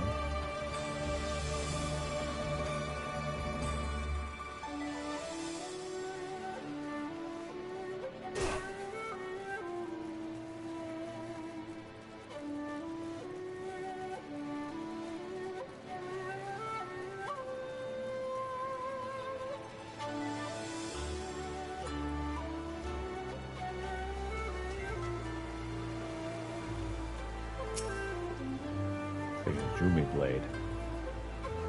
They were all sent by the East Alanad Trading Company, and there's still a chance. Permit me to appraise you of the situation. The castle is presently held by a group of criminals under the leadership of a merchant named Kagayama. We believe his demands will close off our borders, as ludicrous as it seems, as a vain attempt to eliminate what he sees as a threat from foreign businesses. If he were only him and his cohorts, I'm quite confident my men and I could easily rout them on our own. The problem, however, is the bodyguard. Our informants tell us he is a swordsman of great renown in the underworld. He demands exorbitant sums of money, defending his clients with seemingly inhuman displays of strength and skill, consonant with the price he's paid. Your task will be to contend with Kagayama and his hired blade in the heart of the castle. With his eyes all focused on you, he'll fail to notice my men's intrusion to rescue the hostages. Shames me to ask this of a civilian, but if you were to save these people, I can see no other way. Kagana Castle now accessible.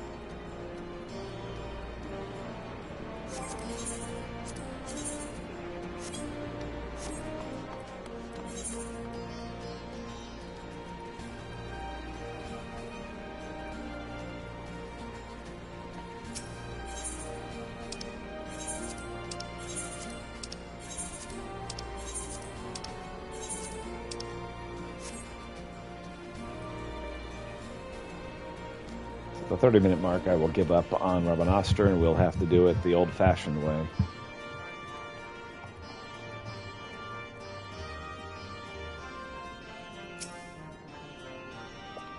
What's up, Jesse?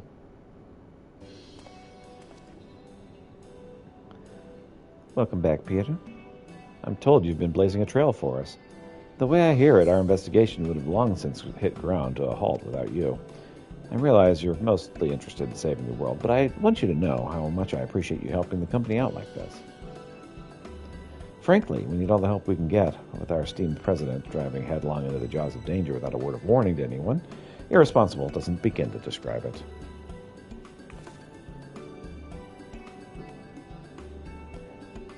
You didn't tell her? I did after a fashion, though I may have exercised some executive discretion. I'm no stranger to your lone endeavors, and your habit of confusing personal and company interests. But just because you've always done things a certain way doesn't mean it's the right way. Until you wake up to your responsibilities, I'm going to keep reminding you of them. But some irksome matters aside.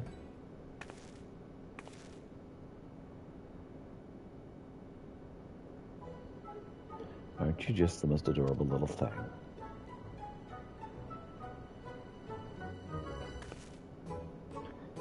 He followed you here of his own free will, didn't he? That means he's basically part of the family. And why wouldn't he grant us exclusive rights to use his likeness? Shall we start off with a simple clockwork version? They'll be queuing up in the streets. Oh, you can't be. What in the seven hells has gotten into you? Listen, if I've caused you any distress, I apologize, but I'll not have you comment on our guest's marketability.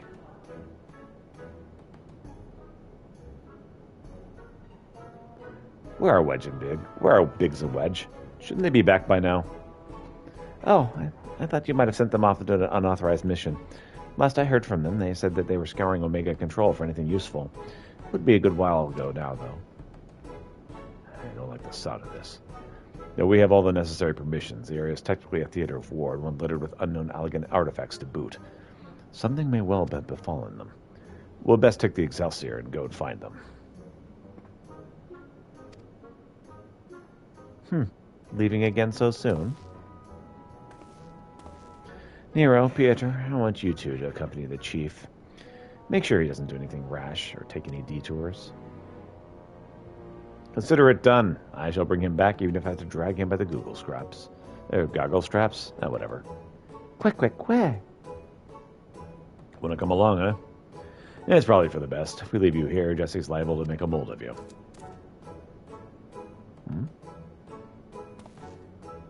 Right, let's get moving. I'll bring the airship to Gradania. Wait for me at the landing. Sure.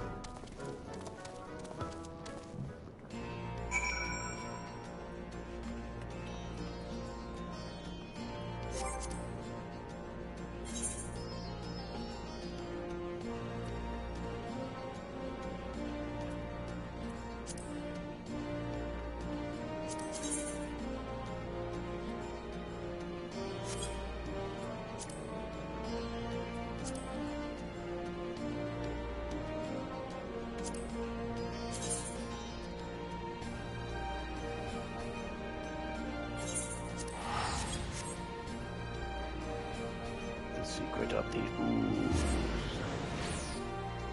Ah.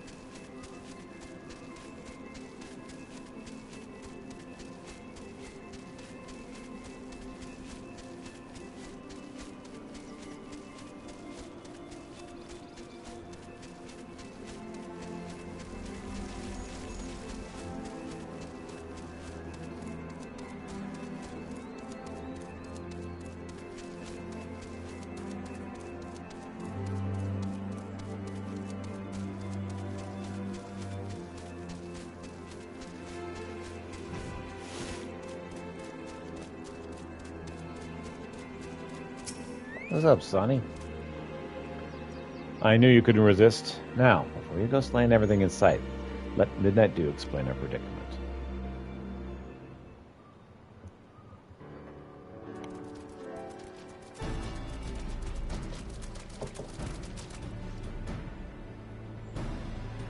It's good to see you back in Travania, Peter. The place hasn't been the same without you. You're probably wondering why I sent Sonny to fetch you. Let's hold on to this mucky little caperker.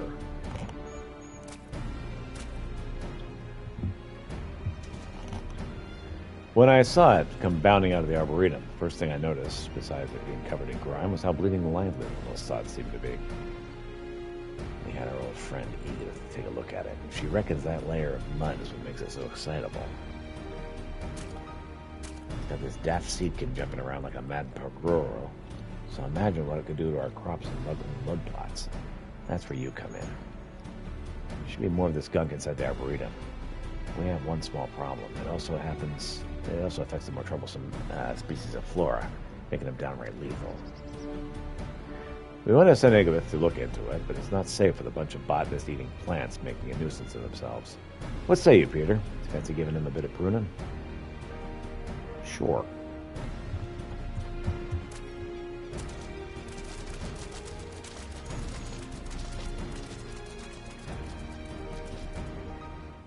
Later, of course. St. Moxian's Arboretum Hard is now available.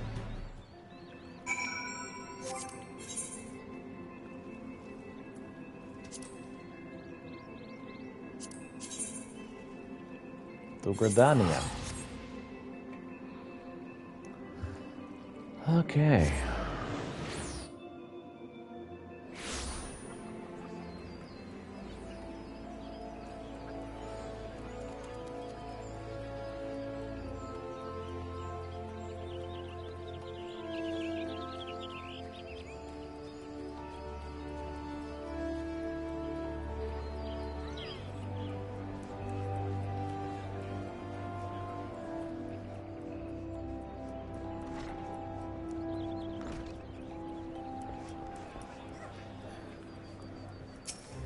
What's up, Sid? Looks like we're all here. Let's make haste to the Cartano Flats.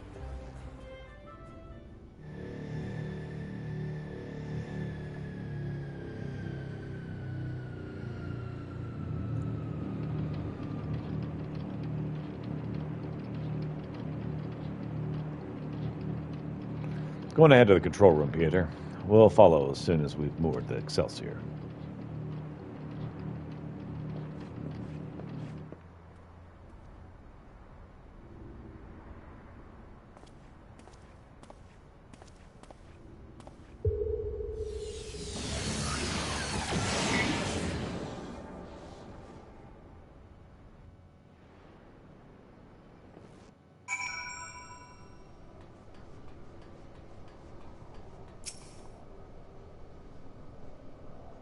Wedge?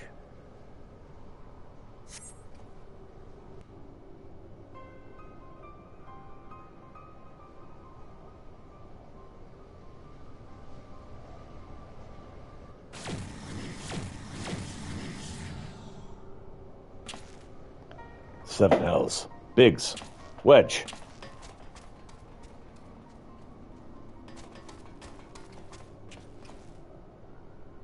Are you all right? Answer me. Chief? Peter. A monster. It appeared out of thin air.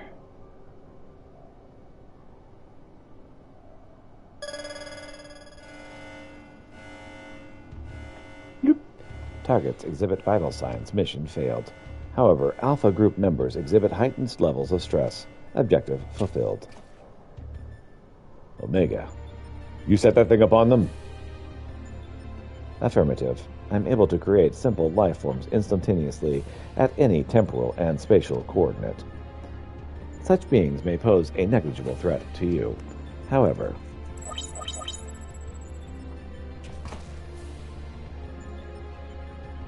you're more than sufficient to grievously wound or kill the majority of your kind. I could instigate a massacre at any time, and you would be powerless to prevent it. To detect a shift in policy, quantity over quality? Negative. My objective remains unchanged, evolution through formidable opposition. However, in the course of seeking suitable subjects, I observed an anomaly, those whom you call heroes. History shows numerous instances of otherwise unremarkable individuals who have been defeated, vastly superior beings, who triumphed in the face of apparently impossible odds, who performed what are popularly termed miracles. This has occurred too frequently to be dismissed as a mere statistical aberration. I seek to understand this phenomenon. Should it prove to be of benefit, I will incorporate it into my own evolution. It is for this purpose that I brought you to my domain.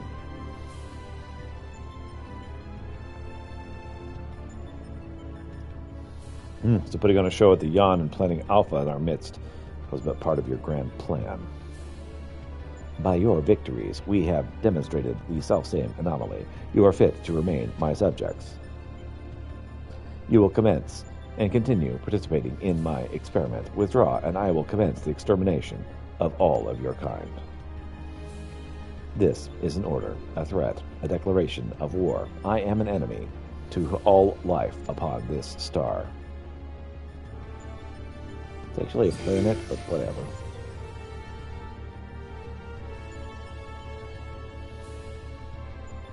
It would seem we have much to ponder. First things first, we must tend to our friends. Quickly, help me carry them.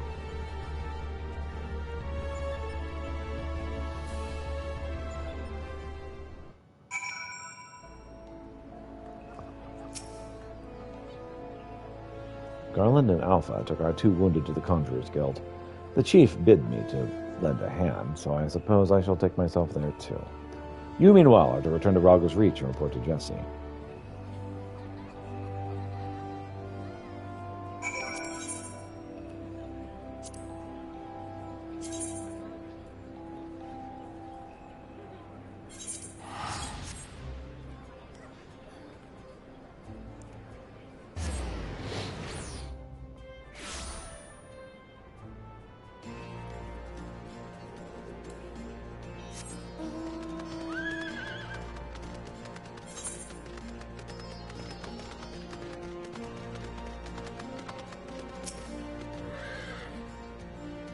Peter heard there was trouble. What in the 7 hells happened? Yeah, Biggs and Wedge got attacked by Omega. Omega wants to kill us all, apparently.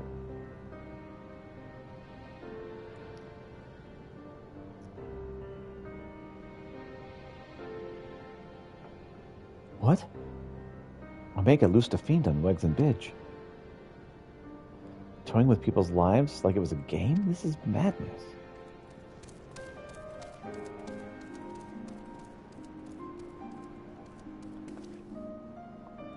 Sir, will they be all right?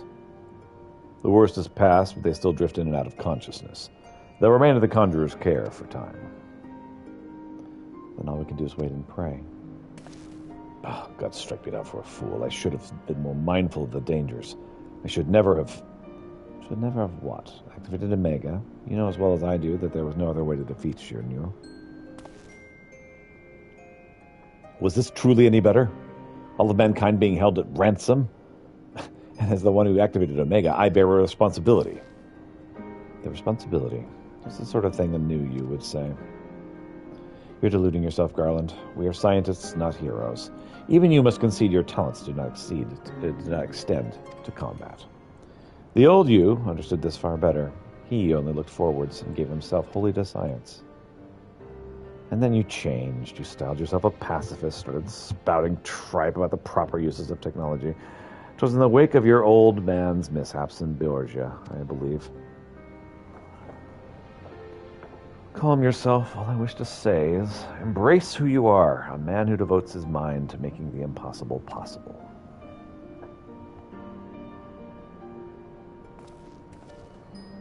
With little prospect of restoring the stasis system, I'm afraid we have no choice but to continue participating in Omega's tests. Assuming Midgard-Sommer is the right of it, we face a legion of foes from history, both real and imagined. Though I may not be the one who charges into the fray, I shall fight beside you as best I know I can. That said, it will inevitably fall on you to administer the coup de grace, my friend. So please, for Biggs and Wedge, and for all of us, don't lose. Sure. Quick. I reckon the little scamp is trying to encourage us. Oh, we've fallen far indeed to earn its pity, said the former tribunus.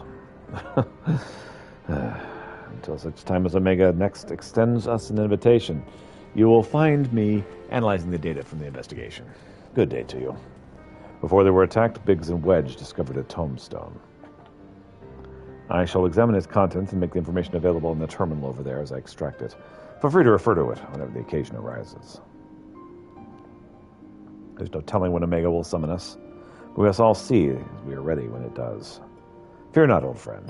We'll get through it together, somehow or other. Of course.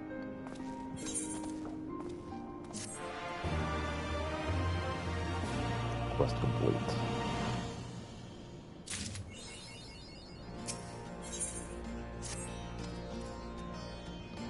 Peter, I'm glad you're here. In case you haven't heard, we've observed a large surge of anomalous energy coming from the Yon. I have a nasty feeling this means Omega's ready to go ahead with the next stage of his experiments.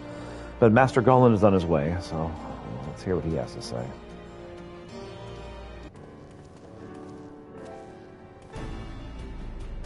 Care to share your thoughts on this, Chief? Our colleagues on the ground have reported the appearance of mysterious floating structures inside the Yon. If you recall, we were investigating a similar anomaly when Alpha and Alt-Roit made their appearance. Omega certainly knows how to get our attention. I blush to recall the eagerness from which we plunged into the abyss, ignorant of the warped gladiatorial contest that awaited us within. But what a staggering collection of opponents, plucked from the pages of both history and fiction, from their ability to pose a threat to Omega. And should you prevail against these interdimensional champions, what then shall be your prize? Why, a battle against the most devastating weapon this world has ever seen. How marvelous.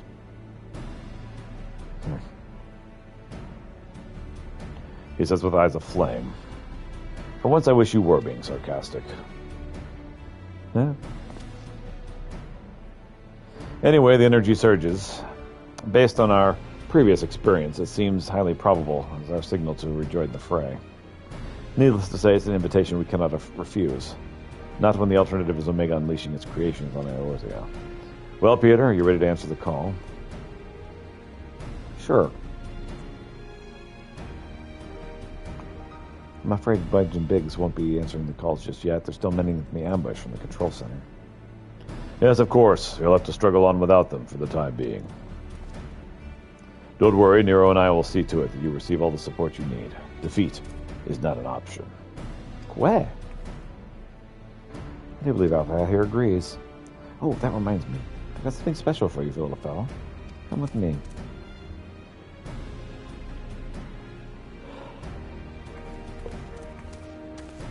Ah.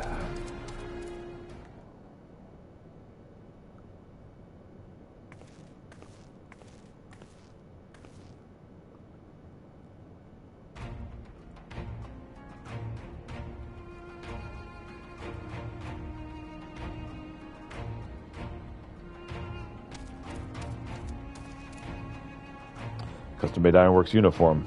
Huh, you do look smart, I must say. He's part of the expedition team after all, and considering the dangers lurking in the rift, it's only right that we give him some protective equipment.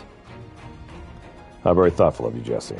And here I was thinking you were just sizing him up for a new range of merchandise.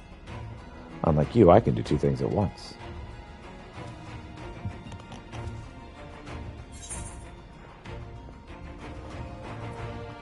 What about my predictable equipment?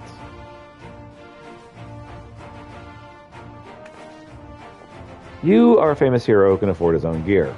I bet you could buy a house for the cost of what you're wearing. Joking aside, I doubt even a fine uniform like ours would last long on you, with all the fighting you get up to. You'd need to tailor something specific to your needs, and make it out far more durable materials. And by durable, I mean expensive. Saying that, if you're in a position to provide such materials, I'm sure our artisans could happily work day and night, all blissful smiles and sparkly eyes, to make sure that you get something suitable. Fascinating though this discussion of Ironworks garmenture undoubtedly is, might our time not be better spent, say, traveling to the Yawn? Omega awaits.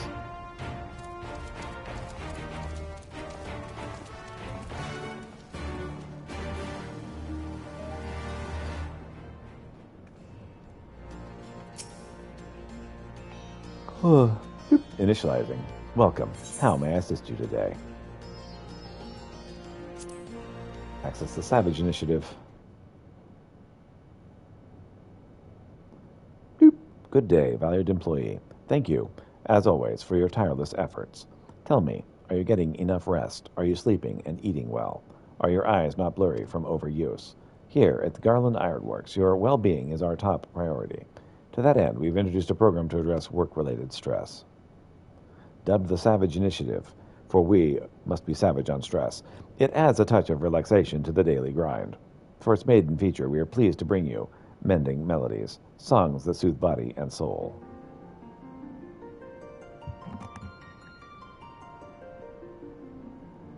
Good stuff. This particular piece was composed and recorded for our benefit by a minstrel of no small renown.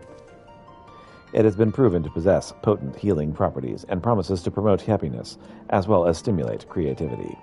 Please be forewarned, however, that prolonged exposure may overstimulate the imagination, leading to the augmentation of one's memory.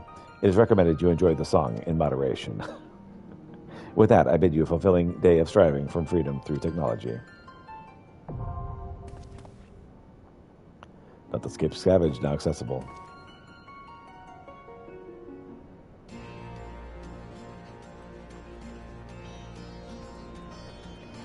All right, I have 20 more minutes before I need a break for lunch.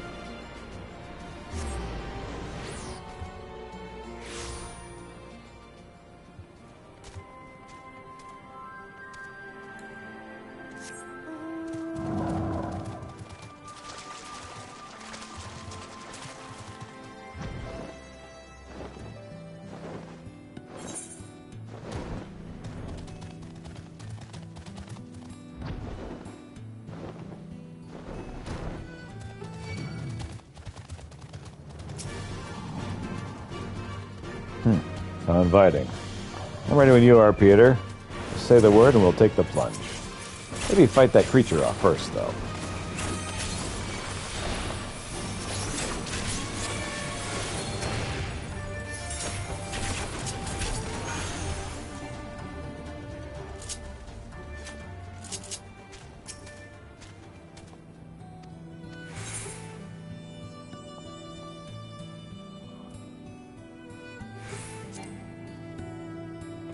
Can't do that one just yet.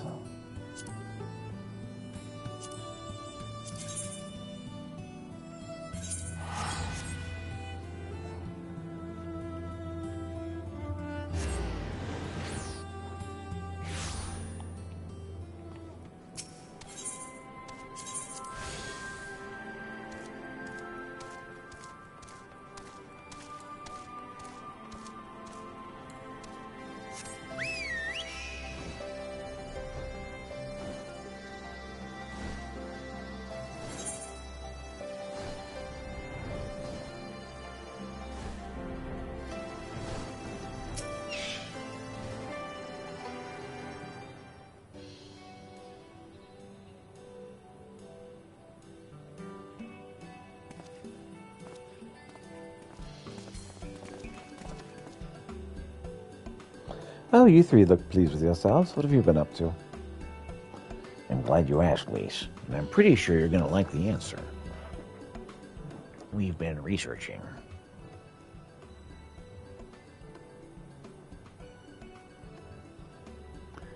You're joking. The Bat Team's Trove. I thought it a myth. So did plenty of people, but they didn't have Peter and Alfrina on their party. Credit to finding it should really go to them. As to what to do with it, well, I vote it goes toward alleviating the suffering of Alamigo's poor. Gods, that's as much as you say. Arnvald did not exaggerate, I assure you. We cannot hope to carry even a fraction of it on our own. I've taken the liberty of sketching out a rough map of the ruins. If you'll assemble a squad of your most trusted freemen fighters, they should be able to follow the route to see where the treasure lies. Understood. I'll make sure every coin is accounted for, and that goes for the spending of it as well. Thank you. Oh, and there's one more thing. When the time comes to draw up a plan for distributing the spoils, I'll ask you to consult Alfrina. I don't have a head for details. I'm not educated. I see that simply handing out stacks of gold doesn't solve everything. But I couldn't rightly tell you what to do instead. Oh, I know the feeling. I'd welcome any advice you could give us, Alfrina. Of course, I shall be at your disposal. Commander, we have a problem. Deep breaths. Tell me what happened. The mobs gathered outside headquarters. They started making demands. You'd best come see for yourself.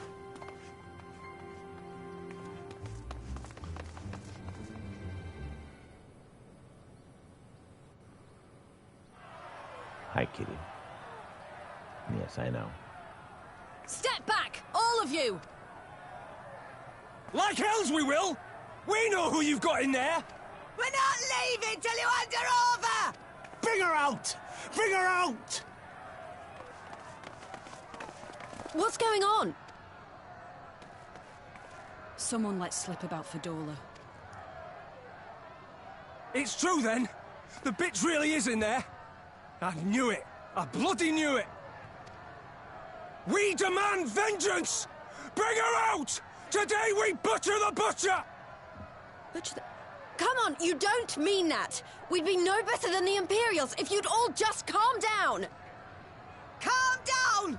That monster and her thrice damned skulls dragged my man from our home and beat him to death in the street! I think I've seen this. Aye! And my dad! That bitch has spilt enough blood to fill a lock! We all know her crimes. She's a traitor and a murderer. How many of your resistance friends have died at her hands, eh? And here you are, protecting her! So that's what all the fuss is about.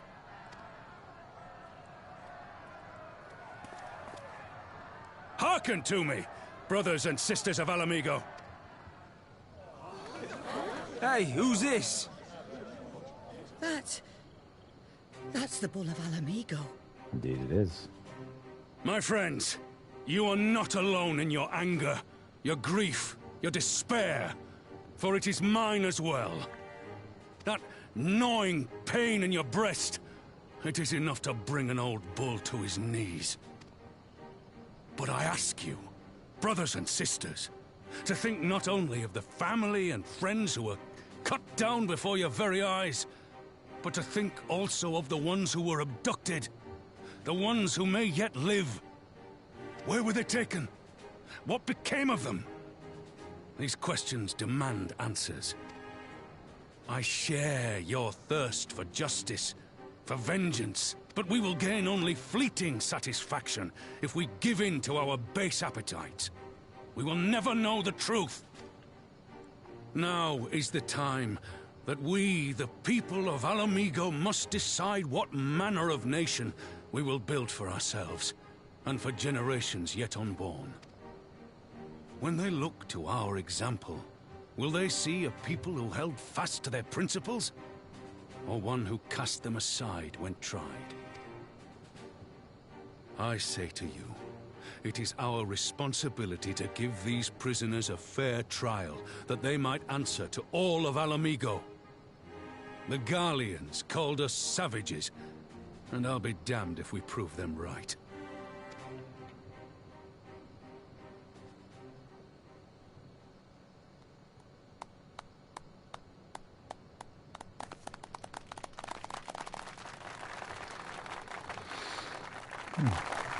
I know you're right, I do, but I can't.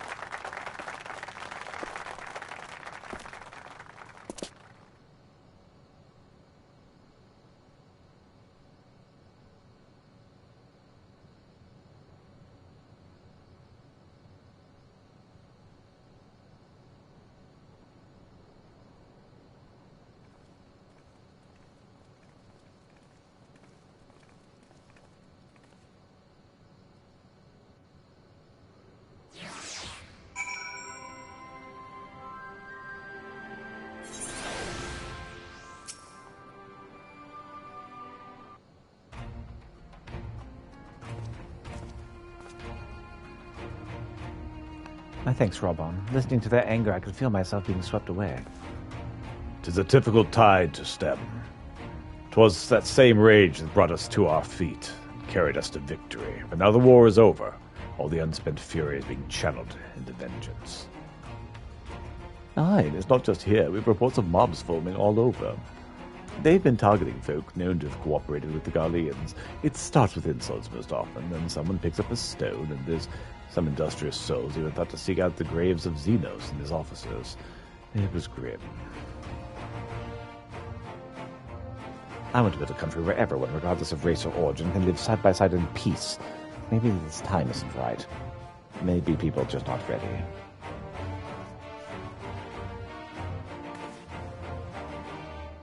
That doesn't mean I'm not going to try. The representatives will be here soon, and I'll be damned if I'm going to give up before I've even begun. Who are the representatives exactly?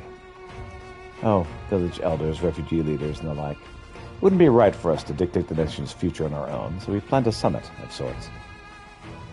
We've even invited the Antanta and the Kakuran to participate.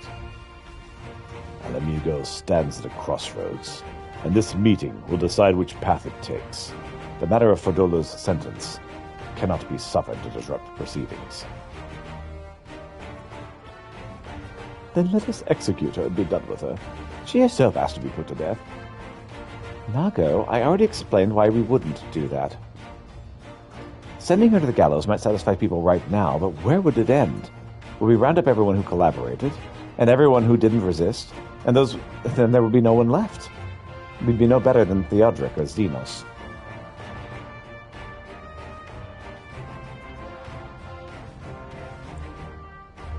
I may break for lunch early. I'm really starving. Begging your pardon, but might I not be allowed to speak at Ferdola? Only I caught a glimpse of her past, moment of it anyway, during the fight. She's done terrible things, aye, unforgivable things. But in some ways she's a victim of the circumstances of which she was born. And that's something I can understand. All right. Speak with the prison guard when you're ready. I'll come and join you. I want to talk to her too. I'll return to the other duties then. We've barely begun to investigate the facility that gave Ferdola her powers. Be fairly warned, friends. She will test you. Don't let your emotions color your judgment when she does.